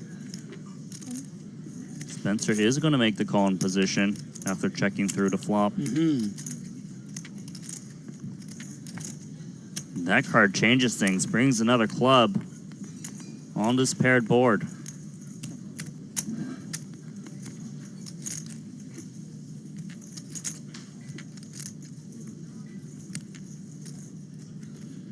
And with the flush coming in there, if that is what Lewis Spencer is holding, perhaps considering either how much to bet or whether to Checking check it back. Moneymaker shows the king first, no club in hand, and Spencer confidently showing, I see a club. Yeah, the 10 of clubs, the jack 10 with the 10 of clubs, so a flush for Lewis Spencer. And adding to his chip stack. Giving him life. Started that hand as the shortest stack of these 10 remaining players. I'm not sure if no longer.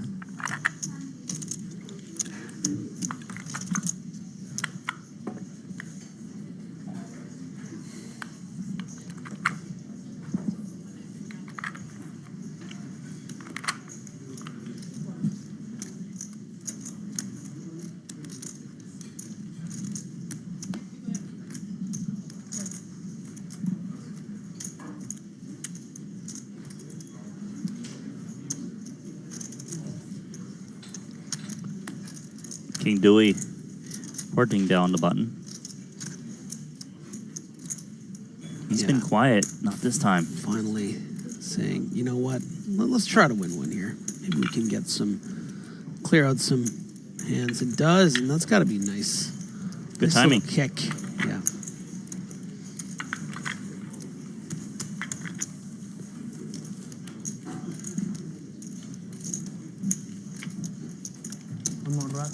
One more rock. And as you were talking about it earlier, super racks. Well, Mateos is coloring up those blues into blacks. Each black is 100,000 in chips. Back to the outer table as we are hand for hand. Axton's got cards in front of him, as does Moneymaker. Ace 10-7 monotone. Yeah, blind on blind hand here between Moneymaker and Haxton. Moneymaker is the one that's reaching for chips. Yeah, we did see, I think, a rotation or two ago 400K winner. where there was just a bet from the small on a flop again. And Mike said, you got it, you win. And once again, Moneymaker wins. Moneymaker wins. No fatalities yet.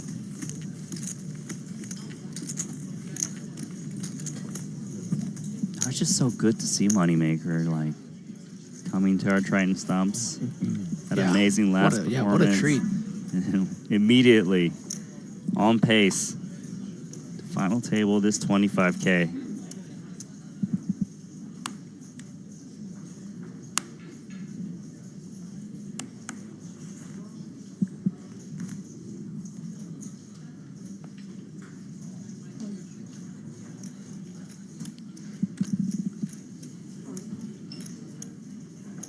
$250.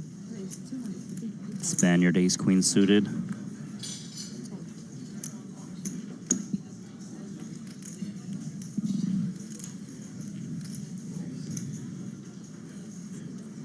'86 is out.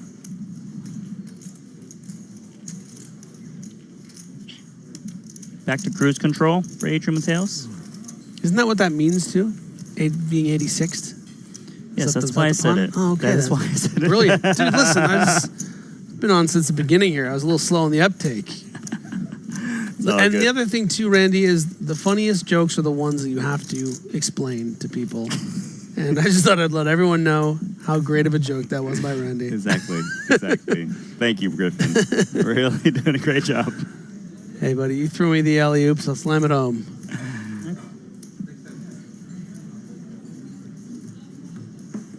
All right, on to the next hand.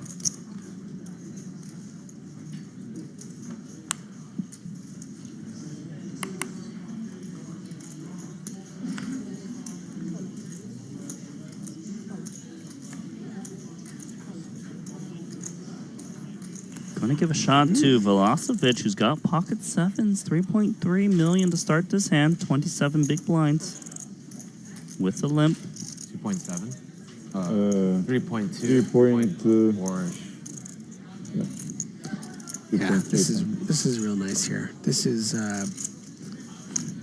I would imagine, playing as a pure limp shove, hoping that Brian finds something bad enough to raise, and he does. He has. 4-3 off is going to kick things off to 350K. Also within the realm of possibility that Velocevic decides to limp call. You know, certainly important to get to that final table. You would hate to run into it. And yeah, it's just going to play it. Yeah, I feel sort like of respecting ICM, yeah. If he had a little bit less, he probably would limp jam. Here's like 20 big not blinds, you know, and under for sure. Terrible board right now. Ace, king, queen. That is supposed to smash the pre-flop razor's range. If Brian can just throw out anything, he's gotta expect us to take it down.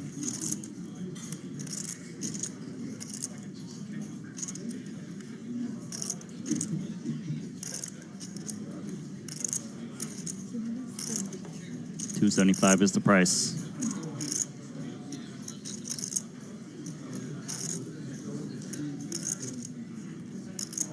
This would be a sick continue if he can find it. 3 overs. Seems disinterested and does lay down the winner.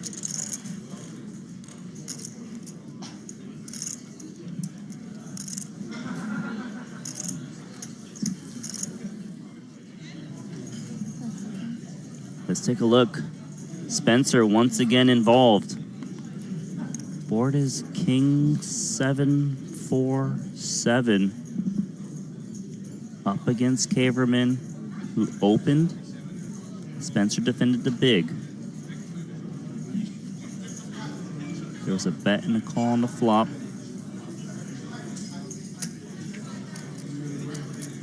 Now, there is a bet in front of Spencer to the tune of 275K, which gets called by Caverman.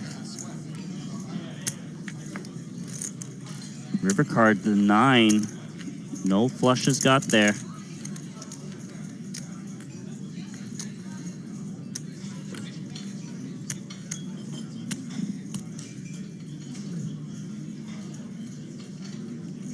Spencer check called the flop, took the lead on the board pairing 7. Does he have another bet in him? Unclear whether he's got the 7 or if he's trying to rep it. He is using the time bank.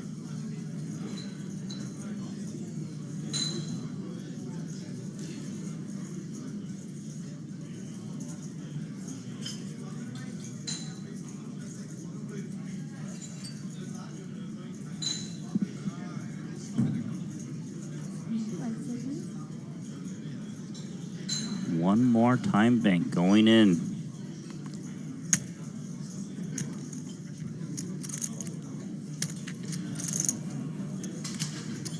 Yeah, the bets so far have been quite small, around 2 big blinds on the flop. This and is on the not a turn. small bet. No, it's not.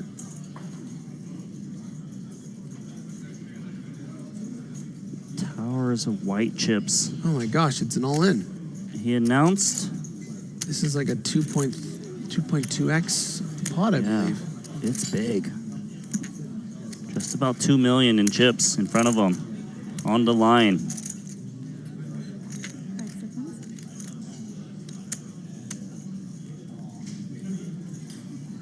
Caverman not interested, laying it down.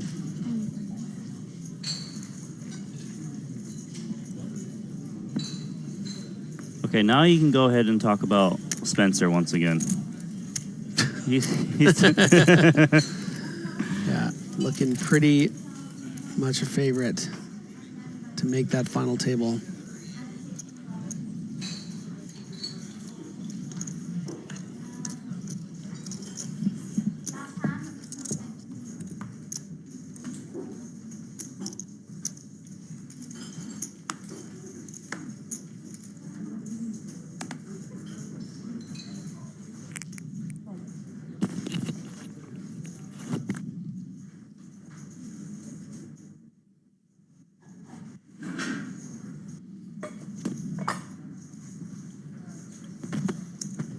Yorshevsky, Queen 8 suited. You started with 3 million, right? The Aperture. That is correct.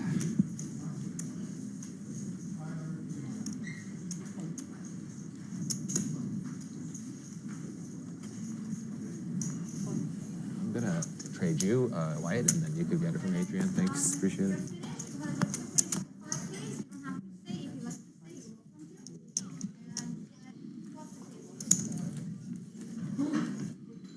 I just love that we can go out to these outer table during hand for hand. Caverman, Spencer, blind versus blind.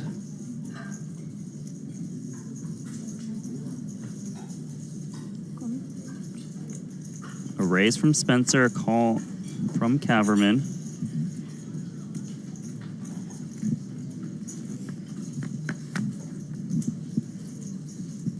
King 9-8, 2 spades.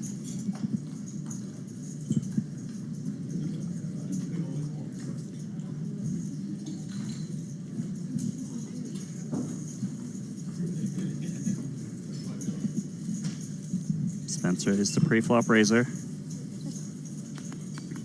with a check.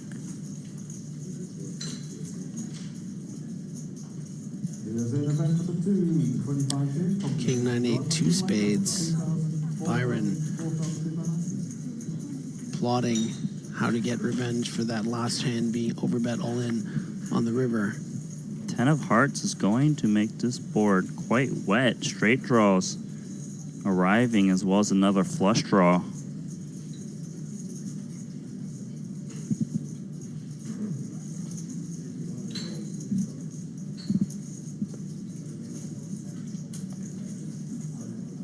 Both players with solid stacks. Now it's betting time, as Spencer drops in 375,000. Yeah, not a significantly large bet. You know, pre-flop Spencer made it 375. So this is about just over quarter pot. And yeah, it doesn't appear as though Byron likes what he sees. Concedes to Spencer once again.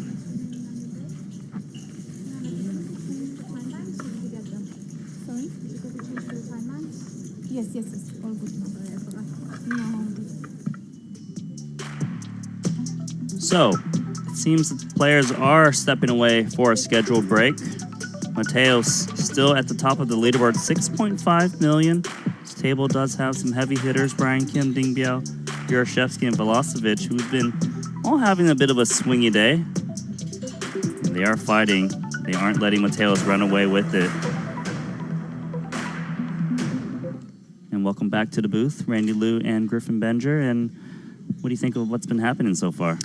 Well, there's a lot of, very, very skilled players at this feature table. And, it started with them having a ton of chips. We expected to see a little bit of movement here and there. There were some tense moments like Igor getting quite unlucky with that King 4 2-pair. This is what we've come to expect so far in this series and in this tournament. And I'm excited to see how the final table finally shapes up. Again, we had that long bubble, and now we have this long final table bubble. So I expect it to probably burst at the next blind level, which will be quite significant, yeah. Yeah, so we are down to the final table of 9. I'm sorry, not table. Final table bubble. Yeah. Final table is 9. Remember, this is a wrinkle where if you do make it to the final table, levels will go up by hands, as well as players able to choose their seat selection based on the chip counts they arrive to the final table at. For now, though, we do need to figure out which are the final 9. And, yeah, players are going on a scheduled break. So we'll see you guys soon.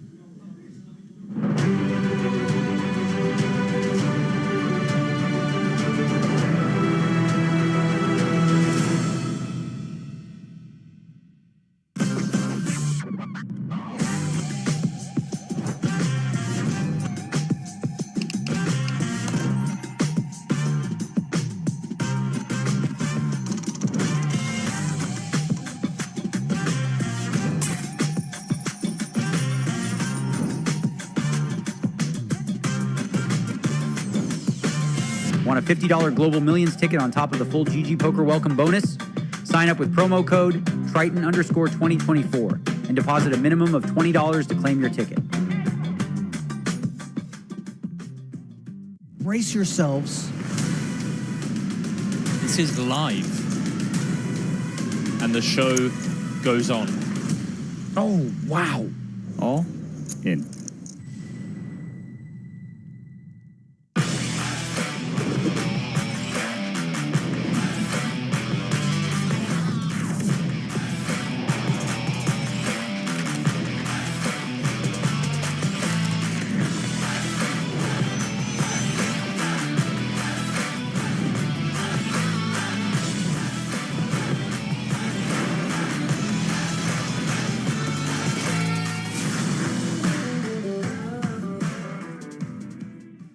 Welcome to BetACR EU, the premier platform for sports enthusiasts and the newest way to engage with the Triton Live Series. Experience the pinnacle of sports prediction where every game, every match becomes an opportunity for victory.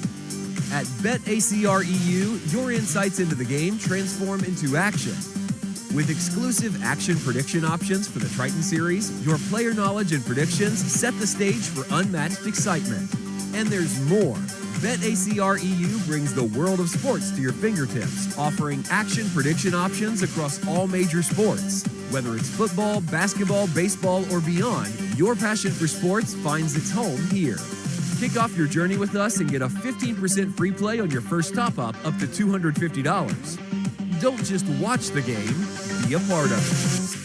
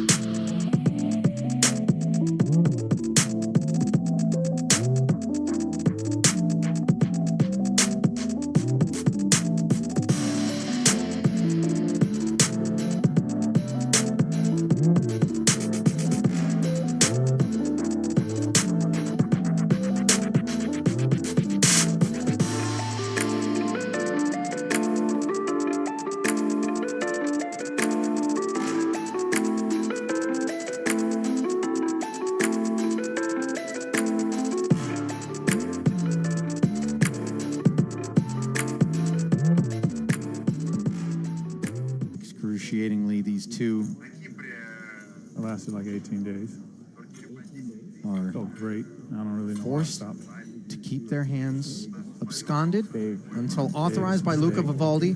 Conclusion of hands elsewhere in the room Felt fantastic. means now Yeah, I we just went reveal. to dinner and I had plans on having Christopher is our only like player. sashimi or whatever, Christopher's- sushi, and they brought out this fucking rice dish and I just went in.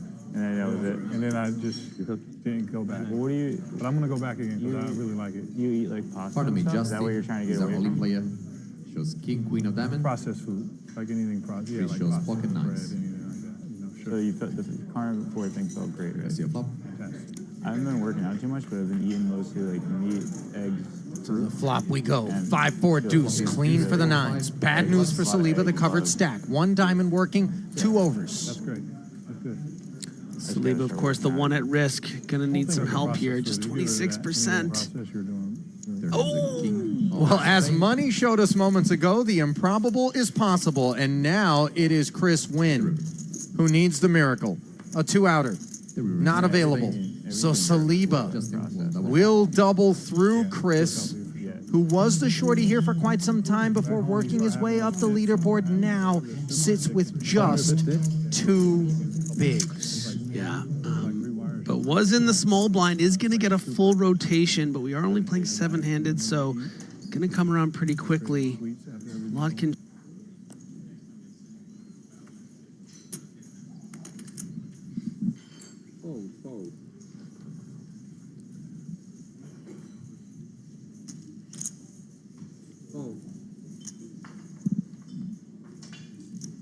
Ace Queen. This is delightful with 2 bigs.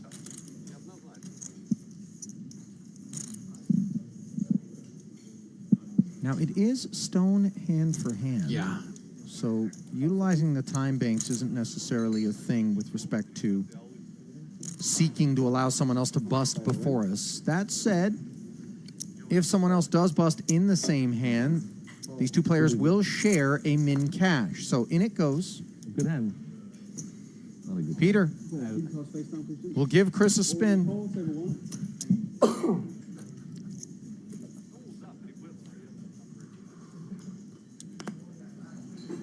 Anything can happen. 33% of the time, it's going to win every time. It's amazing the 9-4 off can be that close to winning. Nothing is guaranteed here for Chris. Not good hand is worse. Not good hand. As we check out on the outer table with a pot developing between Byron Caverman and Brian Kim. Brian Kim, of course, the chip leader coming into this day too. Yeah, he opened to 120. We are awaiting Haverman's response.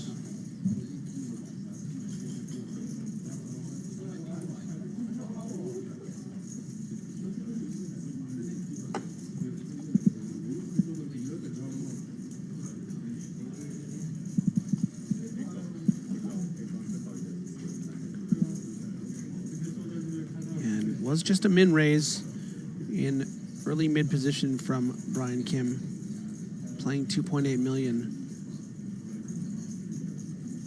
And wow, Byron Kaverman just gonna shove for 1.7 million, effectively near 30 big blinds. And that should give Brian Kim some pause, even if he is, you know, near the top of his range. What could my opponent possibly be doing this with? Maybe 2 10s, 2 jacks, ace, king, ace, queen. Feels like how we'd probably maybe construct the range. And then, of course, always consider better. But do queens and kings find 3 bets? Calls with ace, queen.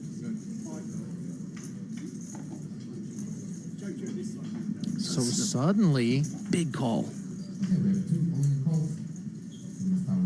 Kaverman finds himself squaring off against Kim. Luca authorizing the revelations. Oh, hang on. We do have business to attend to back at the feature before we get to the outer action. See the flop.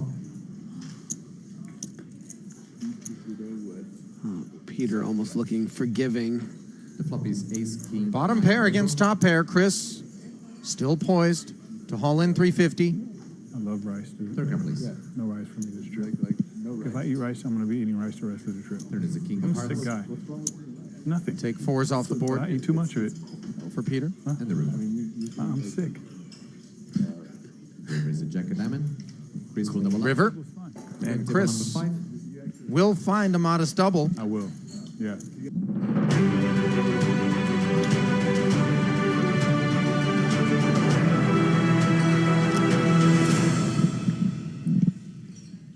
And welcome back to event number 1, the final table bubble. 10 players remain, 900,000 up top for the eventual champion.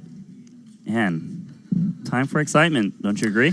Yeah, especially the way that you have described how these final tables work with the GG Millions. You know, the going up by hand, and of course being able to select your seat. So some intricacies that make this one a little different. We have been, it feels like, at 10 players for quite a while now, and we had that table that had all the big stacks. Now we're going to see what's going on the other table. We can take a sneak peek at the Triton Poker Plus app and see the stacks. And as you can see, Mateos is the chip leader, followed by Chris Moneymaker. Brian Kim is very healthy as well, 4.7 million. The shortest stack is Byron Kaverman, but he's got 18 big blinds. So it's not one of those 5 or 6 big blind stack that's just waiting to get the goods, right? Here he does have options, can defend if he wants to, can reshove. But we will have a new feature table. It is the yellow table up top. Moneymaker is the man of the hour. Does have some competition, you know. Spencer, you mentioned, is one of those guys who's gonna likely make the final table based on his chip counts, but you know, he's the type of guy that will splash in the chips if necessary. Yeah, and worth mentioning, this may go, you know, longer than normally we would expect. No one less than 18, 19 big blinds. So we'll see how that movement sort of shakes down. Of course, coolers can happen for about 20 big blinds each, but you know, it might move around a little bit between the players before we see an elimination.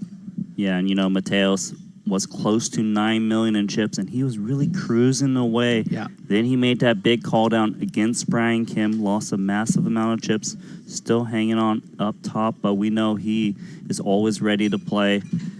And I believe that, you know, cards will be underway soon, but if you had to take a pick, is there someone that you think has got the shot right now? Yeah, I mean, I've liked what I've seen from Brian Kim. He's been among the leaders pretty much the entire tournament. Getting value from Mateos there was really, really huge. So you see him there in second place on the outer table with 4.7 million. That was a great table to watch, but I'm excited to see, how that's dynamic between Caxton and Moneymaker's been sitting side by side. Byron's been playing really well. Lewis Spencer we saw a lot of yesterday, so this will be really fun. Of course, Morten Klein is always interesting to watch play as well. Yeah, Morten Klein of Norway sitting on 23 big blinds. Does have some unorthodox lines, but it has been throwing these players for a curveball and is sitting pretty with 3.4 million in the middle of the pack. Average stack is 27 big blinds. Blinds will be 75, 150K. Yeah, and of course, similar to how we sort of operated the last few levels, we will be able to check in on that outer table when any action is going down. Yeah, we got a man on the camera. He's running around. He's not missing a hand. No. Let us go. Featured table swapped.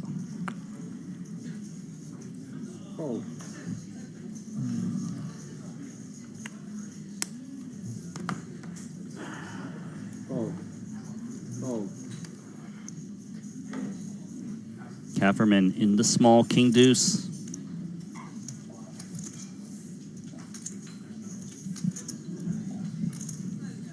Seems like a decent candidate to maybe put in a raise sometimes with that sort of high-low nature of the king and the deuce, but is going to play it a little more careful and hope to just get a check back from Chris Moneymaker, and does.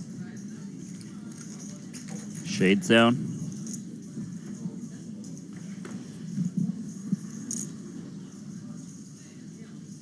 There's the jack, followed by a 5 and a 4. Moneymaker with top pair.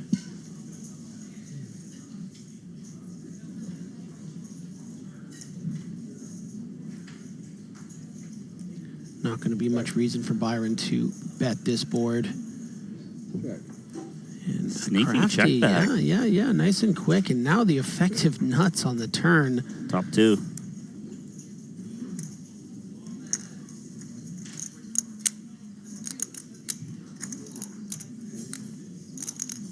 Haverman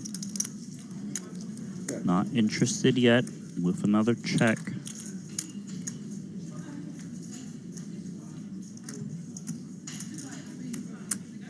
Moneymaker looking to build a pot now. 250,000. Will be tough for King Deuce to give action.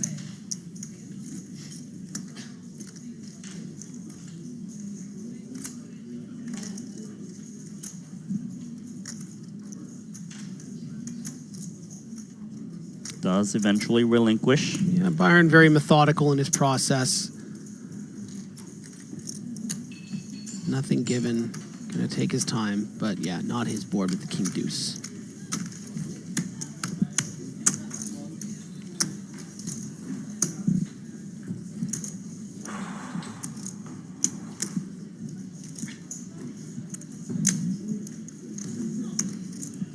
It's stressful out there, isn't it? It really is. And it's only going to compound as the buy-ins get bigger and the stakes get higher.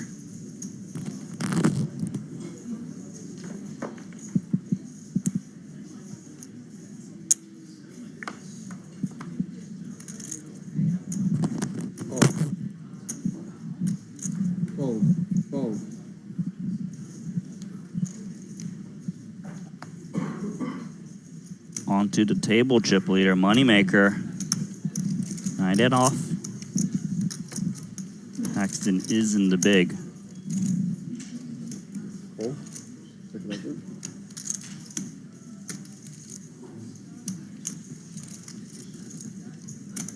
Similar hand, 8-6 offsuit. Yeah, I don't think 8-6 is going to be working into any raises for Isaac Haxton. Probably just going to be wanting to see a flop. He agrees.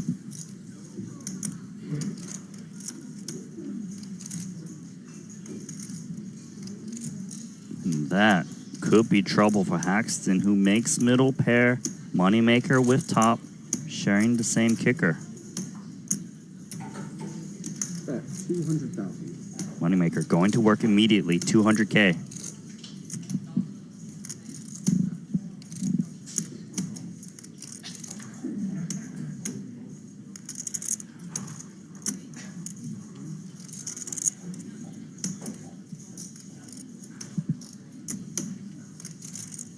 Haxton taking his time. 5 seconds. Cool. Let's proceed with call. Yeah, in a lot of ways that this pot will get slowed down. King of clubs might not be that card. Chris might want to go for 2 streets of value here. Very difficult for this king to have improved your opponent's hand, but it's all the same. Is happy to check, maybe induce some bluffs from the plethora of draws that Ike Haxton is going to have on the flop, and would perhaps bet on the turn. So a bit of both, inducing and pot control. Yeah. One of those spots where those converge quite nicely into a check. 5 seconds. Okay. Haxton going to pot control himself. And the 10 overcards the 9 and the 6. Yeah, and this is what I mean. You know, what seemed like such a disastrous flop, just the nature of how the cards are going to come out. Difficult, I think, for Chris to get 2 streets of value from this second pair on the flop. Quickly becomes 4th pair by the river. Well, he did get at least 1 street. Yeah.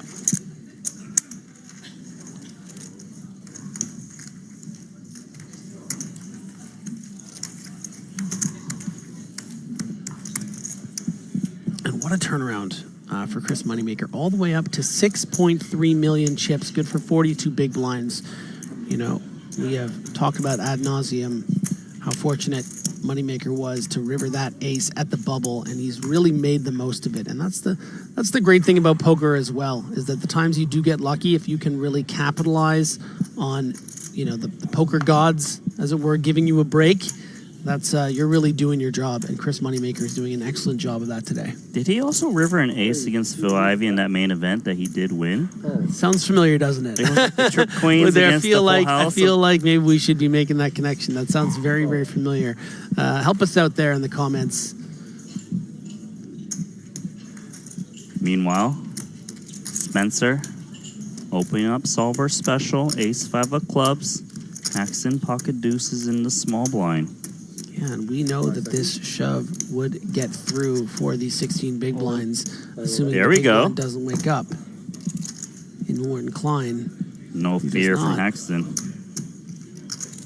Yeah, not an easy shove to make. You know, the hijack is under the gun here, right? And that's going to be it. Yeah. Yeah, he knows over 2 is no good. Nice result for Ike Haxton. There we go. Very good spot awareness. Up to 20 big blinds.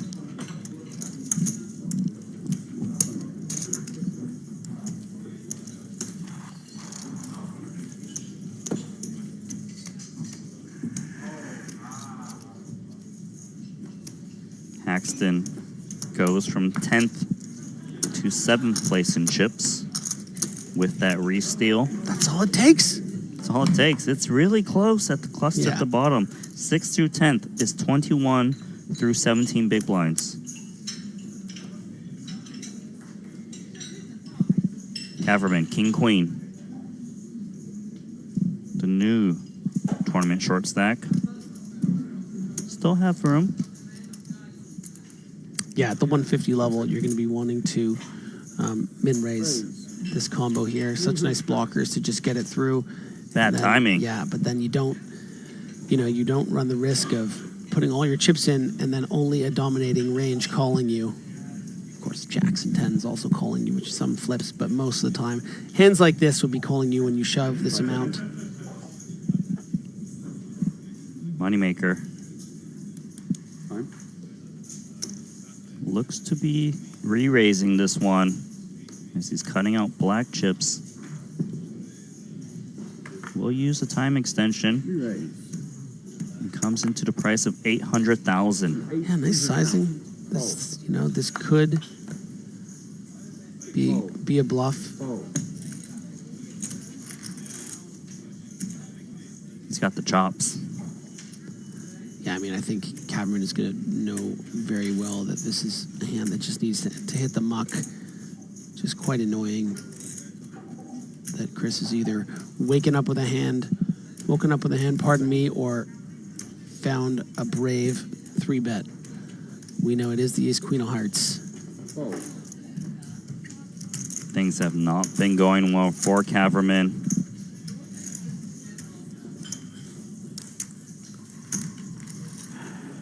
On the flip side, though, Moneymaker continuing to chip up.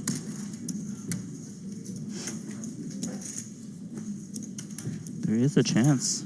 He's got the lead. He does. Yeah, he is the new tournament chip leader. 7,025,000 in chips. Chris Moneymaker. Yeah, just a blast from the past. Or future. Or future, wearing those glasses. Just love this no guy. stranger playing for the big money in London 2023. Got 5th place in the 250K Luxon Invitational for over $2 million. So someone that every once in a while is happy to splash around in the big pool with the big sharks. Phenomenal results for someone who doesn't play the highest stakes all the time and didn't play that many events there. Had a great run. The deck is rich of King Queen lately. Yeah, say what you want about Chris Moneymaker, but he certainly has that it factor, and in the big moments has proven that he can hang with pretty much anyone. He makes the money. Even Sammy Farha. Sammy has got nightmares for days, for years, decades. Like with a nice raise and take, important little pots. Every pot pretty crucial at this stage as you're trying to get to that hallowed final table.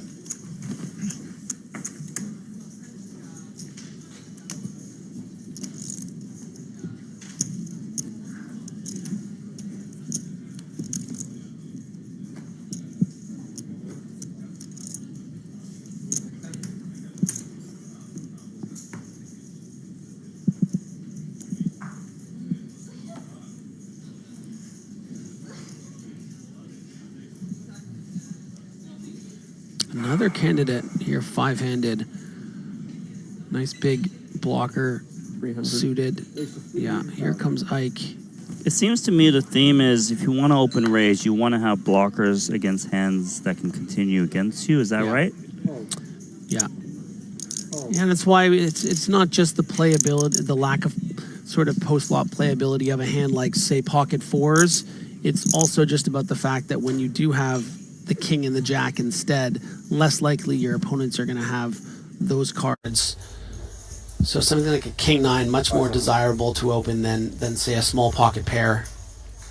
Would make sense. Caverman, though, not active in ace-4 suited. Good timing for him as Moneymaker gets ace-queen once again in the big. And he comes in with call. Surprised? Yeah, a little bit. Certainly on the more conservative side. I guess I would say that it's a little bit interesting in the sense that Ike isn't going to be calling off with worse when you shove. You can keep in those worse aces and worse queens, and then also not force this huge all-in confrontation that would take away your chip lead in this tournament. So I think that there's an argument for it, but it also, you're just going to be picking up a nice little pot when you shove, and he folds so much of the raising range in this situation. Well, he did just call in the big, which is going to open the door for Haxton to c-bet this flop. Ace-queen is the best hand. Jack-5, 3, 2 clubs. Yeah, gotta happily flick in that 200 here, and recognize that the cards that make your hands here on the turn are going to be ones that Isaac will represent. There we go. Exactly what I'm talking about.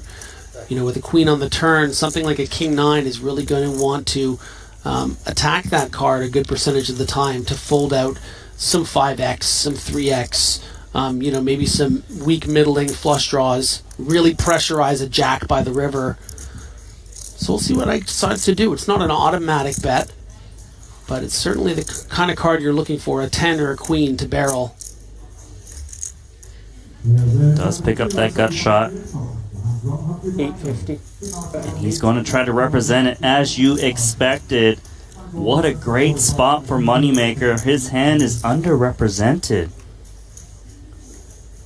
Yeah, and I think important here to remain calm. Recognize that if somehow Ike Haxton has a better hand than you, the money's going in anyway. Let's keep his bluff range in here. Let's just call here and snap him off on most rivers. Certainly an argument, to just shove in the other 2 million. Well, he is going to rip it in. Just deny the equity, and Haxton going to hate that as he doesn't get to see the river card, and Moneymaker is continuing to build, making those chips up to 8.5 million. Yeah, and made more, a million plus more chips than we would have in that hand by playing it a little more sneaky and not just shoving pre-flop. So, that's a great thing about, the eclectic group we get here at Triton is it's not just these pros playing a lot of these hands very similarly. It's guys like Moneymaker who are going to play a little outside the box and really trip up someone like Ike every once in a while. And it's working for him. He's got a stranglehold. Most players don't know how he plays. It's good fundamentals. A little bit of a twist.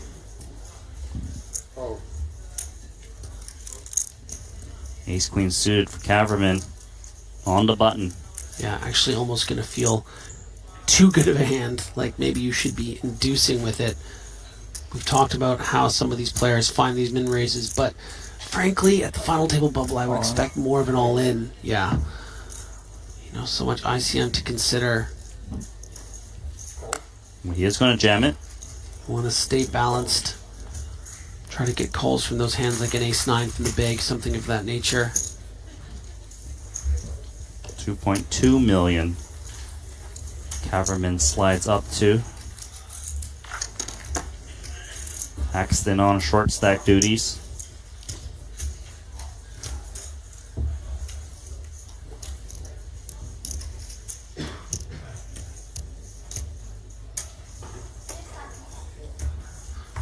There's Morton Klein with around 2.8 million.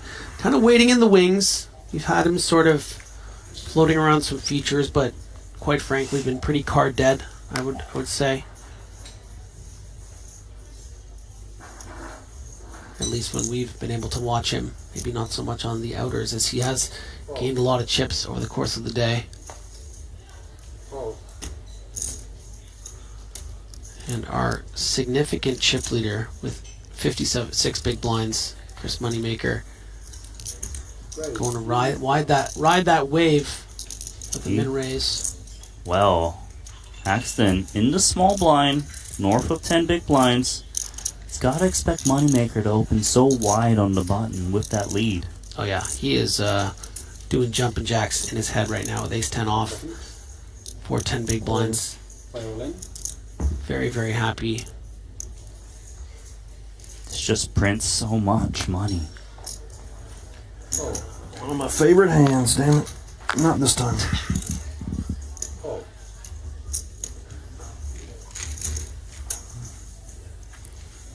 Moneymaker laying down. One of his favorite hands, 6-5 suited. As expected against the all-in jam. Waiting for somebody to say, one of my favorite hands, and just call with kings. I already doubled up with that hand in this tournament once. I didn't feel it this time. It was kings. I feel like you would have to have aces, or you would get punished. I don't know. If you did that with kings, you would just lose to ace 8 off every time. I demand someone to do that move by the end of this trip. My favorite hand. Call. And Moneymaker taking the chip leader responsibility seriously with these loose-ish opens. The cutoff and button. I like it. I really like it. Spencer, he's going to like the ace-queen in the big blind. Let's see how he responds with this 22 big blind stack in the big. Yeah, this is, I mean, I have to imagine all going in here. Way too high up in your range. Acquiring some chips.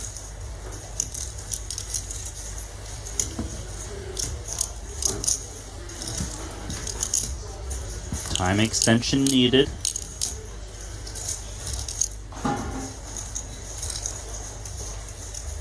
Spencer starts his hand 5th in chips.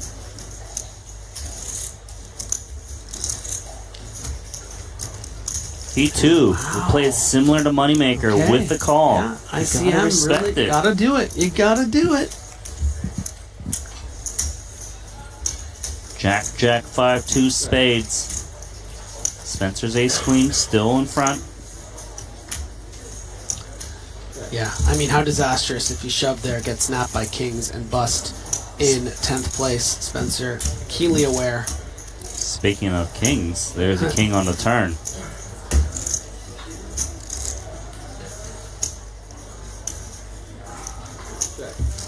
Moneymaker, check once again.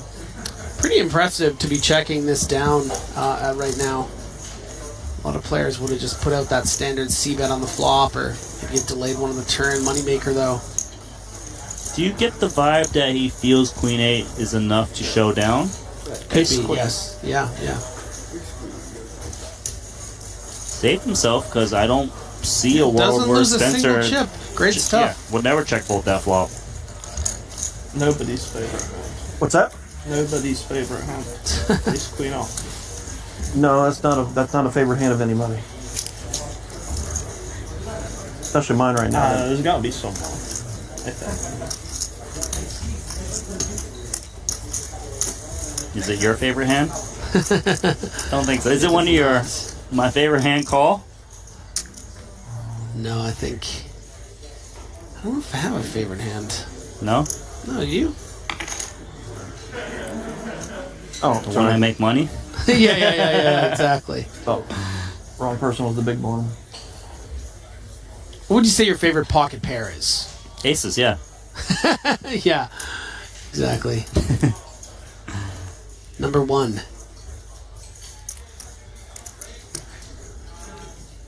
$5 300.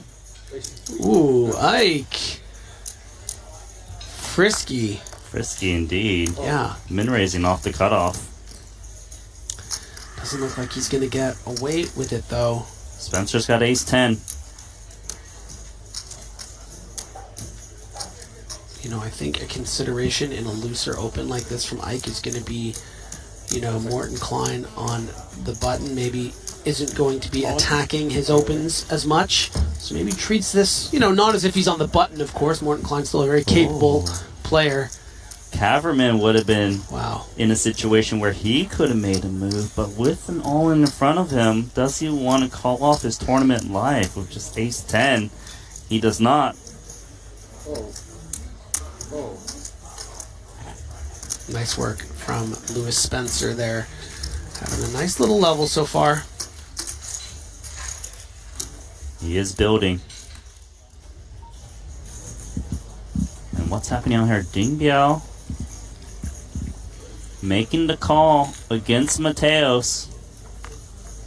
Jack 7 deuce, 2 diamonds, ace of diamonds on the turn.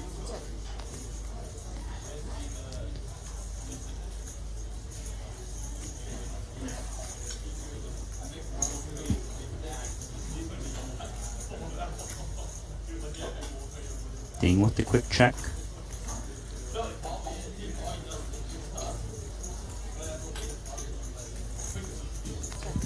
As does Mateos. 6 is a blank.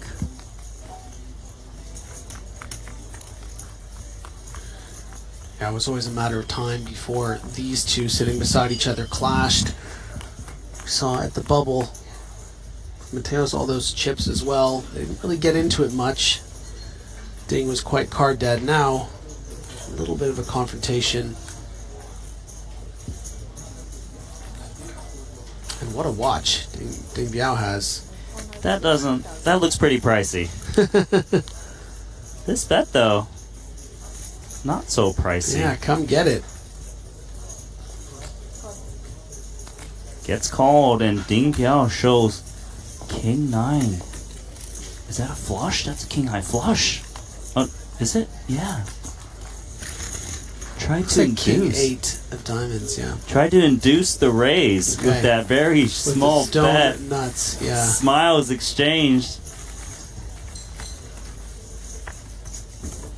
A little bit of fun there.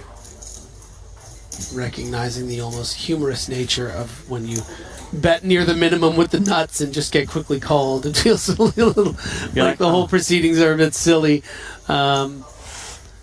But yeah, able to get out a tiny little bit of value there on the river with the min bet, 150K. Intentions, of course, was to try to induce a raise. Mateos did not oblige. Now we're back to the feature where Haxton's got Jack 10, and he's going to raise once again in the hijack this time. Yeah, pretty liberal opens here from Isaac Haxton. The last hand with the 10-7 suited. Now with the Jack 10. Queen 10 offsuit dominating the Jack 10. And this is the spot of trouble too, is that there will be some dominating tens, dominating jacks that could be in the range of the caller. In this case, it's exactly what's happening. All the same, can't fault Isaac Haxton for taking these two big cards, trying to get one through. We are, of course, only playing 5-handed. Trouble for Haxton. Middle pair open into straight draw against top 2 pair on this flush draw board. Yeah, I'm very curious to see if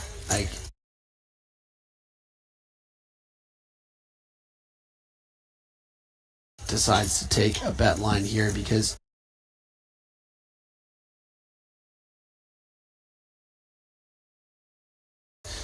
you need to play for stacks here if you bet and get raised. And do you want to be bet calling off here with the Jack 10? Are you too short stacks starting with 13 big blinds? Probably.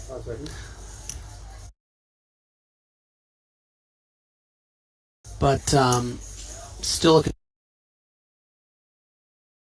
consideration. Yeah, maybe just check back, not just get it in against a dry queen. And wow, there you go. Gets there with the straight. Moneymaker. Not liking this board run out so far. And you're getting one, maybe even two streets here from this straight based off the holding that Chris Moneymaker has.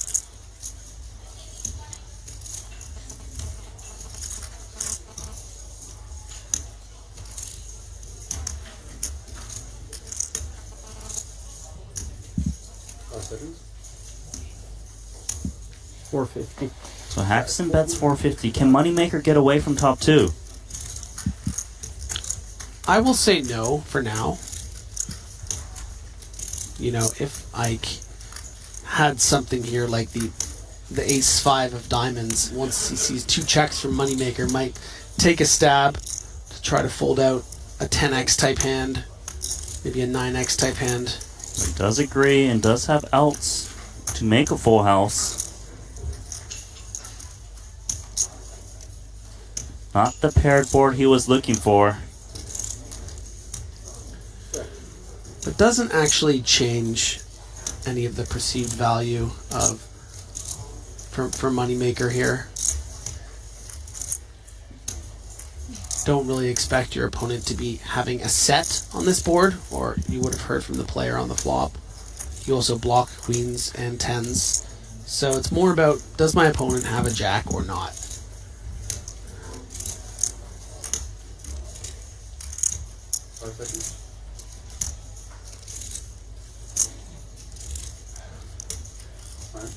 Haxton deliberating.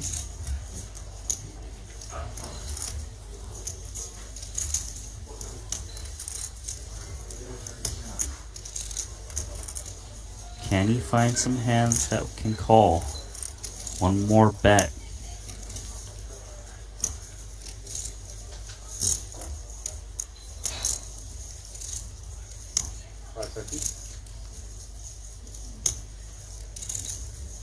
Does check it back, playing it safe.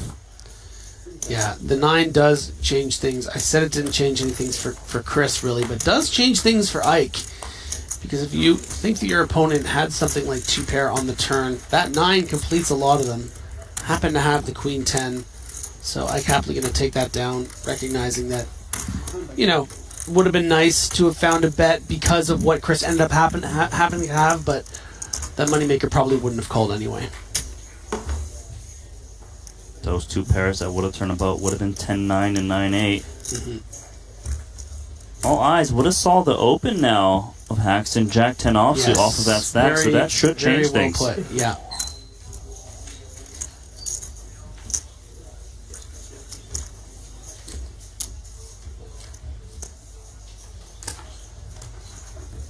And Byron Caverman now the significant short stack on our feature table here with just 12 blinds. Morton Klein up there with 18. Ike Haxton now 20 big blinds at 3 million chips. Klein not getting hit by a deck by any means. Just the bottom end. Pocket 4s in the small for moneymaker. Yeah, really only one of 2 ways you should play this one, I think. Open shoving for the 20 blinds or limp shoving, maybe inducing a light ISO from the very capable Isaac Haxton. Come on. Yeah, there it is. He agrees. Attaboy, Chris. Have a go. He knows it. He's done his homework.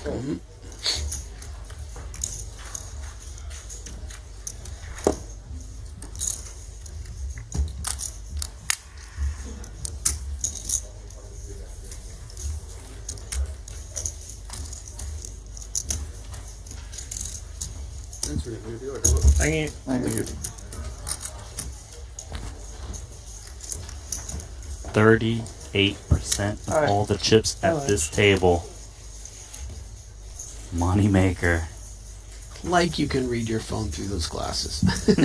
Yeah, it's just a reflection. Yeah. For show. Don't recall him wearing... Oh, he did wear sunglasses. I remember when he did win that main event. There it Forget is. which year it was. Regardless, Caverman, 12 blinds, 1.8 million. 2003? That sounds about right. Not much for quiz guy, so maybe the chat can follow through with that. Yeah, there are the chip stacks. We just spoke about them. Moneymaker significantly, not just on this table, but the entire field has 10 big blinds more than Ding Biao's second place amount of 5.6 over on the other table.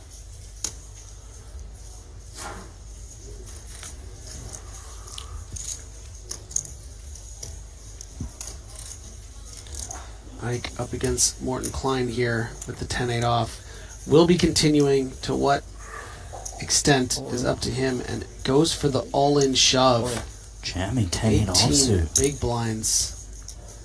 I'm a little bit surprised at this. It's of course going to work out against the 6-4. Maybe believes that Morton going to be put in a lot of situations where he's not going to feel comfortable calling even something as good as, you know, an ace-8 or something of that nature. Maybe some reasonable kings, I could imagine. Yeah, like, no. they would call 10 blinds off of 18, I don't know. I'm not calling, you know, king 10 off for 18 big blinds, you know what I mean? So fair enough. Yeah, a lot of ICM pressure and a shove like that. Alright, for the record, I did open up the YouTube chat. 2003 is correct. There you go. I'm on fire today. You're on fire, yes. You got one quiz question right. Congratulations. No, earlier I had a couple moments. I cold called Ivy's hand once when the card thing hadn't come up yet.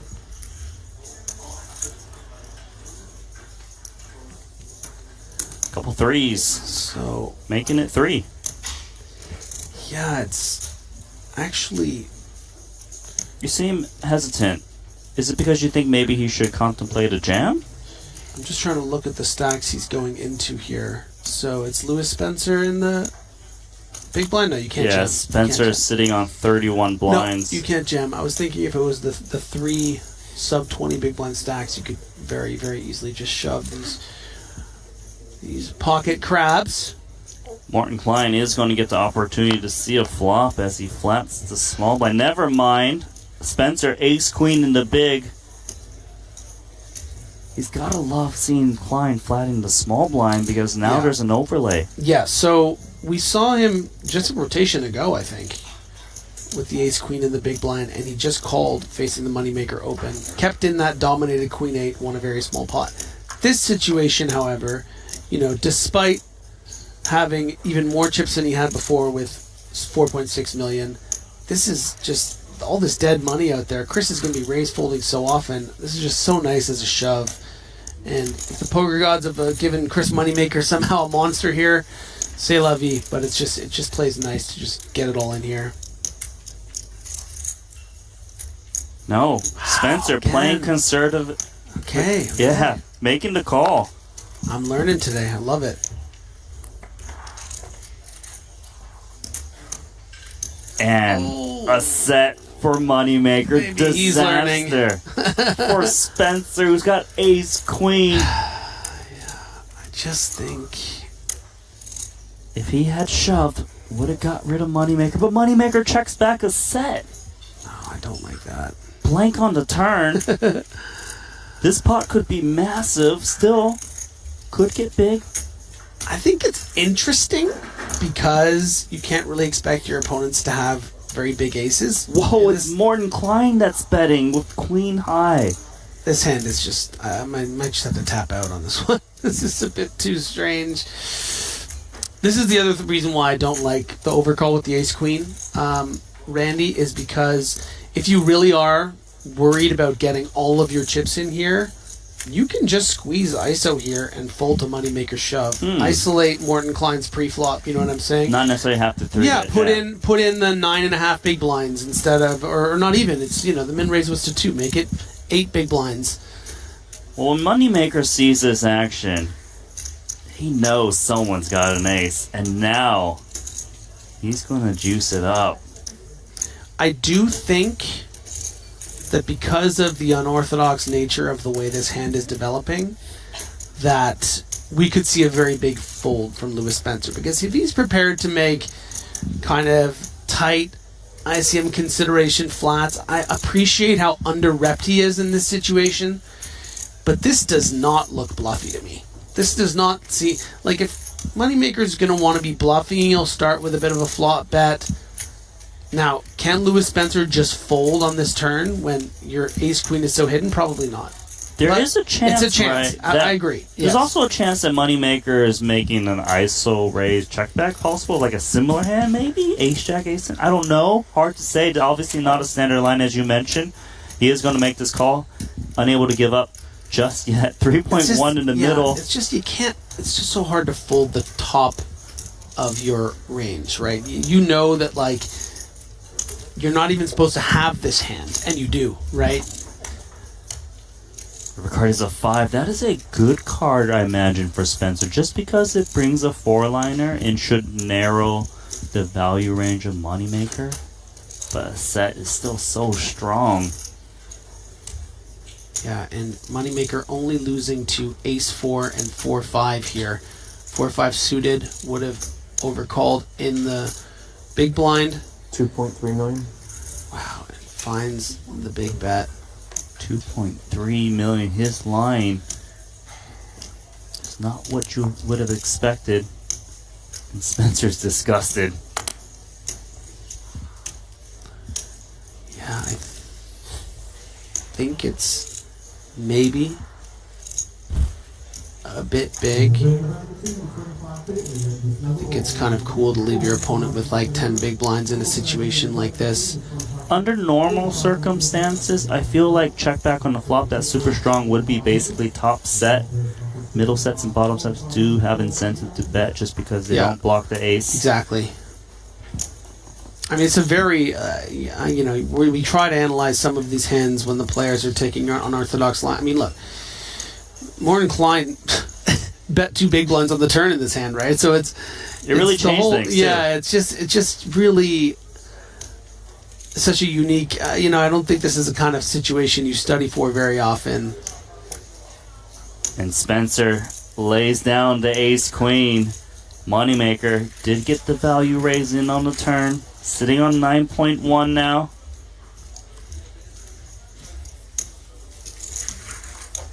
That hand could have played many different ways, whether it's pre-flop, flop, or turn. Does end eventually in the hands of Moneymaker.